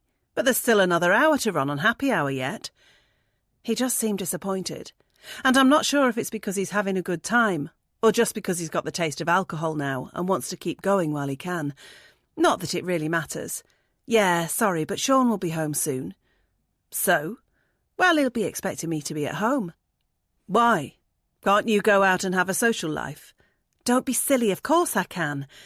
It's just he knows the exhibition finished a few hours ago, so he'll wonder where I am. Then give him a quick call and let him know. I'm not really keen on doing that, and I think Chris can tell. There's not still a problem, is there? He asks me. What do you mean? I mean, with you guys and spending time with me and Abby. I told you that there was nothing to worry about. No, of course not, that's not it. I try, but it's a bad lie and he knows it. Forgive me if I come across as a little blunt, but Sean shouldn't be worrying about you having a drink with a male friend, just like you shouldn't be worrying about him spending time with a female friend either. You're grown-ups and you're married, not a couple of teenagers who could break up at the drop of a hat. No, it's not that, honestly. Then what is it then? Why are you so anxious about getting home before Sean? I don't know. Look, if you're not having a good time with me, then I won't be offended if you leave. Honestly, it won't be the first time I've ended up drinking alone, and I'm sure it won't be the last. No, I am having a good time. Then why leave? Let's get another drink. The night is still young, or rather the day is still young, because I can still see sunlight out there. He gestures towards the large windows behind me, and I laugh as I turn and look at the daylight out there. It's weird to be feeling tipsy when the sun's not even gone down yet. OK, fine, one more drink, I concede with a smile. I'm off to the ladies. Don't order anything too crazy for me. I can't make any promises, Chris replies, and I laugh as I leave my seat and take my handbag into the toilets. I take out my mobile phone as soon as I am inside one of the cubicles, because I'm aware that I haven't checked it all afternoon, and there might be a missed message or two on there. But I'm not expecting what I see when I look at the screen. That's because there are a couple of missed calls from Sean, as well as a text message asking me where I am. I don't understand. How can he know that I'm not at home if he's still at work? Unless he came home early. But that's unlikely. He's always in the office until at least 5. I'm unsure as to how my husband could possibly know that I'm not at our house, but I decide to find out, pressing the button to call him in the hopes that he will pick up and enlighten me. But he doesn't, and even though I try again, there is still no answer. Damn it! I decide to send him a message to let him know that I'm okay, but I don't mention where I am and who I am with. It makes me feel as if I'm up to no good and have a secret to hide, which I don't really because I've done nothing wrong. But I'm still aware that Sean isn't keen on the idea of me hanging out with Chris if he isn't allowed to hang out with Abby. That's why I don't mention anything about that and keep my message short and sweet. I press send before flushing the toilet and leaving the cubicle, and by the time I have washed my hands and returned to the table, there is a fresh cocktail waiting for me. Don't worry, it's not one of the strong ones, Chris tells me, and I smile as I retake my seat while making sure to leave my phone out so I can keep an eye on it for any incoming calls or messages from Sean. But before I can take a sip of my new drink and spend any more time wondering how Sean could know that I'm not home, Chris picks up his own phone from the table and holds it towards me so that I can see what is on the screen. You don't have to worry about Sean, he tells me as my eyes read the text message in front of me. Abby just sent me this. She's on the way to the gym with him. I finish reading the message and it backs up what Chris has just told me. Abby has texted him to say that she is with my husband. And while I'm not sure how that is possible considering that he should be at work, that's the least of my worries. Why is Sean with Abby again? Is it because he knows I'm with Chris and he's feeling annoyed? I don't know, but I've suddenly lost my appetite for my cocktail. That's because I feel as though I've made a complete mess of things here. I've gone from saying we should avoid Chris and Abby to a situation where we are almost spending more time alone with them than we are together. What would Albert and Eileen say? And is this how James and Sarah were before they were unfaithful and blew up their marriage? I should leave and go home, and I should get Sean to come home too. Maybe everything is okay, or maybe Chris and Abby are up to their old tricks again and everything is going right to plan. Cheers, Chris says to me as he lifts up his new cocktail and waits for me to join him again. Here's to new friends. I smile weakly as I touch my glass against his. New friends. It sounds so innocent, doesn't it? But according to Albert and Eileen, there's nothing innocent about this at all. And maybe now it's too late for me to stop what is already in motion. I can control myself around Chris, no matter how many drinks I have had with him today. But what about Sean? Will he be able to stay strong if Abby makes a move? particularly if he thinks I'm out here having fun with her husband. I suddenly feel sick, and it has nothing to do with this drink. I feel sick because I'm worried that I've spent so long trying to keep Sean from Abby that I've now ended up pushing him right towards her. 34. Sean. I was pretty confident that I would win when this race started, but I'm not anymore. That's because I can see Abby ahead of me and she's definitely going to reach the other end of the pool before me. I thought I was a decent swimmer, but she swims like a fish. But I won't concede defeat yet. I'll keep going because the only thing worse than losing is giving up. Needless to say, Abby puts me out of my misery a few seconds later by touching the edge of the pool and confirming that our race is over. I follow behind her a few seconds later, much more out of breath than she is, as I put my arms on the side of the pool and suck in some oxygen. "Good race?" she says to me kindly, but I know that it wasn't. She was way too quick for me, and I feel silly for even suggesting the idea of the two of us competing. "I'll get you next time." I try, but it hardly sounds like the most confident statement in the world when I'm sucking in air at the same time. Abby laughs and wishes me luck before turning around and suggesting we go again, but there's no way I can face swimming another length today, so I shake my head and instead gesture towards the changing rooms where a nice hot shower will be waiting for me. Abby sees what I mean, which is basically that I'm far too unfit to do any more exercise today, but before she can let me skulk away with my tail between my legs, she has another idea. "How about a quick stint in the sauna?" she asks me, and I see her looking over at the wooden door on the other side of this pool area. I've never actually used the sauna since I've been coming to this gym, and I'm not really a big fan of using them anywhere because of how uncomfortably hot they can be. I know that's the whole idea of them, but after some intense exercise, I've never seen the fun in forcing myself into a tiny room filled with hot, dry air. But obviously Abby does. "It's one of the best things to do after a workout," she tries to convince me, but I'm not sold.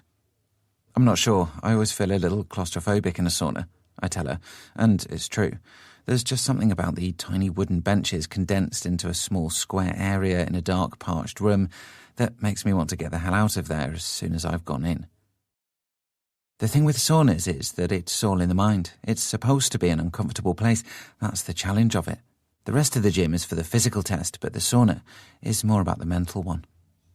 I'm just about to ask her if she is some kind of motivational guru when she hauls herself up out of the water and onto the pool edge, leaving me still bobbing around below her.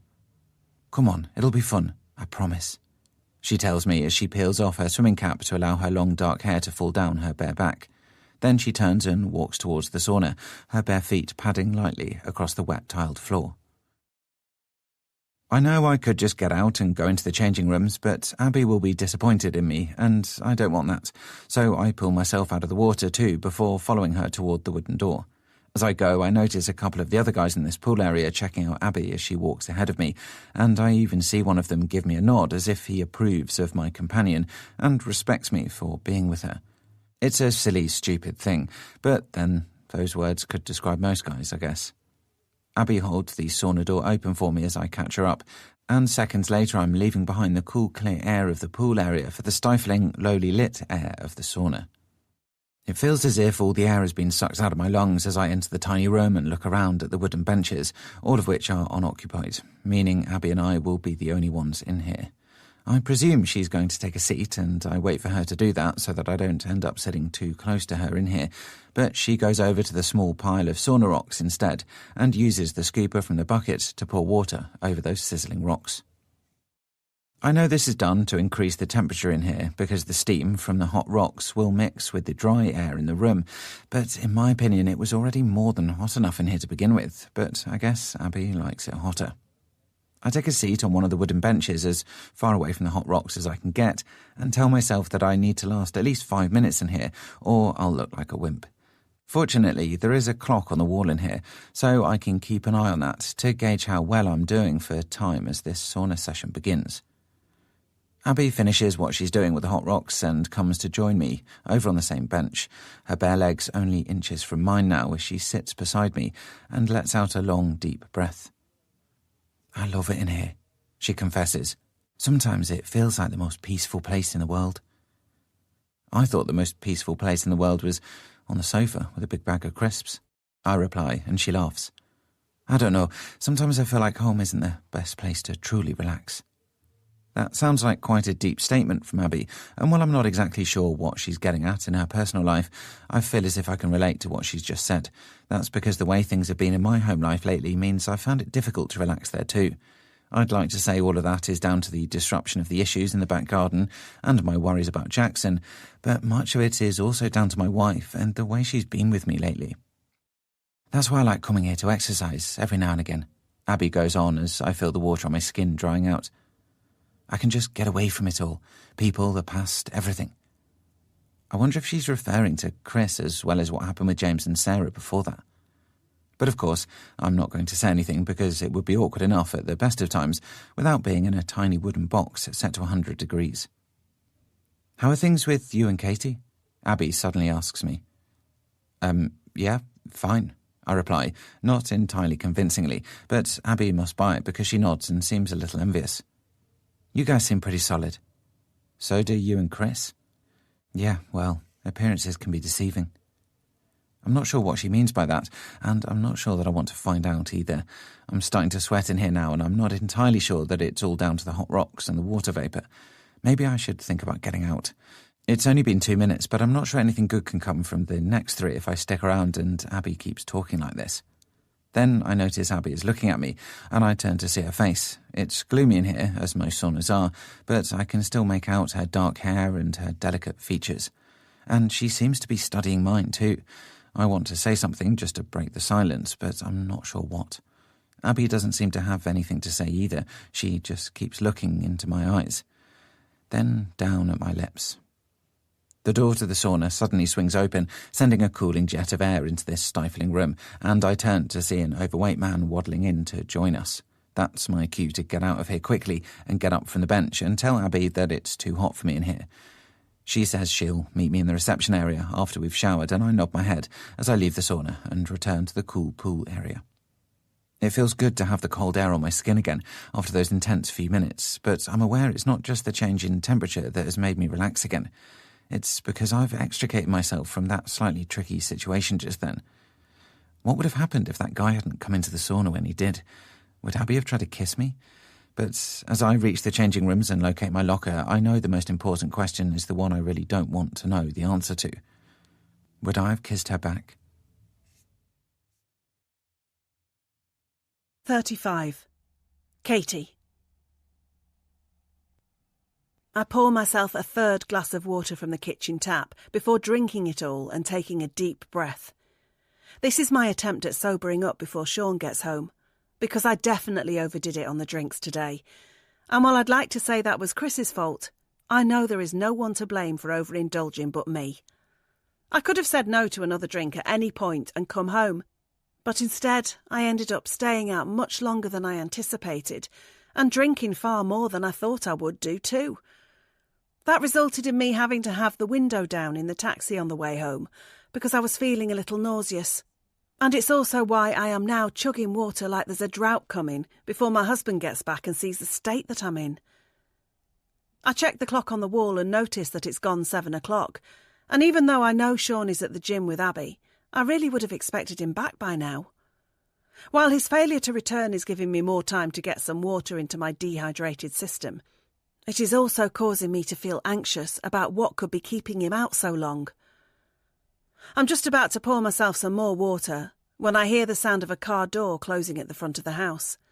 So I put my empty glass down on the counter and head into the living room to check the driveway.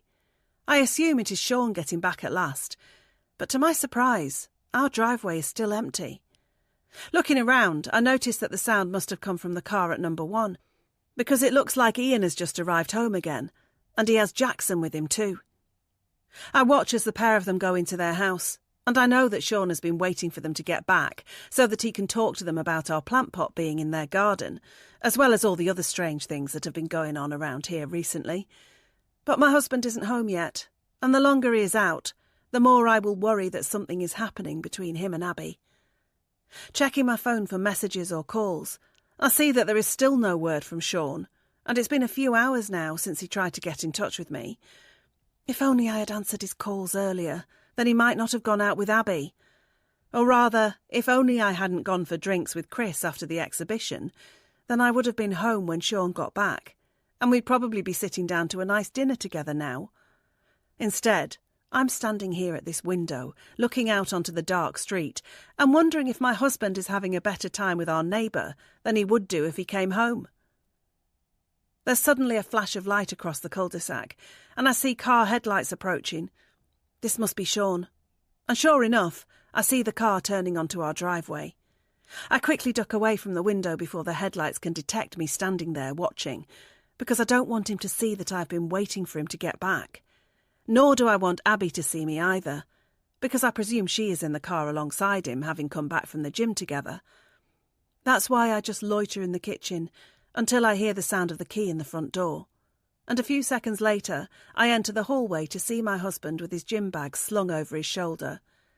"Hey," I say as I approach him, doing my best to seem sober. "Oh, hey," he mutters as he drops his bag and locks the door, and that wasn't quite the greeting I was hoping to get from him. "How was the gym?" I ask him before he can head upstairs. "How do you know I went to the gym?" "Chris told me. Abby sent him a message." "Oh, right. Did you have fun?" "It wasn't really fun. We were working out." "You know what I mean. Did you have nice chats?" "Yeah, it was fine." I've known my husband long enough to know when he's not in the mood for talking to me, and he definitely isn't in the mood now. But that's too bad because I want to keep conversing, if only for my own benefit rather than his. "I'm sorry I missed your calls earlier. I didn't know that you'd be finishing work so early." "Don't worry about it, as long as you were having fun with Chris." "Yeah, we went for a drink after the exhibition." "Just one drink?" He studies my face, and I fear that despite my attempts with the water, I still look drunk. "Well, a couple of drinks," I confess, and Sean gives me a wry smile. "So much for us avoiding those two then, eh?"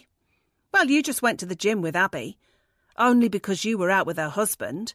I came home to see you, not her, but you were out with him." "I'm sorry, but we're just friends, just like me and Abby." "Then what are we arguing about?" "I don't know." Sean and I stare at each other across the hallway, and even though we're only a few yards away from one another, it feels like there is a much bigger difference between us right now. "Do you like her?" I ask, because that's really the only thing on my mind right now. I'm expecting Sean to say no, because that's what I would say if he asked me about Chris. But to my surprise, he doesn't. "Yeah," he admits. "As a friend?" "I guess." "What do you mean by that?" "I don't know. What do you think of Chris?" "I think he's a nice guy and he's a friend, but that's it." "Why are you painting him then?" "What?" "I asked you, why do you have a painting of him upstairs? Isn't that a little weird?" "Why are you snooping around my artwork?" "I'm not snooping, it's my house. I can look at whatever I want. Now tell me why you painted him." "I don't know. I just looked out of the window one day and he was working on his car, so I started painting. That's what I do. I see things and then I paint them." "You've never painted me before." "That doesn't mean anything." "Doesn't it?" "What's your problem?" "My problem is that you seem to think it's fine to spend time with Chris and even paint him, but you don't like me seeing Abby." "Because I don't trust her." "Yet you trust Chris." "That's weird because from what we know, they are both capable of adultery.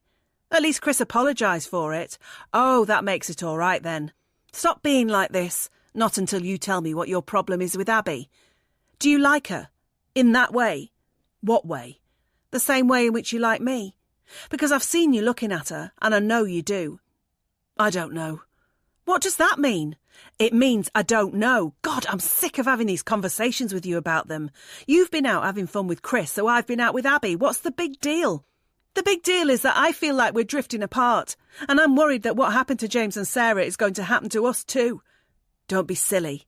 "I'm not. What if this is how they trapped them? They became friends, they got them alone individually, and then they made their move.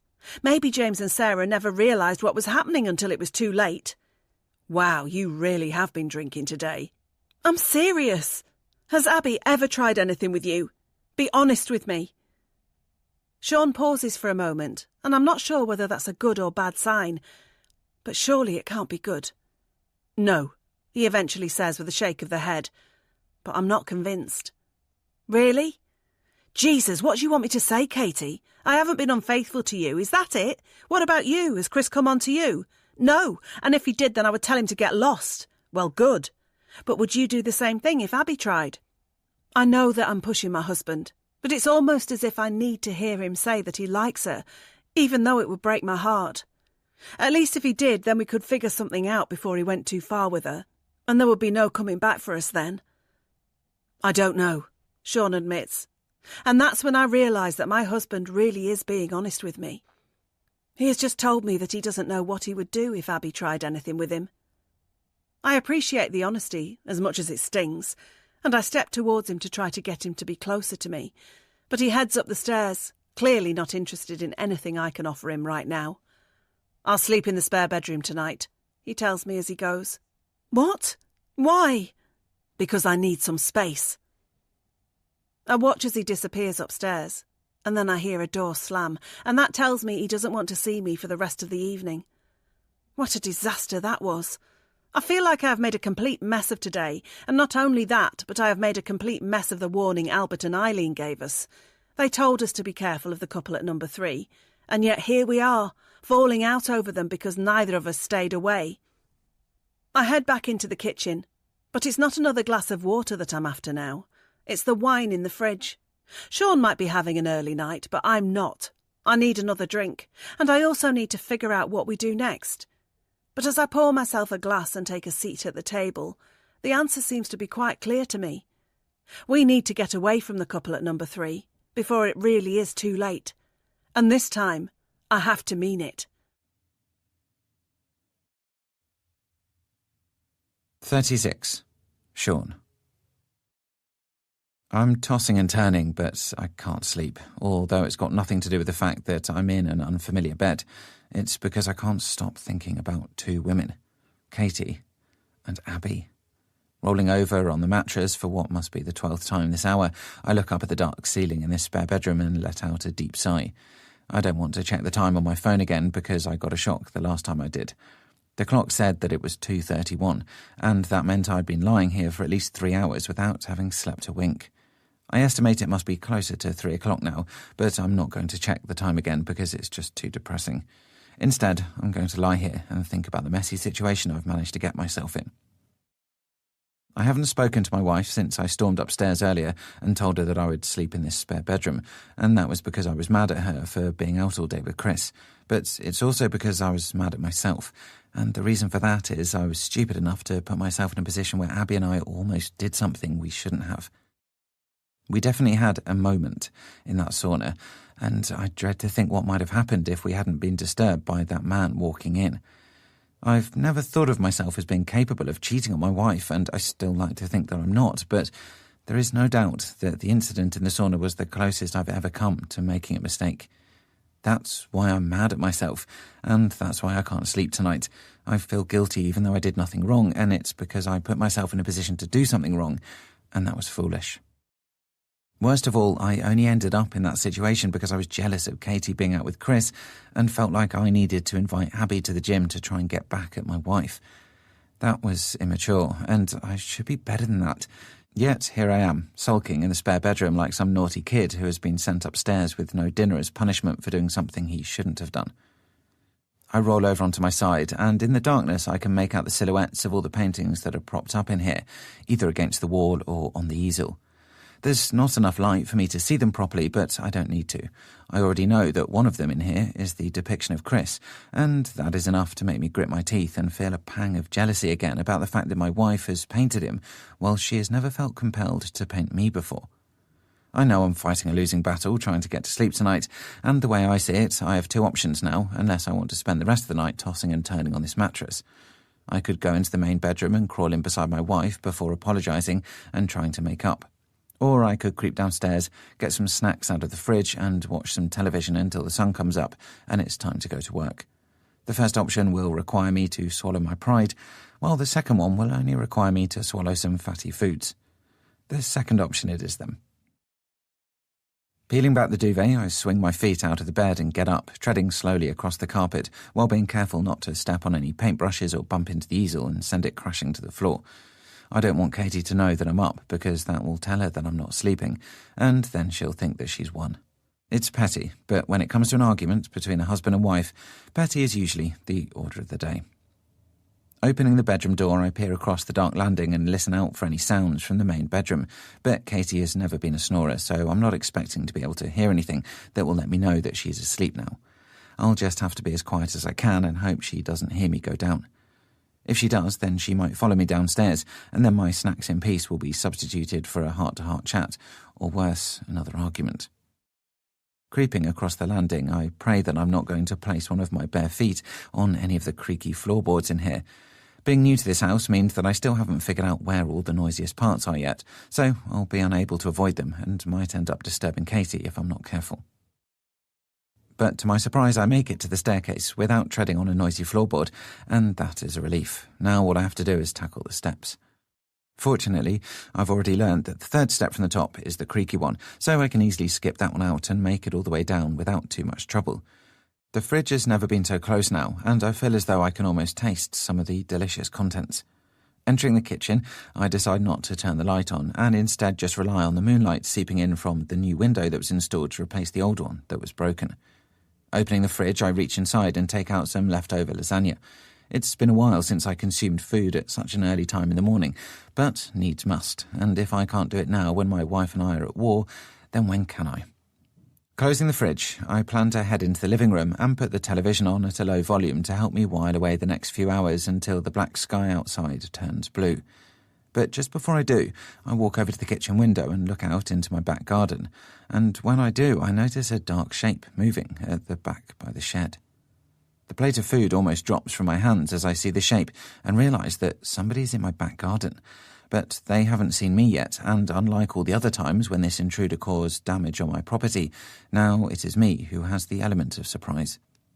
Rushing to put my trainers on over my bare feet, I no longer care about making too much noise because this is more important than waking my wife. I am finally about to catch Jackson in my garden, and when I do, that boy will get his comeuppance. With my shoes on, I scurry towards the back door and turn the key, unlocking it and pulling it open quickly so as not to waste a second that could allow the intruder to make his escape. No sooner is the door open than I see the figure run away from my shed and head for the fence, but I give chase, determined not to let him get away this time. He's wearing a balaclava, and I'm half expecting him to climb over the fence and into his garden, but he doesn't, and instead the dark figure disappears into the row of conifers by the back fence. I'm not sure how he plans to make his escape by going that way, because there is no way out there, so I'm feeling confident about catching him as I sprint towards the conifers and prepare to enter them. But when I do, I don't see the intruder anymore. All I do see is a broken fence panel lying on the ground, which is obviously how they made their escape. "Hey!" I call out, angry about the broken fence, as well as frustrated at Jackson giving me the slip once again. But this time I'm not having it, and I turn around and run towards the front of my house, figuring that I'll catch the little beggar out before he can make it back to his bedroom in time. Rushing towards Ian's house, I pound my fists on his door when I get there, no doubt startling the man because it's the middle of the night, but determined not to waste any precious time in which Jackson might be able to worm out of this one. I have no idea what he was doing around my shed in the dead of night, but I presume he was preparing to steal something or break something, and either way, he had no right to do so. I see a light go on in the house on the other side of this door, but I keep banging until Ian opens it. When he does, I see that he looks as dazed and confused as anybody would be if they were woken up at 3 a.m. by loud knocking on their front door. "What the hell's going on?" he asks me when he sees me standing before him in my pyjamas with running shoes on my feet. "Your son was in my garden just then. I chased him out and he broke the fence panel. Where is he?" "What the hell are you talking about?" "Jackson, where is he?" I go to step into the house, but Ian prevents me from doing so with a firm hand across my chest. "Your son was on my property again. I've had enough of it, and it's time to do something about it." "And what do you think you're going to do?" The question from Ian is a loaded one, because as angry and as desperate as I am to get to Jackson, he seems just as angry and desperate to protect him, and it's clear that I'm going to have to go through him before I get to his pesky offspring. If only I hadn't argued with Katie last night, and if only I had been able to enjoy some restful sleep, then I might have handled the next few seconds a little better, but that wasn't the case, so I made a right mess of it. I pushed Ian back and tried to get into his house again in a bid to find Jackson, but Ian responded by pushing me back out and sent me tumbling back out of the door. I should have stayed there, but I didn't, and I tried again, this time more forcefully. I took a swing at Ian and hit him on the left cheek, but not as hard as he hit me a second after that. The next thing I know, I'm sitting on the drive with my hand over my bloodied nose, while Ian goes back inside to call the police. 37. Katie. It was 3:30 in the morning when I was woken up by the doorbell.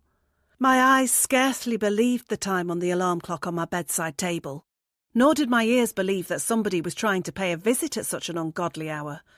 But they definitely were, and the second ring on the door confirmed it. I feel exhausted as I haul myself up and out of bed and throw on my dressing gown and slippers. But before I go downstairs to answer the door, I go into the spare bedroom to make sure that Sean is awake too. We might be fighting right now, but I could still use his help in dealing with whoever is outside the house, in case it is somebody dangerous. Although if it is, I doubt they would bother knocking first. But when I check the spare bedroom, I find that Sean isn't in the bed. Has he already got up to get the door? Sean? I call out into the house, but I get no response. And now I'm getting nervous. First the doorbell in the middle of the night, and now I can't find my husband. What the hell is going on? Sean? I cry again as I hear the doorbell go for the third time, while peering down from the top of the stairs. I'm anxious about answering the door, considering that it's the middle of the night, but whoever it is doesn't seem to be leaving, and I can't get my husband to do it for me if he isn't here. In the end, my curiosity overpowers my fear, and I go downstairs to open the door. When I do, I see that there is a policewoman standing on the doorstep, and she looks like I feel, tired, fed up, and wishing she wasn't up before the sun was. "Mrs. Thompson?" she asks me, and I nod my head while wondering what terrible news I'm about to be given. Has somebody died? Am I in trouble? Is it something to do with Sean? What's happened? I ask when I see the two police cars parked on the cul-de-sac behind her. Both vehicles have their blue lights flashing, and while there is no sound to accompany them, they are bathing the other houses on this street in blue, and no doubt waking everybody up with their brightness. "It's your husband, Sean," the policewoman says, and my heart skips a beat. "What's happened to him? Is he okay?" "Yes, he's okay. Well, he's got a bloody nose, but he'll live. But we're going to be taking him down to the station for questioning." "What are you talking about?" I look towards the cars again, but I can't see my husband out there, although now my eyes are adjusting to the light. I can see Ian talking to another officer on his driveway. "Your husband has been involved in a physical altercation with your neighbour, Mr. Mitchell," the policewoman tells me. "And at the moment, Mr. Mitchell wants to press charges for trespassing and assault." "Trespassing and assault?" I cry. "Where is my husband now?" "He's in the back of the car over there." The policewoman points to the second of the two vehicles, but I still can't make out my husband, so I step outside. "I want to speak to him," I say as I hurry down the driveway in my slippers. "Sean!" The policewoman scurries after me as I rush towards the car where my husband is apparently incarcerated, and I notice that Albert and Eileen are standing on their porch, looking out at the surprising scene as I go. "Is everything okay?" Albert calls to me, but I ignore him as I reach the police car and try to open the door. "Wait, you can't do that," a male police officer tells me, and I turn to see it is the one who was speaking with Ian a moment ago. "I want to speak to my husband. Sean!" I can see him in the back of the car now, and I can also see the blood above his top lip, which backs up what the policewoman told me about him being involved in a physical altercation tonight. He looks hurt, and I have no idea why. "OK, you can talk to him quickly, but we have to take him to the station," the officer tells me, and he opens the back passenger door on the car, so there is now no barrier between Sean and I. That's when I see that my husband is in handcuffs, and this suddenly gets more real than it already was. "Sean, what the hell is going on?" "Jackson was in our back garden again. I chased him away and then came round here to tell his dad, but he hit me."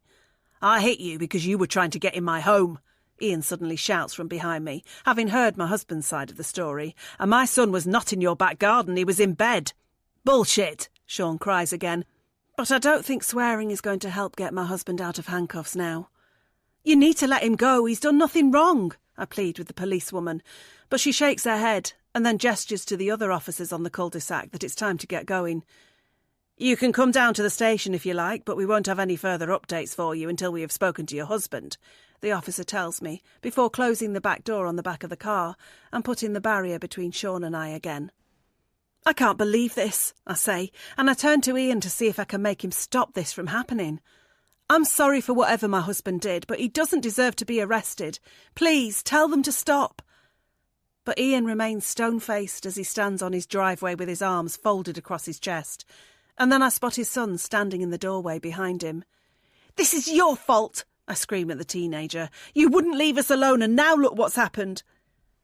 Ian tells his son to go back inside, and he follows him in, but that only makes me angrier, because they are getting to go back to their warm beds, while my husband is being taken into police custody.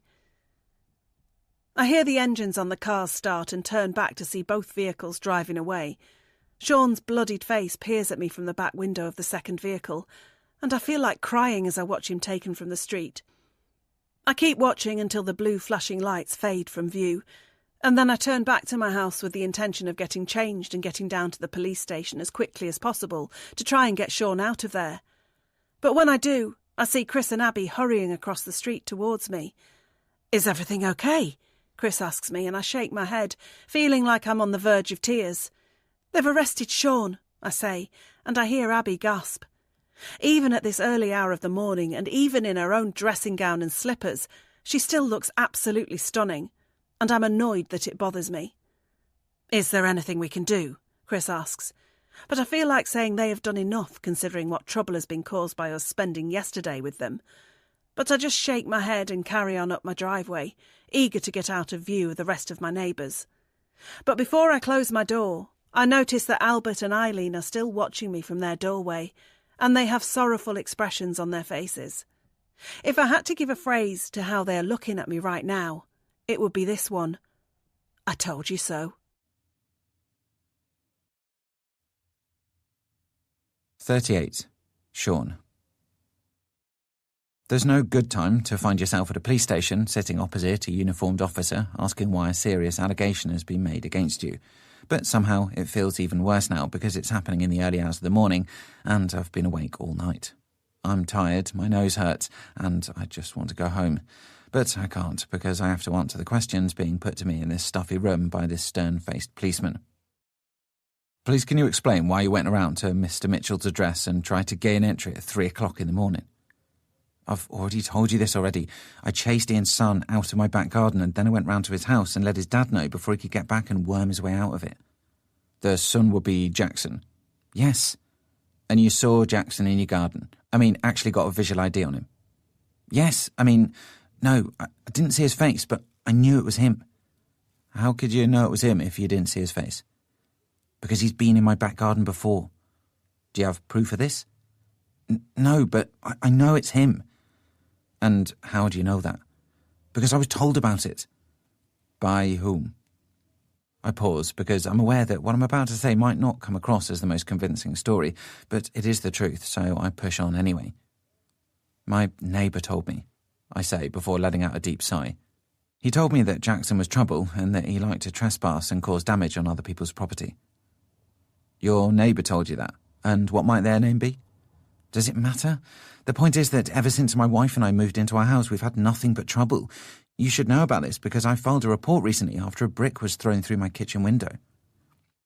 The policeman checks one of the files on the table in front of him, and I wait for him to find what he's looking for. Okay, I see there was an incident on the evening of the 14th. Yes, and that's not all. My plant pots were broken before that, and the camera I installed was destroyed too.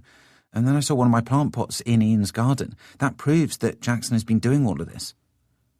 The policeman lets out a sigh as he continues to look in the file, and I shake my head at the fact that I've ended up here in this situation when I've done nothing wrong. That's when I realised that maybe getting worked up isn't helping me, and that I should perhaps try a slightly different approach to the rest of this interaction. Look, I'm sorry for going around to Ian's house and trying to force my way inside onto another man's property, but you have to understand that I'm just a homeowner trying to look after his home. How would you react if you got up in the middle of the night and saw somebody in your back garden? I understand, but I'm sure you understand that we have to look into this and try to get both sides of the story. Of course, I reply with a sigh, and I sit back in my chair because I realise that this isn't going to be a quick and simple process.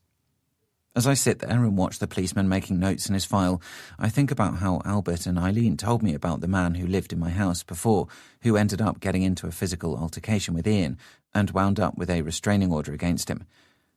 Despite that ominous tale, it appears that I am now headed down the same path as that poor chap, and I curse myself for not being smart enough and calm enough to avoid it. But then again, when I think back about how it felt to have my property damaged and to see somebody trespassing, I'm not sure I could have acted any differently. Something had to be done, and I only wish I'd caught Jackson before he got away, because now that he has, I'm not sure what I can do about it. It appears that there have been issues at your neighbour's address before, the policeman suddenly says, and I realise that he must be referring to the time that Albert and Eileen told me about. Yes, that will be because of the same thing, I say, sitting forward again and feeling a little more optimistic about things. That would have been about Jackson's trespassing too. That resulted in the issuing of a restraining order, the policeman says, and then he looks at me as if to say that it's the same situation repeating itself again. But don't you see, that guy was just trying to stop the same thing that I'm trying to stop, I plead. Jackson is trouble. I was warned about him, and now all of this has happened. So what are you going to do about it? What do you want us to do about it? Well, you could question him for a start. And ask him what? I don't know, you're the police officer.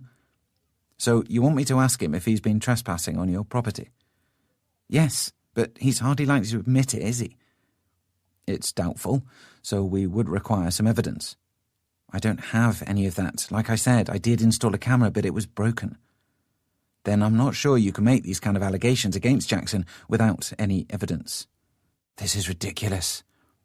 No, what's ridiculous is a man your age being questioned over an assault on a neighbour while your wife is at home on her own worrying about you. I'm struck by the statement from the policeman, but it is a bit of a reality check. Katie is home alone, and she will continue to be on her own until I get out of this mess, so I better start doing a better job of it. The problem is, I'm not sure how. What's going to happen? I asked the policeman rather meekly. We're going to have to speak to Ian and see if he wishes to continue pressing charges, he says. Well, if he does, then I want to press charges against him. He's the one who hit me. Yes, but you were the one trying to get in his house, so I wouldn't go there if I was you. I stopped talking after that and let the police officer finish. If you're lucky, then he'll drop this, and this won't go any further. Maybe this is all just a misunderstanding, but one thing's for sure, it's going to be awkward living next door to each other from now on. The policeman seems slightly amused at what he's just said, but it fails to raise a laugh or a smile out of me. That's because he's right. Things are going to be awkward when I go back to the street, and not just with those who live at number 1. I'm sure my other neighbours saw the police car taking me away a few hours ago, and I can only imagine what they are thinking of me at this time. But I shouldn't care about Albert and Eileen, nor should I care about Chris and Abby. All that matters is what my wife thinks of me, and right now I can't imagine that it's anything good. 39. Katie. It's been a few days since I was rudely awoken in the middle of the night to find out that my husband was being taken to a police station for questioning.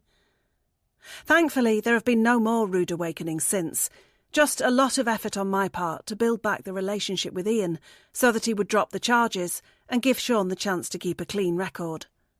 That seems to have worked, because Sean is home, and Ian has told me he will leave it at that, providing my husband stays away from both him and his son for the rest of the time we live here. I have assured him that he will, and hopefully that is the end of it. But this doesn't mean that I have taken Ian and Jackson's side. Far from it. I believe my husband when he tells me that the teenager is trouble, and I have no doubt that Sean would never have acted in the way he did if he didn't have good reason to. But there comes a time when one has to bite down on their tongue and do what's best for them, and that's what I've done now. If Sean got a restraining order, or worse, a criminal record, then he could lose his job, and he might not be able to find another one. So I'm glad I seem to have diffused the situation, at least in that regard anyway. But there is still plenty of work to be done in mending my own relationship with my troubled husband. Sean is in the back garden now, hauling the lawnmower over our terrible grass, and I'm taking the opportunity while he is busy to pop next door and have a word with Eileen.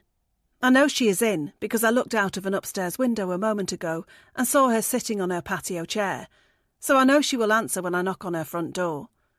Sure enough, she does, and she invites me inside with a warm smile and the offer of a cold drink on this hot day. By the time I accept the drink from her, I'm already sitting on her patio, looking out once again over her beautiful garden, and I wonder if it would be worth me asking Eileen if she could send Albert round to give Sean a hand with ours. But then she tells me that her husband is out fishing, so I guess I won't bother. "How is everything, dear?" Eileen asks me as she eases herself into her seat beside me and takes a sip of her lemonade. "I understand you've been having a rough time of things." "That would be the understatement of the year," I reply as I put my delicious lemonade down and look to the woman beside me. "I need your help." "You do?" "Yeah. It's about me and Sean." "Oh, okay." Eileen takes the chance to put her drink down too, as she obviously senses this is going to be a serious chat and not just a friendly catch-up between two neighbours. "How long have you and Albert been married for now?" I ask her, as I listen to the sound of Sean's lawnmower still going over the garden fence. 51 years, she tells me, and I give a respectful nod. "So that must mean you know the secret to a long and happy marriage then," I say, and I look to Eileen with hope in my heart that she will tell me that she does, and not only that, but she can furnish me with that secret too. But she just laughs and shakes her head. "Oh dear, it's not as simple as that. There is no secret, just a lot of hard work." "What do you mean by that?" "Well, when you've been married to someone for as long as I have, you can't expect every day to be a bed of roses. There are always going to be ups and downs, silly arguments, disagreements, awkward silences, the occasional cross word that you wish you could take back. But that is all part of it. And I like to think that the good times more than outweigh the bad." "But what if it's more than just an argument or a disagreement? And what if something is said that can't be forgotten?" "What do you mean?" I pause before replying because I know that when I do answer it, then Eileen might have a very different view on me and my marriage for as long as we are neighbours. But I came here for her advice, and I can't expect to get the full benefit of that without giving her the full story. So I take a deep breath and then just go for it. "Sean and I didn't really follow your advice when it came to Chris and Abby," I say, but her sympathetic smile tells me she already knew that without me having to confess it. "What's happened?" "Nothing like that," I reply quickly, in case she is thinking that one of us has already strayed. "It's just that I've been spending time with Chris and really enjoying it, and I know Sean has been doing the same with Abby. The problem is we don't seem to be very happy when we spend time with each other." Eileen nods her head like some wise old sage, which I'm hoping she is, otherwise I wouldn't be here bearing my soul like this. "It's only natural that you would be attracted to them. They are both good-looking people, and they know it. And it's only natural that you would get along so well because you're a similar age, and I assume you have some things in common." I nod my head, and Eileen keeps going. "The problem comes when you feel like you are looking forward to seeing one of them more than your own partner. And by the sounds of it, you seem to be getting that way, right?" I hesitate to nod my head again, but it is the honest answer, so I eventually do so. "I know he likes Abby," I say with grave acceptance. "He almost admitted as much the other night. But I also know that he wouldn't do anything if things were great between us, and I always thought they were, right up until we moved here." "You haven't had the easiest of starts here," Eileen muses. "I see Jackson has been up to his old tricks again." "Yeah, and Sean was lucky not to get more than a warning after the other night. But I'm worried about what he might do if anything happens again. Sometimes I think it might just be for the best if we were to move." I pick up my lemonade glass and take another sip, but the zesty flavour does little to boost my mood. I hear the lawnmower stop on the other side of the fence and presume that Sean has finished cutting the grass now. That means he'll be heading inside soon, and then he will wonder where I have got to. "I should be getting back," I say before finishing my drink and going to stand. "Thanks for the lemonade and the chat." "You're welcome, dear," Eileen tells me, and she follows me through her home as I walk back in the direction of the front door. But before I can open it to leave, she puts a wrinkled hand on my arm and looks me right in the eye. "You asked for the secret of a happy marriage, and I said there wasn't really one," she says to me. But I might have been a little hasty there. I think there is something that is important, and it has helped guide me through my marriage with Albert. In fact, it can be applied to any area of life, not just relationships. What's that? I ask, feeling as if I might be about to be given the key to everlasting happiness, although I doubt I'll be lucky. You should always trust your instincts, Eileen tells me with a serious expression. They are very rarely wrong. With that, she opens the door and allows me to leave, and I do just that, walking up her driveway and then across onto my own, while replaying her last words to me over and over again in my head. She wants me to trust my instincts, and I don't think anybody could call that bad advice. So what are my instincts telling me now? By the time I walk back into my own house, I have a pretty good idea, and now I know what I have to do. I'm going to cook a meal for Sean this evening, and then I am going to tell him exactly what my instincts are telling me. 40. Sean. The smell of home-cooked food is wafting out from the kitchen, and I can hear music playing in the dining room, all of which leads me to think that Katie is preparing a special dinner for us. I'd have been happy enough with a piece of toast and a cup of tea tonight because I'm not really in the mood for sitting down at the table and making a big deal out of the evening meal, but my wife obviously has other ideas. I can't remember the last time we had a proper meal together, and maybe that's why she is cooking something up tonight. Recent meals have basically consisted of sitting on the sofa in front of the television and barely making conversation while we eat, but tonight looks like it's going to be returned to more traditional ways, and I suppose that can only be a good thing. Entering the kitchen, I see Katie dishing up what appears to be a very appetising bowl of pasta, before my eyes are drawn to the bottle of red wine she has already uncorked. "What's the occasion?" I ask her, as I take a couple of glasses out of the cupboard. "I just thought it'd be nice to talk over a proper meal," she replies, and I smile because I have to agree. 5 minutes later, and we are seated at the dining room table with our food in front of us, a flickering candle in between us and the dulcet tones of Barry White floating all around us. This feels more like a first date than a meal between a married couple, or maybe it's a desperate attempt at a reconciliation. I guess time will tell. "This is great," I say after tucking in and getting a taste of the perfectly cooked pasta. "Thank you." "You're welcome," Katie replies, but I'm sure I'm not the only one who can't help thinking things are a little formal and forced between us right now. But not only has it been a long time since we had a meal like this together, but it's also been a while since our conversations were free-flowing. To highlight that, I'm just about to mention the weather when Katie thankfully takes the lead and steers our interaction in a more interesting direction. "What do you think about moving?"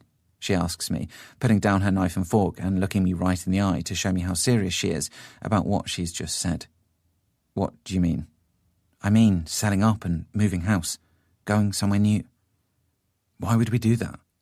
"I don't know. I just think that things aren't great between us at the moment, and all our problems started when we moved here, so maybe if we move away, then things will go back to normal." That's quite a drastic thing to do to get us back on track. "Do you think we're off track?" "I didn't say that, you did." I put down my knife and fork too, and it looks like neither of us will be eating again until we've talked this over. "I'm just worried about us," Katie says, and while I am too, I'm not keen on the idea of moving house so soon after we've got here. "I know, but moving's not the right thing to do. It's a lot of effort and we'll probably lose money on the sale." "Right now, money is the least of my worries." "What are you worrying about?" "I'm just listening to my instincts and they're telling me that we should leave before things get worse." "You mean with Ian and Jackson? I told you I'm going to stay away from them and not let them bother me as long as they stay away from us." "No, it's not just that." I let out a sigh because I know what she's getting at here. "Abby," I say with a shake of the head, "you still think something's going to happen between us?" I expect her to reluctantly agree, and then that will be the end of this pleasant meal because I won't be able to sit here with my wife who doesn't trust me not to have an affair. But to my surprise, Katie doesn't do that. Instead, she looks down at the table and admits something else entirely. "It's not Abby I'm worried about anymore," she says, as the candle continues to flicker in between us. "It's Chris. I'm attracted to him, and not just his looks. His personality. I know I've been harsh on you for spending time with Abby, but I've spent too much time with Chris, and I find myself thinking about him quite a lot now." I'm stunned. not only at what my wife has just said, but at the honesty behind it. It takes serious guts to admit something like that, but before I go handing out any awards for nobility, I'm too busy trying to figure out what this means for my marriage. I don't understand, I say. Has something happened between you two? No, I promise, Katie replies defiantly, and I can guess I can take that as the truth as well. But you're worried it will? I'm just trusting my instincts. What does that even mean? It means I have a feeling we should leave. Because you're attracted to one of our neighbours, and he's attracted to me. Did he say that? No, but I can tell. So what you're saying is we have to sell our house and move to another part of town because your instincts are telling you to do so. What about your common sense? What's that telling you to do? Don't be like this. No, I think I'm right to ask because common sense... Just a quick reminder, this is a free audio book. No ads, no paywall. Now take a short break and enjoy the music. See you on the other side.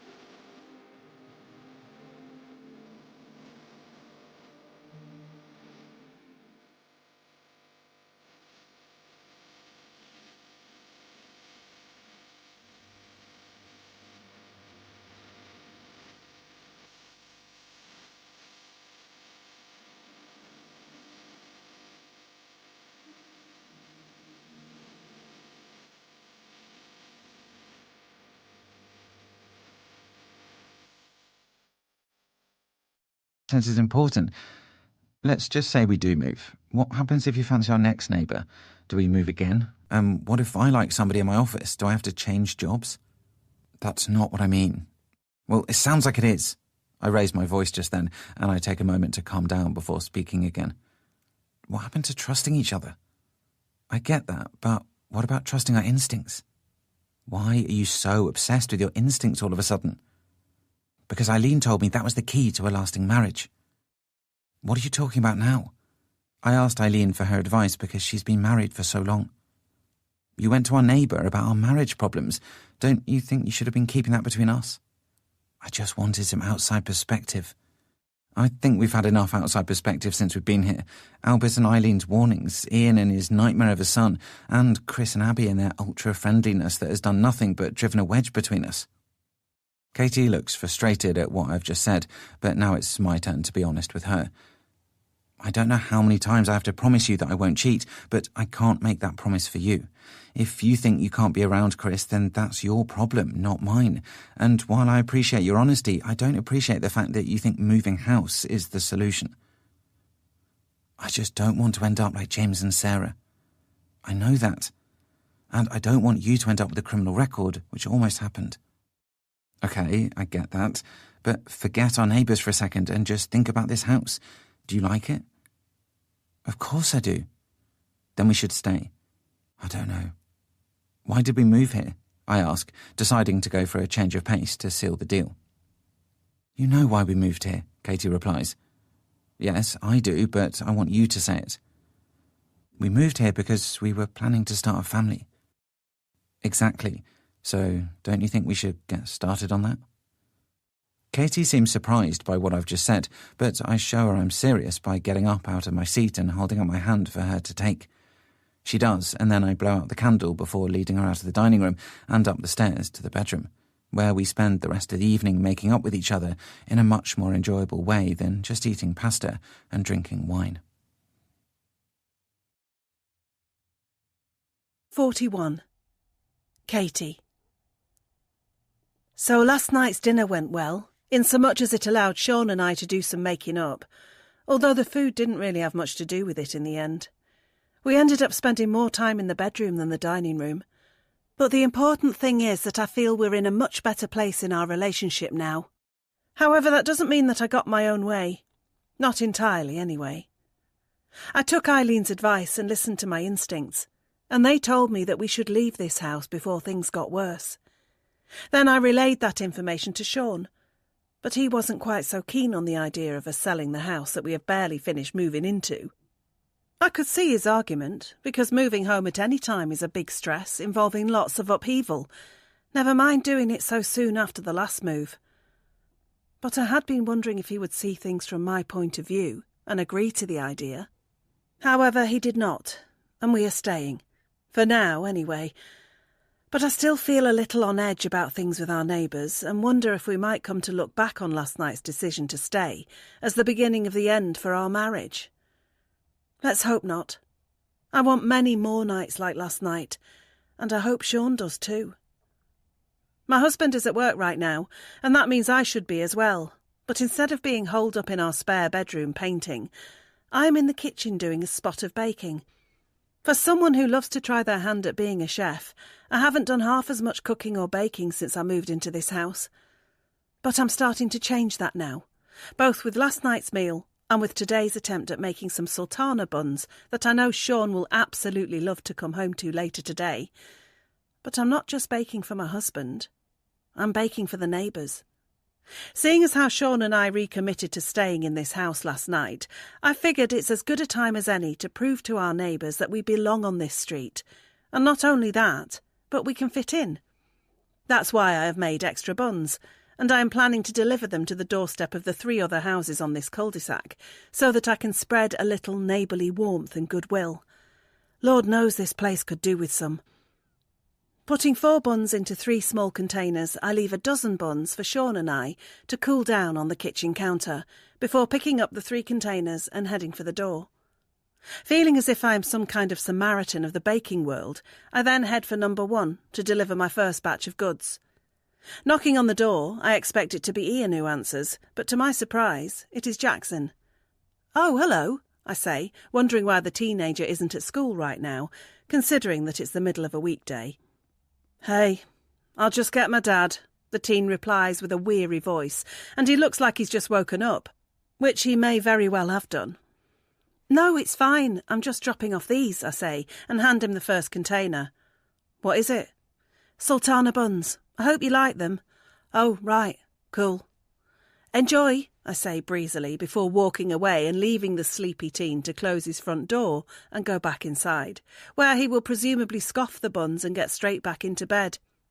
But I don't care what he does, as long as he appreciates the goodwill gesture. He might not have been very kind to us and our property since we moved in, but that could be because we haven't been very kind to him. He might just see us as nameless targets who he has no emotional connection to, but if I can change that with some friendly gestures, then he might think twice about getting up to no good. Basically, I'm hoping that the way to a teenager's heart is through his stomach. Crossing the street and reaching number 3, I decide not to hang around too long here, so as not to get into a conversation with Chris or Abby. Instead, I just place the second container on the doorstep, knock on the door and then hurry away, hoping that I'll be across the street again before they answer it. It works because I'm almost at Albert and Eileen's house before I hear a door open behind me, and then Abby shouts, "Thank you," across the street to me. "You're welcome," I say before turning back around to show that I don't have time to chat. And then I make my final stop-off of the day. It's Eileen who answers the door here, and she looks thrilled at the prospect of being given some buns to go with her tea later today. "Thank you, dear, that's very kind," she says as she accepts my last container, "and Albert will be very happy too." "You're welcome," I say before turning to leave. But just before I do, Eileen has something to ask. "How is everything going, dear? Did you come to a decision about what you were worrying about?" I know she's referring to what we spoke about in her garden yesterday, and the whole trust your instincts thing, but I feel like she has a right to know because she was helpful enough to offer her advice yesterday when she didn't have to. "Yeah, I had a long think about things and a good chat with Sean," I say, deciding not to mention that our chat turned into something a little more physical. "And we've decided to stay." Eileen smiles. "That's lovely, dear. We would have missed you. And your baking, of course." I laugh before giving her a wave and heading back to my home, smiling all the way as I go. It was only a small and simple gesture to hand out buns to my neighbours, But I hope it has done some good, as well as shown that Sean and I are here not only to stay, but be a valuable part of this community. Maybe Jackson's troublemaking comes from a confidence that we will leave and he won't have to deal with us. So maybe he will stop now that he sees we are not put off by it.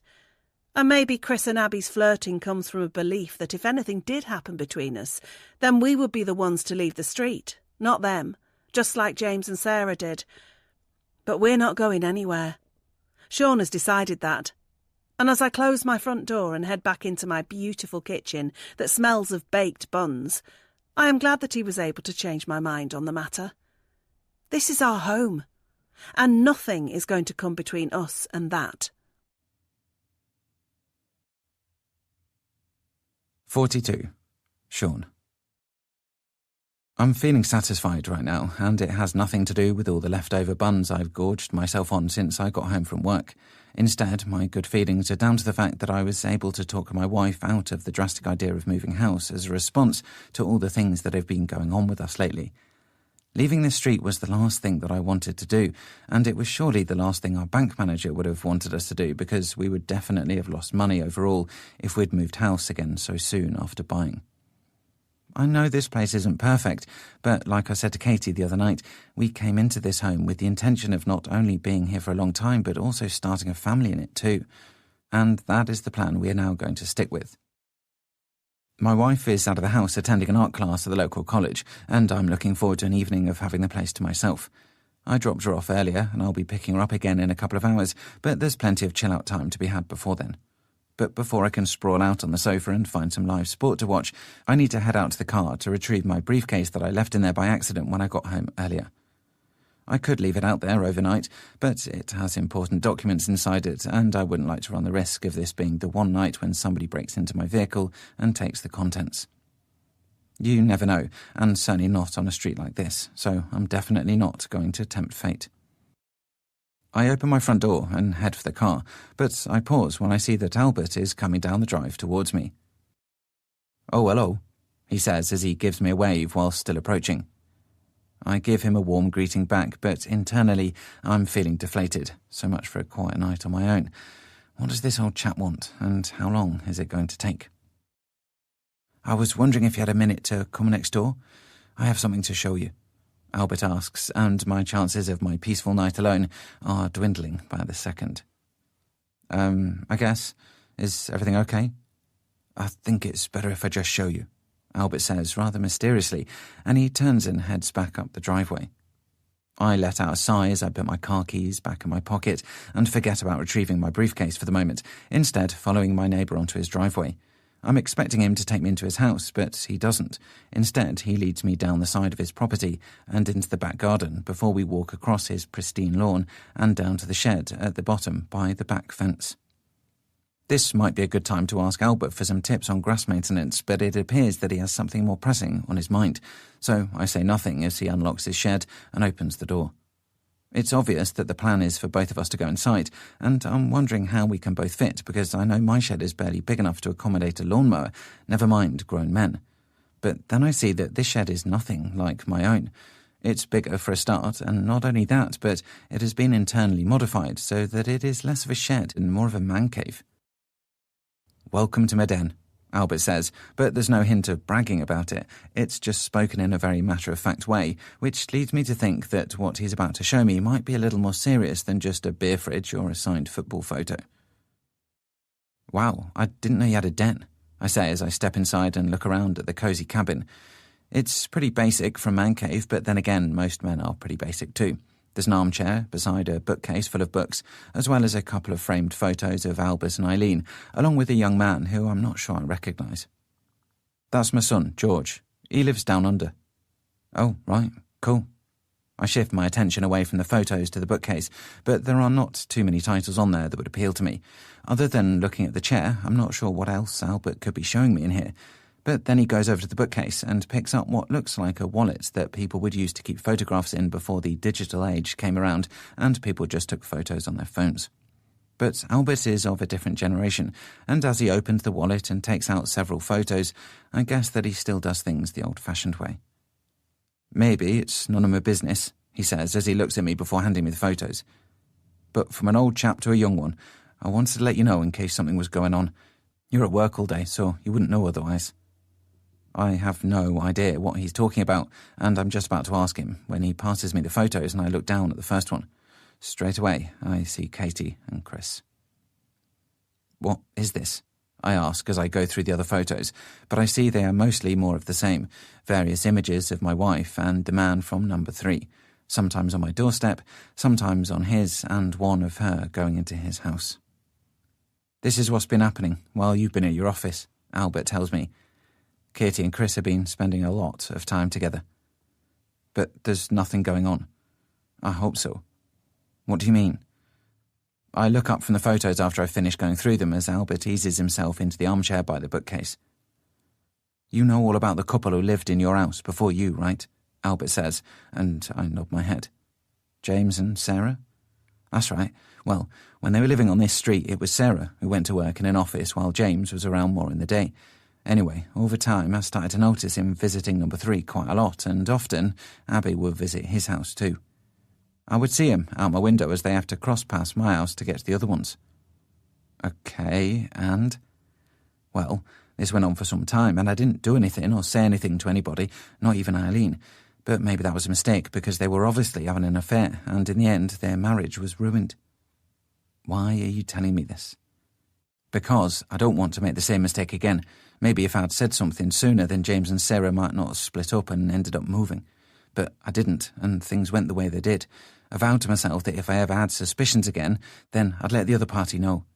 Like I said, Sarah was at work all day, just like you are, so how would you know if something was going on? You think something's going on between Chris and my wife? I don't know. All I do know is that I've seen them crossing over to each other's houses a fair bit since you moved in, and that's why I've started to document it. I'll leave it up to you to decide what you do with that information. Let me get this straight. You think my wife is having an affair? I didn't say that. I'm just trying to be a friend from one married man to another. I look back down at the photos again and see Katie and Chris smiling, but it's the one where she's going into his house that I find myself looking at the most. But maybe these can be explained. At least I hope they can, when I mention them to my wife later. Wait a minute, didn't Sarah have an affair with Chris too? I ask, referring back to the previous couple who lived in my house. Apparently so, Albert replies. So why are you making out like it was just James and Abby who did wrong? I'm not. I'm just saying that I didn't know about Chris and Sarah, but I had my suspicions about Abby and James. I wish I'd done something about it sooner. It probably wouldn't have been enough to save the marriage, but who knows? I decide I've had enough of looking at the photos, so I hand them back to Albert and turn to leave. I hope I haven't intruded, the old man says before I can leave. But I'd like to think that someone would tell me if my wife was getting close to another man while I was out all day. I pause in the doorway of the den and think about Albert's last remark. Then I step outside onto the grass and head for home, no longer thinking about the man in the shed behind me, and instead thinking about my wife, who I will be picking up from her art class later this evening. When I do, I'm going to have some questions for her. 43. Katie. I gather up my paintbrushes and my notepad as the art class comes to an end and the other students begin to make their way to the exits. It's 9 p.m, so I imagine everybody's keen to get home, and I'm no different, but that doesn't mean that this wasn't a fun experience. It's been a while since I attended a class like this one, and I enjoyed it.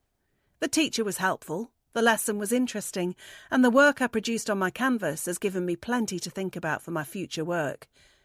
Even though I am now a full-time artist, that doesn't mean that I should ever stop trying to learn. And that is exactly why I enrolled in this class tonight. I came to learn, and learn I did. But now I'm ready to go home and relax. Walking through the college reception and saying goodbye to a couple of the other students as I go, I push my way through the glass doors that lead out into the car park and scan the rows of vehicles for any sign of Sean. I spot him parked at the end of the nearest row, so I hurry towards the car, excited to see my husband and tell him about what I have just learned. But when I get in the car, I can immediately sense that something is not right. First of all, Sean doesn't ask me how my class was. Instead, he just waits until I have put my seatbelt on, before driving out of the car park and taking us back onto the main road. "How was your evening?" I ask him when it becomes clear that he is not going to ask me about mine. Interesting, he replies, which is a rather mysterious answer. What do you mean? I mean that it was interesting. I learnt a few things, like I'm sure you did. What are you talking about? I'm talking about the little chat I had with Albert. I'm aware that Sean is driving a little aggressively, going a little over the speed limit and passing through a light that had just turned red, which is very unlike him. He seems to be in a rush to get home, or rather he is too distracted to concentrate on his driving. What did you talk about? I ask, as I glance at his hands gripping the steering wheel tightly. He showed me some photos. Of what? They were of you. Me? What are you talking about? They were photos of you, and there were photos of Chris too. I stare at my husband, trying to make some sense of what he is telling me, but I can't. And it's not helping that he is looking at the road ahead, because I can't see the full range of emotions on his face. Sean, what do you mean there were photos of me and Chris? I mean, that's exactly what they were. Photos of the two of you together, at our house, at his house. Apparently you've been going back and forth quite a bit while I've been at work. What? Who said this? Albert? Yeah, but he didn't have to because the pictures proved it. I don't know what you're getting at. So what? I've been to Chris's a few times and he's been to ours, you know that.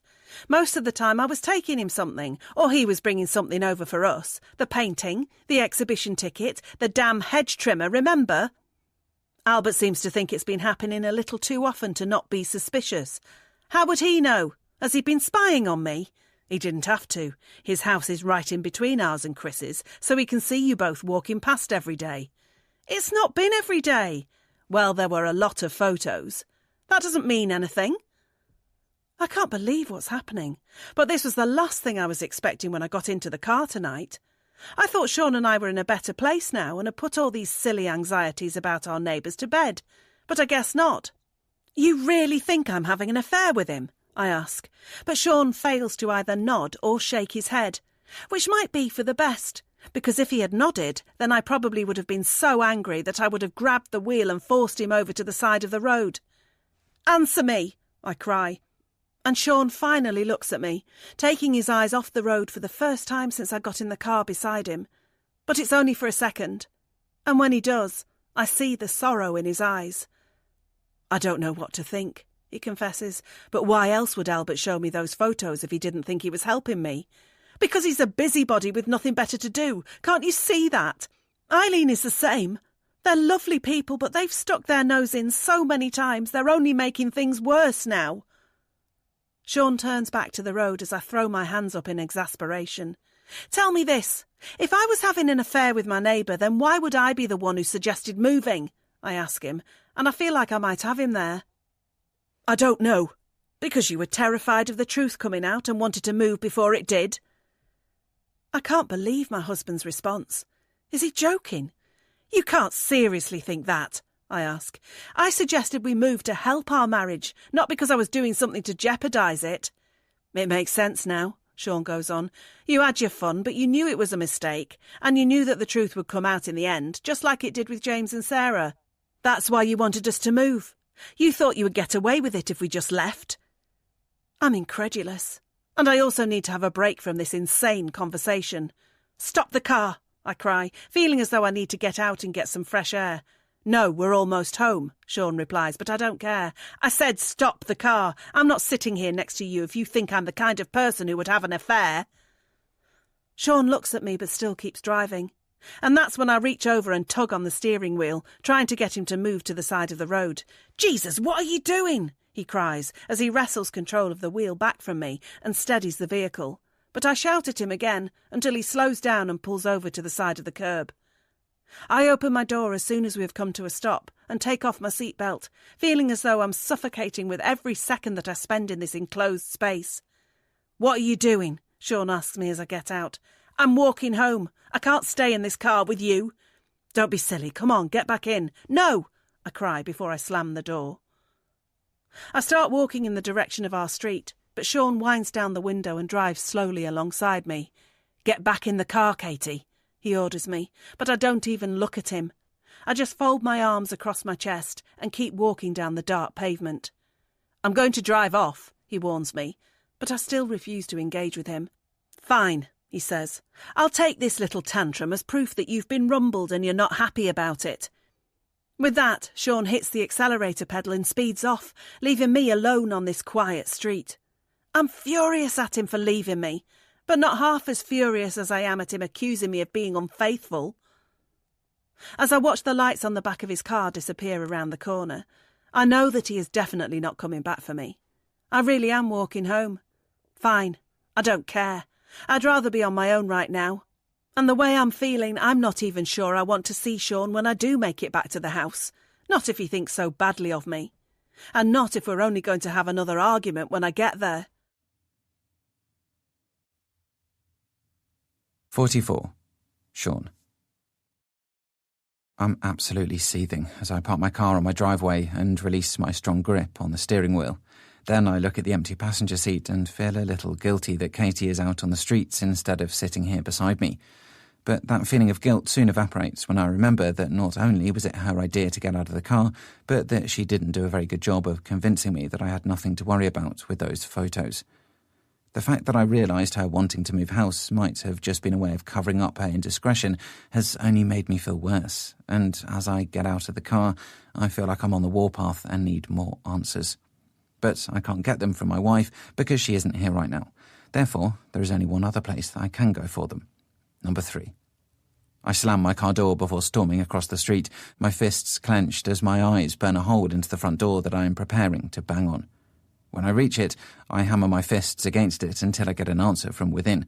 But it's not Chris who opens the door, it's Abby, and she looks shocked when she sees how distressed I am. "What's wrong?" she asks me. "Where's Chris?" I say, looking past her and into her home in case her husband is nearby. "He's gone out for a run. Why?" "I need to speak to him." "Okay, but he's not here." "Damn it!" I turn away from the door and plan to head home, where I will keep watch from the window until I see Chris return from his jog, but before I can go, Abby calls after me. "Is there anything I can help with?" I turn back to look at her in her doorway, and she looks genuinely compassionate, even if she doesn't know the full extent of my situation. It's at that moment that I realise that the thing I'm worrying about also affects her too.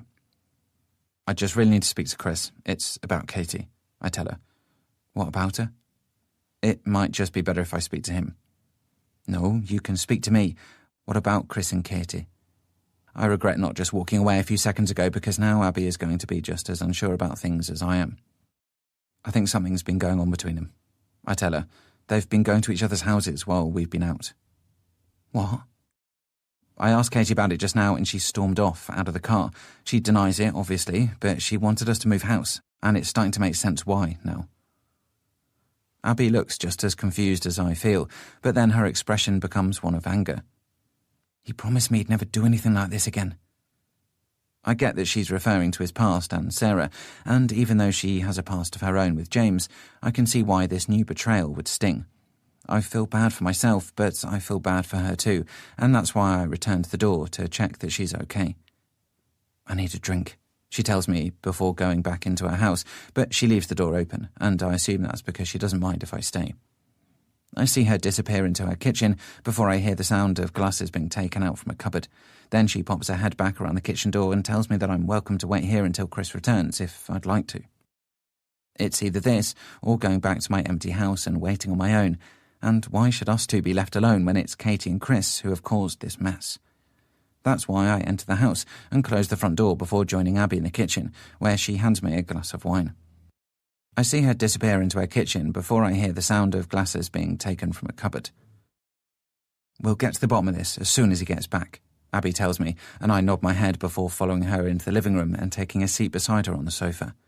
I do my best not to get caught looking at the photos of Abby and her husband on the mantelpiece, because that could make this awkward situation even worse, and instead just stare into my wine glass and shake my head. "You know, Katie used to worry about me and you," I say to Abby as she takes a sip. "Maybe she was tricking me into thinking I was the only one capable of doing something I shouldn't." "Don't think like that. I don't know what to think." I take a long sip of my wine and look back to Abby beside me. "Of course I liked you. Katie was right to be a little jealous, but I would never have done anything to hurt her. But now I just feel foolish for doing the right thing while she's been doing this." "It's not your fault. Whatever's happened, it isn't your fault." isn't it? No, of course not. Take it from somebody who knows what it's like to make a mistake. The only person to blame is the person who made that mistake, not the partner. I suppose. It's the truth. What I did with James was my mistake, just like what Chris did with Sarah was his mistake. If anything has happened with Chris and Katie, then it's on them, not us. I nod my head and take another sip of wine, feeling its calming effect already starting to work on me. Thanks for this, I say. It's much better than drinking alone. No problem. We're friends, right? She smiles at me, and I can't help but smile back. Abby always has a way of making me feel good around her, much like Katie had the same way. You're a great guy, and whatever happens, you'll get through this, Abby says, and now our eye contact isn't breaking. Our faces are quite close, and it wouldn't take much to bring them closer. And that's when I let my confused emotions get the better of me and go in for a kiss. What are you doing? Abby cries as she pulls away from me and gets up off the sofa. I'm sorry, I don't know, I reply rather pathetically. Get out. Wait, Abby, just go before Chris gets back. But I need to speak to him. You should have thought about that before you tried to kiss me. I'm sorry, I'm all mixed up with everything that's going on. So am I, but that doesn't mean you can do that. I know, it was a mistake, I'm sorry.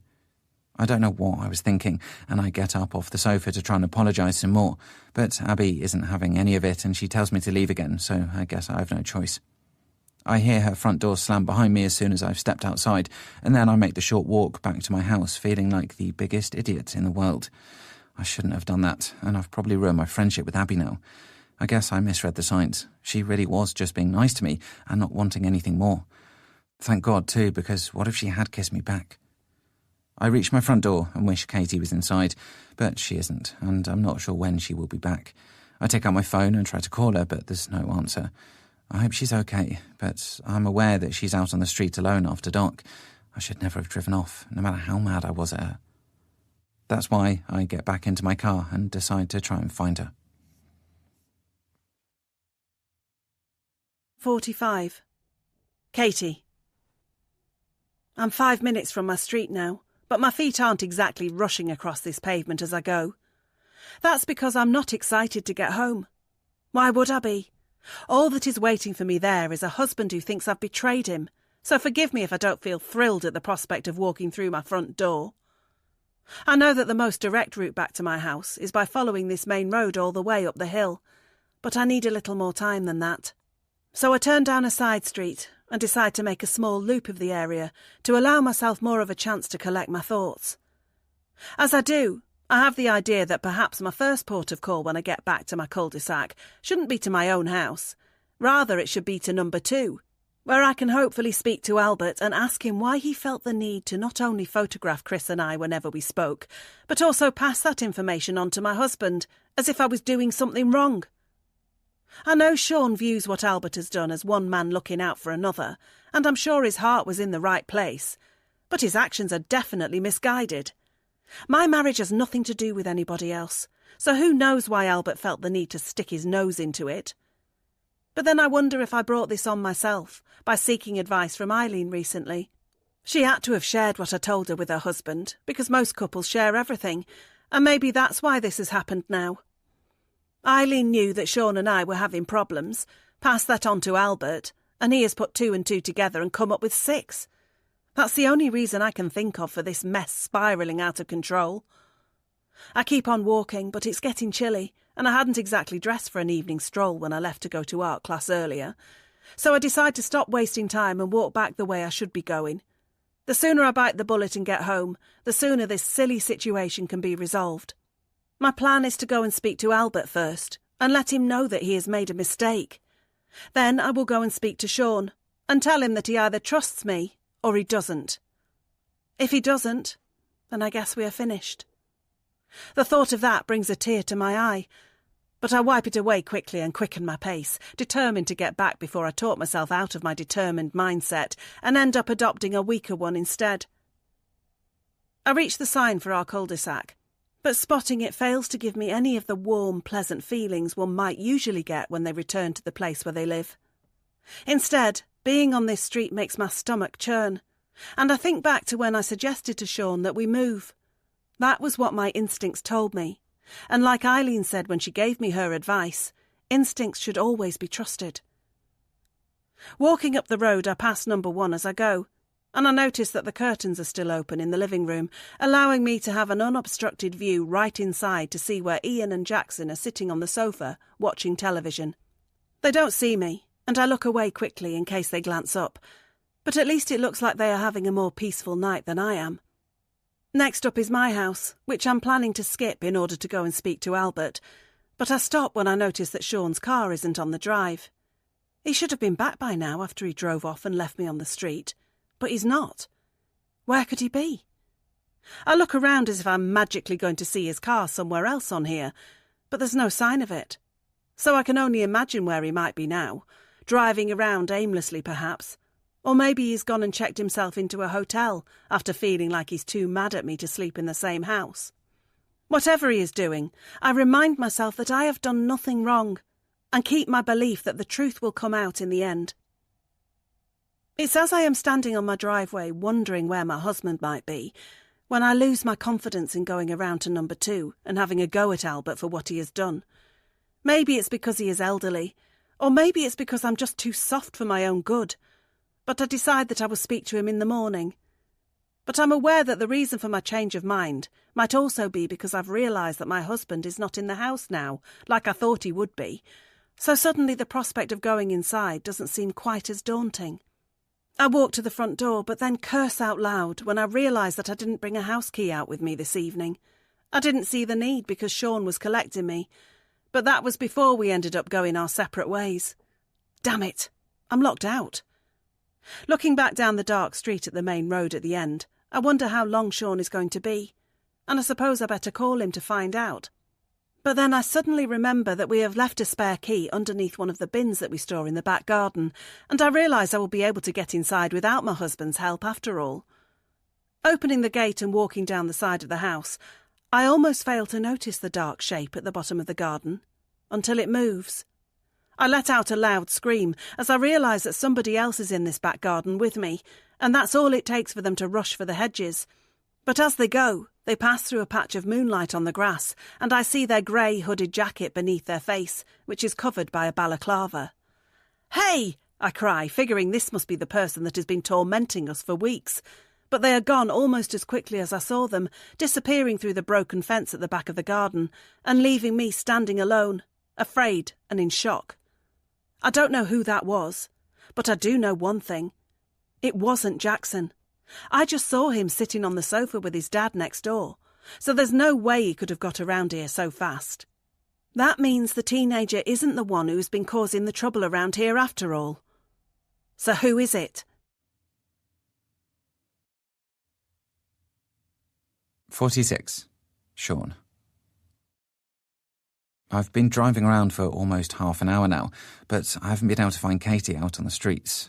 Either she's home already or something's happened to her, and I just have to pray that it's the former. We might be at war at the minute, but I still want her to be okay. Pulling over to the side of the road, I decide to try her mobile phone one more time before I complete the short drive back home. But when I take my phone out of my pocket, I see that I have 5 missed calls from my wife. Damn it, I must have accidentally flicked the switch on the side of my device to set it to silent. Calling Katie back with a knot of anxiety in my stomach in case she was calling me because she was in trouble, I hope she'll pick up and at least let me know that she's okay. But she doesn't answer, and that does nothing to ease my concerns. Pulling away from the side of the road, I drive back home as fast as I can, within the speed limits, hoping that I just missed spotting Katie when I was driving around and that she is already back before me. When I reach our driveway, I see a light on inside the house, and that makes me feel a little better because it must be her. She's home, so at least she's safe. Now, there's just the small matter of dealing with all the problems we have. I enter the house, unsure of what I'm going to say to my wife or what she might have planned to say to me, but I wasn't expecting to find her sitting at the kitchen table writing cards. "There you are," I say as I approach the table. "I was driving around looking for you." "I used the spare key to get in," she tells me, without looking up from the table where she is continuing to write cards. "What are you doing?" "I'm writing invitations." "For what?" "A barbecue." "What barbecue?" "The one we're going to host this weekend." "What are you talking about?" Katie keeps writing as I sit down at the table opposite her, and she only stops when I reach out and take hold of the pen in her hand so she can't keep ignoring me. Finally, she looks up and stops what she's doing, and that's when I see the determined look in her eyes. I'm inviting all of our neighbours to a barbecue, and it's important they all come. You're doing what? You heard. I heard, but it doesn't make any sense.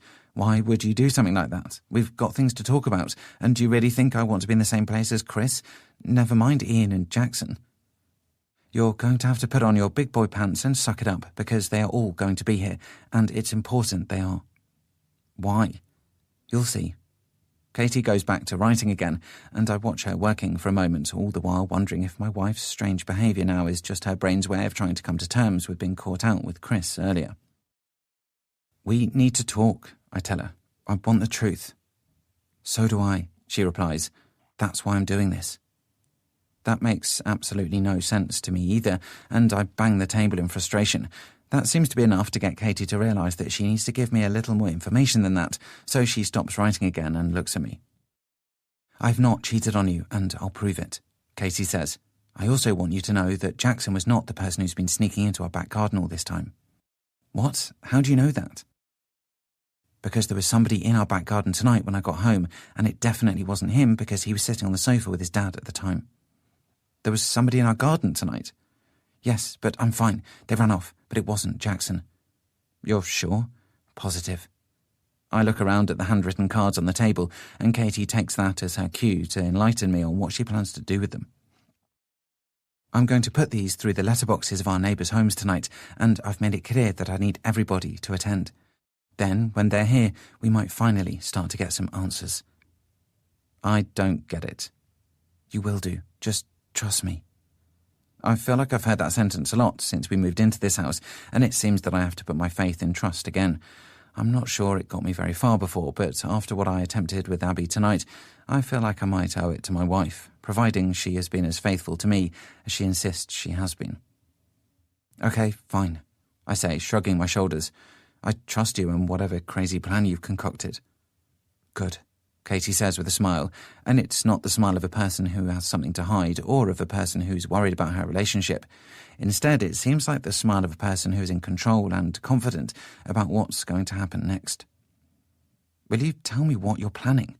I ask her as she finishes putting the cards into envelopes and seals them all. You'll see, she says before licking the last envelope and dropping it onto the pile with the others that are now ready to be delivered. Just make sure you've got that barbecue ready to go on Saturday. 47. Katie.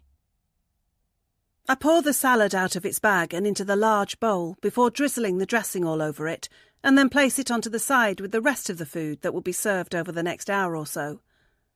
Before I move on to the next task, I glance out of the kitchen window, and I see that Sean is in position in front of the barbecue, although I'm not sure his food prep is going quite as well as mine. There seems to be an awful lot of smoke coming from the barbecue, and he's having a hard time seeing the sausages that are sizzling away on top of it. Bless him, he's never been the best chef, and struggles even with the barbecue, which some might say is traditionally the man's domain. But he's trying his best, and that's all I can ask for. The doorbell rings a few seconds later, and that tells me that our first guests have arrived, so I take off my apron and head out of the kitchen, but not before sticking my head out of the back door to let Sean know that the party is about to begin. When I open the front door, I see Ian and Jackson standing on our doorstep, neither of them looking particularly thrilled to be here, but having both made an effort anyway. Ian is holding a 4-pack of lager, and Jackson seems to be holding the same, until his father assures me that the teenagers' drinks are non-alcoholic, as I welcome them and allow them inside. I thank them for coming as I lead them through the house and out into the back garden, where my husband is still battling a huge plume of black smoke from the barbecue, and Ian gives a chuckle when he sees him. I think you needed to clean it better before you started, he tells Sean, and my husband initially looks a little annoyed at the piece of advice, before he sees me mouthing to him to be polite, and just lets out an awkward laugh instead. Take a seat, guys. I'll get you both a glass, I say to the guests as I gesture towards a couple of the camping chairs that we have set out on the lawn. It's fine. We'll just drink out of the cans, Ian tells me as he nods for his son to sit down, and I smile at them before heading back into the house.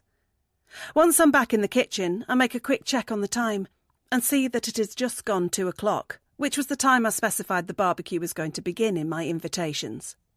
There are still 4 more guests to arrive, but I'm sure they will be here any minute now. And sure enough, it's not long until the doorbell goes again. This time it's the turn of Albert and Eileen to step inside, and I thank them for the lovely dishes that they have brought around to accompany the food we are going to have today. Eileen tells me that she has made both a normal lasagna and a vegetarian one, and that's because she worried there might be a non-meat eater coming today, and barbecues tend not to be much fun for them. But Albert scoffs at that and tells me he is very much looking forward to tucking into a few burgers and sausages this afternoon, and I laugh as I take them into the kitchen, where I give Eileen the chance to leave her handbag inside the house before we go out. She removes it from her shoulder as I place the lasagna dishes down, and then I lead the couple out into the garden and let them start making small talk with the others. Everything is going well so far, as I start making a cup of tea for Albert, because apparently it's far too early in the day for him to start drinking yet. But his wife doesn't seem to share the same opinion, because she has asked me for a whiskey, which I am now pouring her from out of Sean's stash. I return to the garden to hand over the drinks, and when I do, the conversation is as sparse and awkward as I suspected it would be in these early proceedings. I approach my husband over on the smoky side of the garden and ask him how it's going. "Fine," he replies as he pokes and prods a couple of the sausages on the grill. "Don't forget to talk to everybody," I tell him with a wry smile, and he rolls his eyes before taking a swig from the bottle of beer that I furnished him with earlier. "Can't you just wake me up when this is over?" he says to me, but I ignore his comment and give him a kiss before the sound of the doorbell goes again. My husband instantly looks tense, and that's because he knows who is at the door. It will be the couple from number 3. And as much as he's not enjoying having Ian and Jackson here after their previous altercations, I know he's feeling even more awkward about having Chris and Abby in the house. "It's going to be okay," I tell him, before leaving the barbecue and going inside to answer the door. I take a deep breath before opening it, because of who is on the other side, but I need to push through this and get it over with.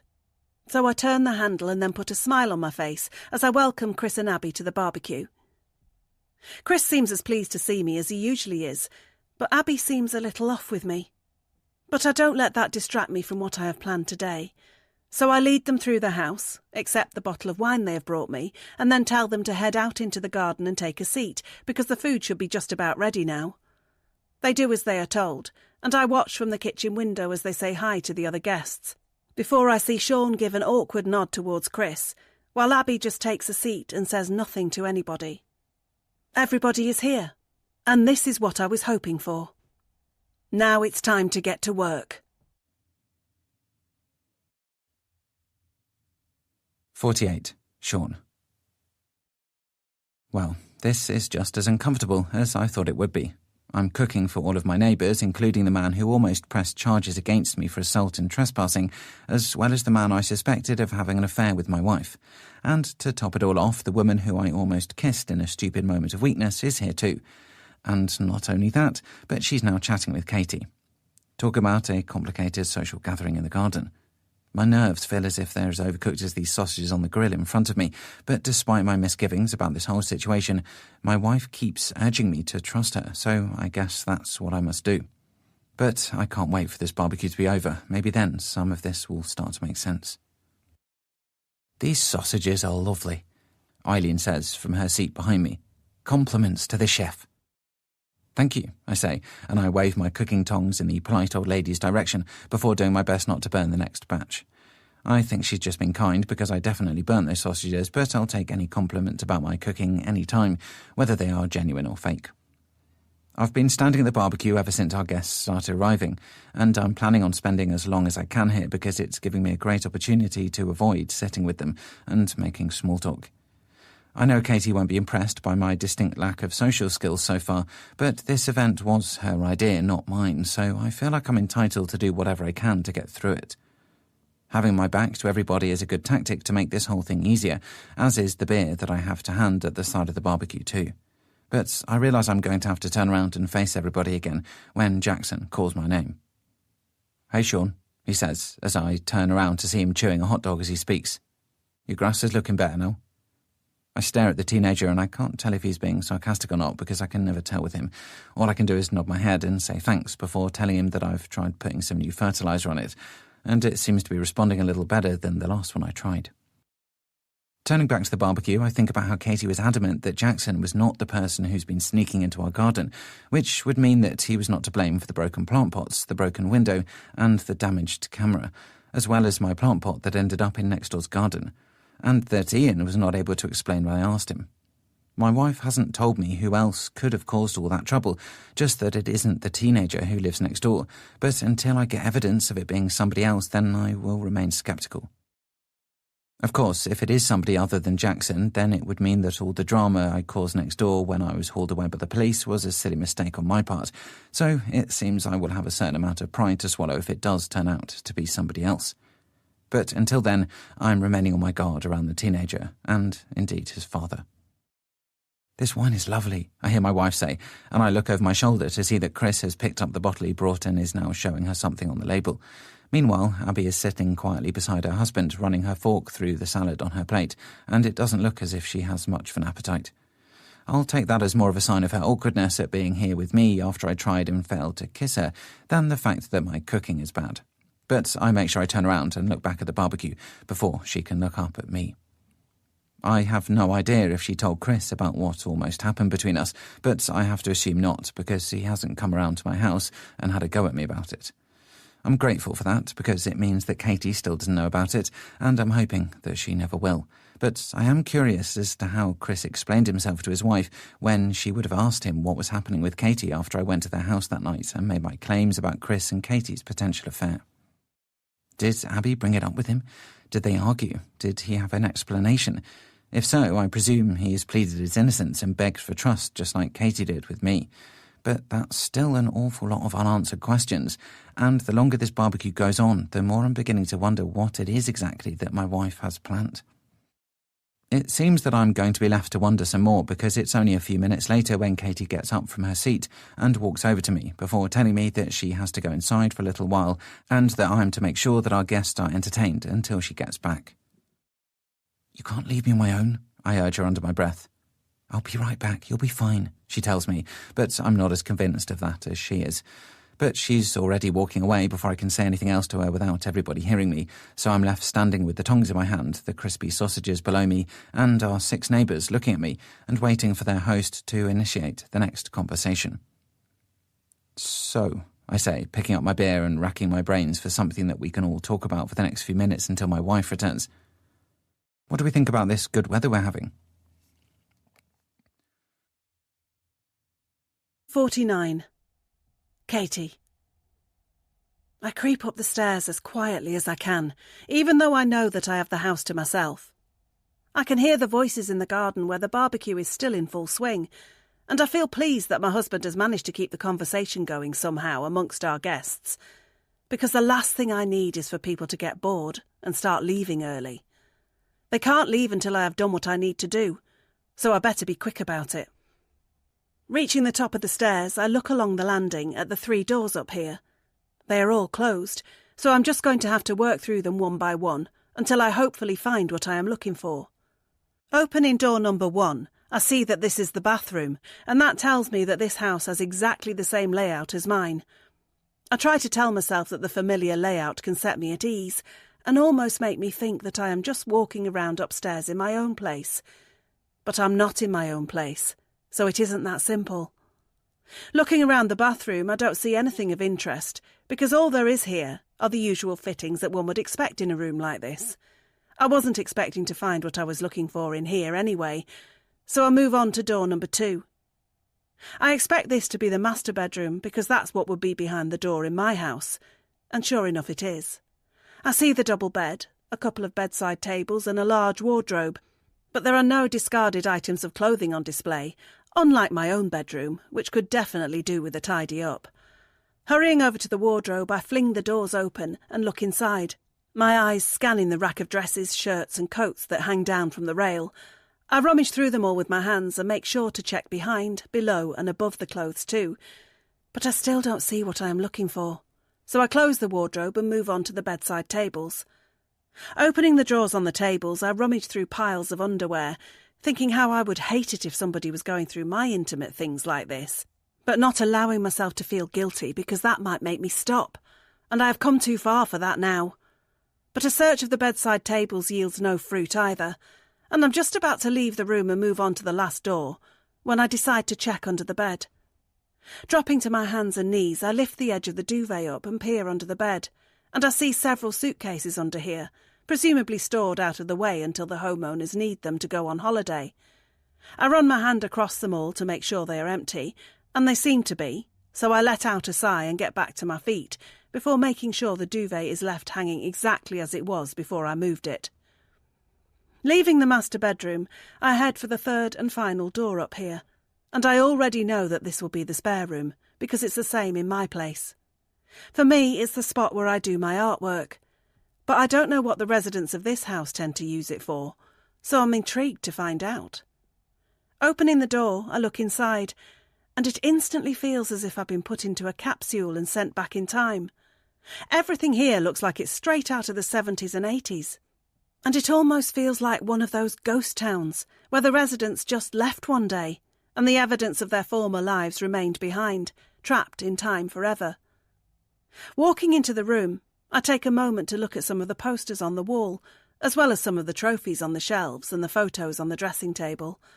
But as interesting as this all is, I still haven't found what I am looking for.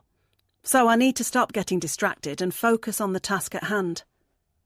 Opening up the wardrobe in here, I see that there isn't much hanging on the rails, and that most of the clothes seem to be folded neatly in a pile at the bottom of the unit. I almost didn't bother to check through them, but something makes me pause at the last second, and I decide to go through the clothes just in case. I don't know what it was, but maybe you could call it instinct. Whatever it was, I'm glad it worked, because no sooner have I checked under the first item of clothing at the bottom of the wardrobe than I find the first thing I am looking for. It's a grey coat, and underneath that is the really damning piece of evidence I needed to find. It's a balaclava. 50. Sean. I keep checking the back door to the house for any sign of my wife returning, but so far there has been none. I don't know where she's got to, but I can feel myself getting more irritated at her by the minute because she's left me with all the guests at this barbecue that it was her idea to organise. I've done my best to keep the conversation going, but if I'm honest, my heart isn't really in it, and I think some of the other people here have started to realise that. Jackson is looking at his father like he wants to leave, Albert and Eileen are munching solemnly on some burgers, and Chris and Abby have barely said a word to each other in the last 5 minutes, let alone to me or anyone else. This barbecue is in danger of dying quickly, and I don't think that's what Katie wants, because apparently this was all part of some kind of plan of hers, but whatever it is, I have to say that it doesn't seem to have worked. That is, until I suddenly see the back door open, and my wife re-enters the garden with something in her hand. Our guests look up from their food when they hear Katie arriving back, and, like me, I'm sure they're all wondering why the hell she is carrying a grey coat and a balaclava in her hands. First of all, I'd like to know where she got the balaclava from, because it's not the kind of thing people carry around with them, and second of all, I'd like to know what she thinks she's going to do with it. But before anybody can say anything, Katie throws the balaclava and coat down onto the grass right at the feet of 2 of our guests. "It's been you all this time," she says with venom in her voice. "You've been sneaking into our garden, and you've been spreading lies and rumours about our neighbours so that we get ourselves into trouble. The only question I have for you is why? Why would you do all of this to us?" I stare at my wife with my mouth wide open, in stunned disbelief at her little performance, and I'm not the only one who looks shocked. Ian and Jackson are shocked, Chris and Abby are shocked, and most of all, Albert and Eileen are shocked. But that could be because the old couple are the ones who Katie has just directed her tirade at. Everybody turns to look at Albert and Eileen to see what their response is going to be, and I'll admit that I'm as intrigued as anybody. Does Katie really think that these 2 are the ones behind everything that's been going on since we moved in? "I'm sorry, are we playing some kind of a game?" Eileen asks as Albert leans forward in his seat and picks the balaclava up off the grass. "You know what I'm talking about," Katie continues. "This is the balaclava and coat your husband was wearing when he was in my garden the other night. I found it in your spare bedroom." "You've been in our house?" Albert asks, looking up from these supposed pieces of evidence to my wife's angry face. Yes, that's why I invited you all around. I needed to get you out of the house so I could look for that, and I found it. How did you get in our house? Eileen asks me as Albert continues to look at the coat and balaclava as if they are some foreign objects that he has no explanation for. I took the key from your handbag just after you arrived. Katie replies with a smug grin on her face, and Eileen doesn't seem thrilled about that, as one would imagine. Albert and Eileen share a puzzled look with each other, and that gives the rest of the confused bystanders a chance to interrupt. What the hell is going on? Abby asks first, beating me to that exact question by a millisecond. What's going on is that for some reason, Albert and Eileen have been trying to ruin mine and my husband's lives with their lies. I really don't know what you're talking about, dear. Eileen tries, but it's obvious that it is going to take a lot more than that to satisfy my raging wife now. Yeah, you're not the only one, Ian pipes up, and for the first time since this little drama began, everybody looks away from Albert and Eileen and towards my wife for some kind of a proper explanation. When we first moved in here, Albert and Eileen paid us a visit, she begins, and I think back to the night they came to our house not long after we'd finished unpacking our things. They were welcoming us onto the street, but they also told us they had a few things they needed to warn us about. What things? Chris asks, and I feel like that might be a chance for me to jump in and help my wife, because at least I can answer that question. But I still have no idea where Katie's going with this. They told us that Jackson was trouble and that he had a history of sneaking onto other people's properties and causing damage, I say, and I see Ian and Jackson both raise their eyebrows in exactly the same fashion, looking very much like the father and son duo that they were.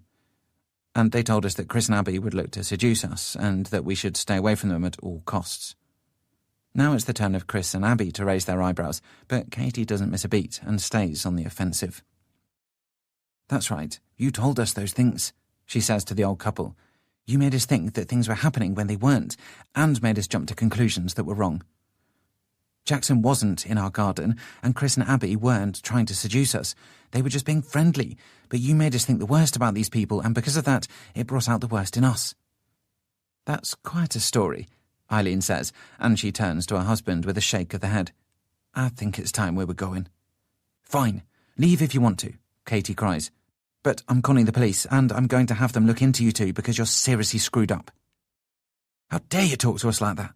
Albert suddenly snaps, and he gets up out of his seat a lot quicker than when he originally sat down in it. Are his usual weary, slow movements all an act? Is he actually a lot nimbler than he was letting on? He must be if he was the one in our garden and not Jackson. How dare you try and drive a wedge between me and my husband? Katie fires back as Eileen stands up too and reaches out to her husband to get him to come with her. But Albert doesn't move, and he looks like he has something to get off his chest. Stop being so self-absorbed, Albert tells my wife with disdain in his voice. This was never about you two. It was about this house. You were just in the way. What the hell does that mean? I ask him. It means this house should never have been built. We petitioned against it, and we did what we could, but we lost, and this street has never been the same since. You're mad at us for somebody else building this house? Yes, I'm mad at you, and the previous owners, and the owners before that, because none of you should have been here. This was a beautiful space that me and my wife got to look at every day until the builders moved in and spoilt it for us. I look around at both my wife and everybody else sitting in their seats with their food going cold on their plates, but everybody seems just as baffled as I am. You made up all these lies because you wanted us to hate being here and move out. Is that it? I ask. Albert, we really should be going, Eileen says, and she tries to take her husband's hand again, but he doesn't budge. Yeah, that's it, Albert admits, looking me straight in the eye. And you two were so gullible that you believed us, just like James and Sarah did, and just like Greg did before that. What do you mean by that? Katie asks. You did this with the others.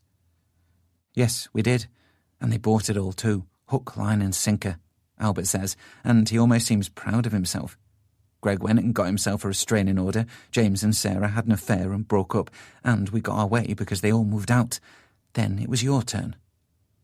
What the hell have you done? Ian says as he gets to his feet and steps towards Albert, making the older man take a small step backwards.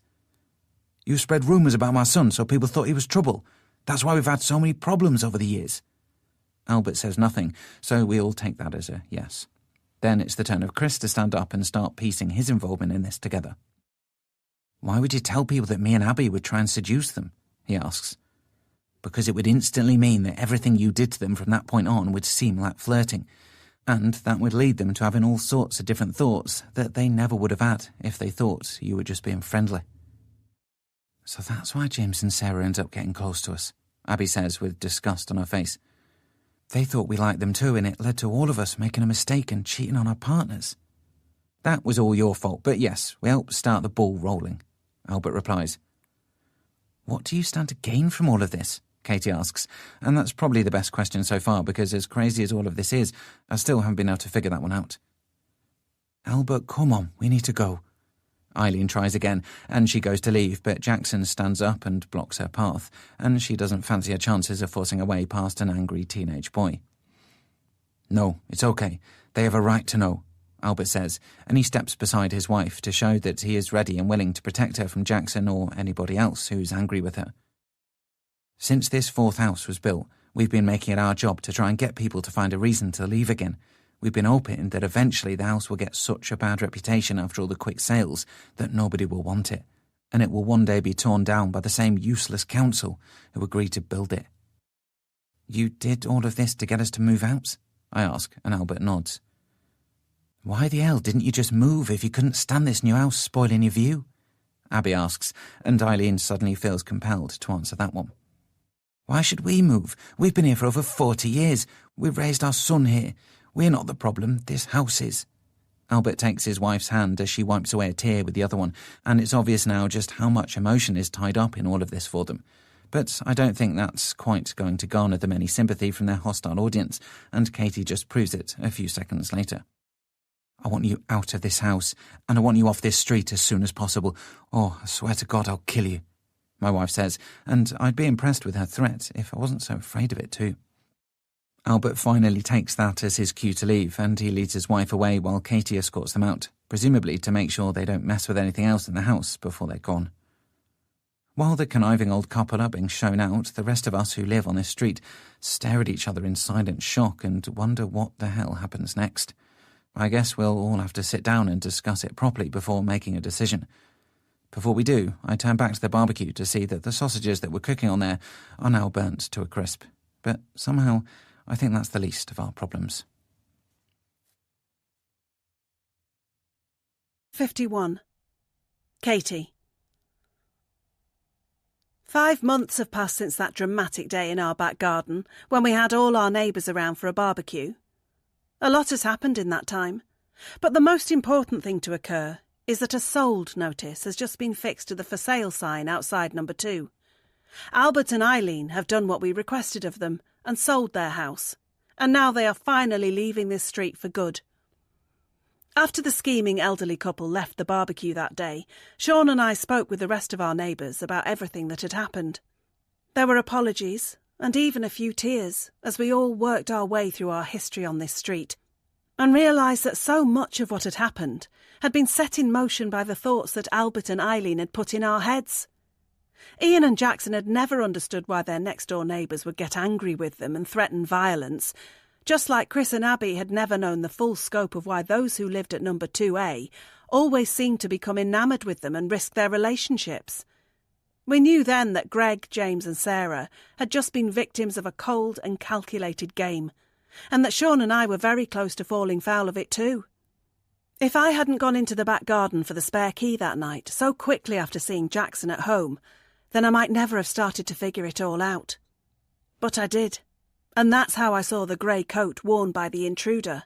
It was the same grey coat that I had seen hanging on a hook in the hallway of Eileen's home when I had gone round to visit her. Then all I had to do was trace back all the problems we had to the night Albert and Eileen came to our house and gave us their friendly warnings, and I realised who the real problem was on this street. It's funny that we spent all the time we lived here worrying about those at number 1 and number 3, when it was the old sweet couple at number 2 who were really the threat. Sean and I battled feelings of jealousy and lust when it came to Chris and Abby, after being told that they would most likely be trying to seduce us. And Sean lost his temper and almost ended up with a criminal record after being led to believe that Jackson was the intruder in the garden. But all along it was Albert who was in our garden, and he even later admitted to being the one who had damaged our lawn so that it would never grow properly when we went around to speak to them later that night. He confessed that he had been so blinded with his hatred of our house that he was willing to do anything, big or small, to make it an awful place to live, so that over time nobody would want to live there anymore, and it might be knocked down again. It was a crazy plan. Ambitious but flawed, because he and his wife could never have known for sure that it would work in the long run. But they were certainly willing to try, and being retired they had plenty of time on their hands to do it. When Sean and I went round to Albert and Eileen's after the barbecue, we weren't just going for more answers. We went there to give them an ultimatum. Leave the street, or we would go to the police.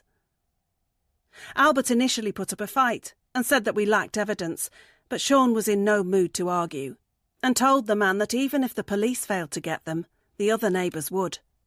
He said that as a collective, everyone else on this street would make Albert and Eileen's lives so miserable for the rest of their days that they would wish they had never moved there. And that seemed to do the job in convincing them that maybe it was time to sell up and buy in a different part of town. It might have seemed a little harsh to force an old couple out of the home that they had not only raised a child in, but spent most of their adult lives in themselves. But I only had to think of how close Sean and I came to breaking up after what they instigated, as well as the fact that it came too late for James and Sarah, who divorced, and Greg, who carries a stain on his record forever. But it's not just those of us who lived at number 2A that suffered. The other neighbours did too.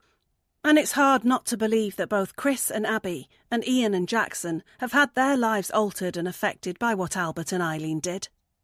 Would Chris and Abby ever have betrayed each other if James and Sarah hadn't believed they were a couple of adventurous lovers and got too close to them for comfort?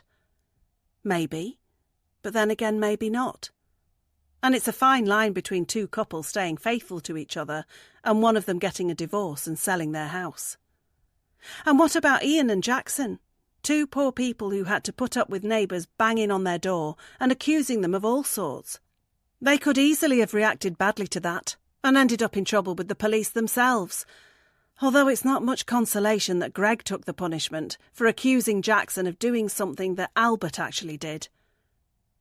Now the truth has come to light. Things are much better between us and our other neighbours.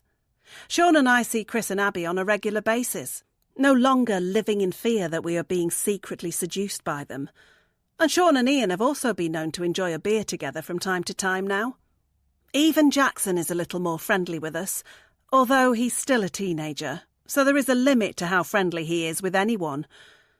But all in all, we get along with each other now that we aren't dealing with all those horrible preconceived notions that Albert and Eileen fed us on day one. In the end, everybody on this street felt it was the right thing to do to ask Albert and Eileen to leave, and reluctantly they agreed. Now they have gone, and that means everybody else's troubles should be at an end. It also means that we are going to get a new neighbour or two. Forgive me if I'm not overly excited about that idea, but I've had enough of neighbours for a while. But I'll try not to let that colour my mood towards whoever is taking over the occupation of the house next door. Sean and I don't know who the new buyer is, just like Chris, Abby, Ian and Jackson don't know either. But we don't care. Whoever it is, they can't be any worse than the previous owners, that's for sure. Epilogue. I've almost finished unpacking my things into my new home when I hear the knock at the front door. I'm not sure who it is, but if I had to guess, I'd say it might be one of my new neighbours popping round to welcome me onto the street. Sure enough, when I open the door, I see two smiling faces standing before me. It's a man and a woman, and they tell me that their names are Sean and Katie, and that they live at number 2A, which is the house right next door to me.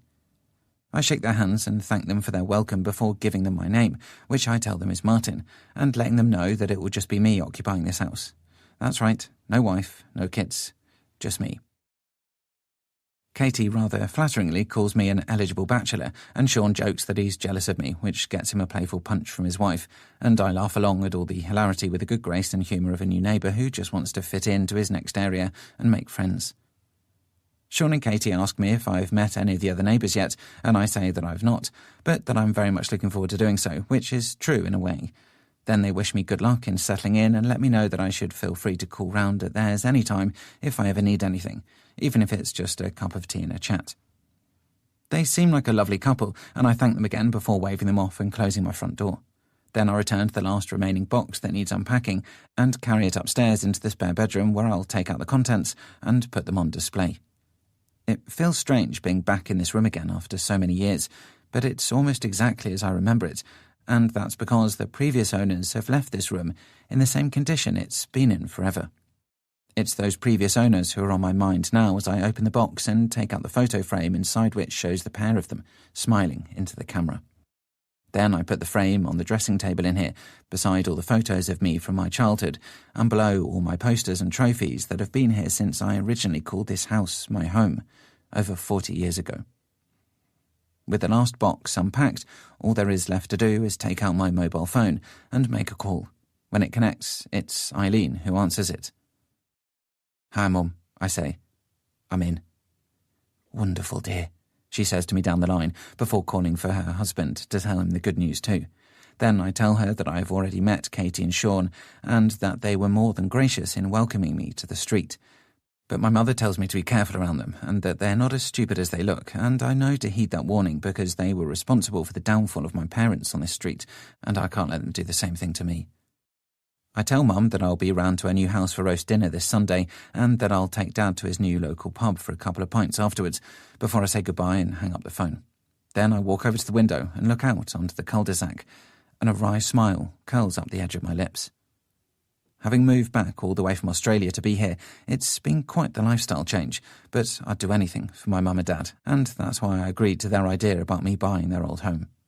They were forced to sell it by the other residents on this street, but none of them has to know who they really sold it to. My parents have kept the house in the family, as it should be, and that means I can keep their plan alive. I am introducing myself as Martin to disguise the fact that my real name is George, but it's my surname that's the most important thing to keep a secret.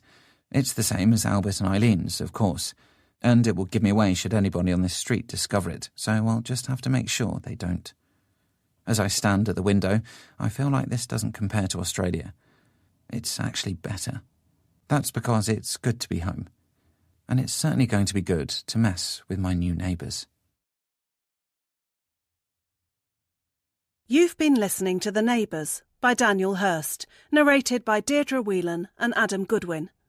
Published by Quest, an imprint of W.F. Howes Limited.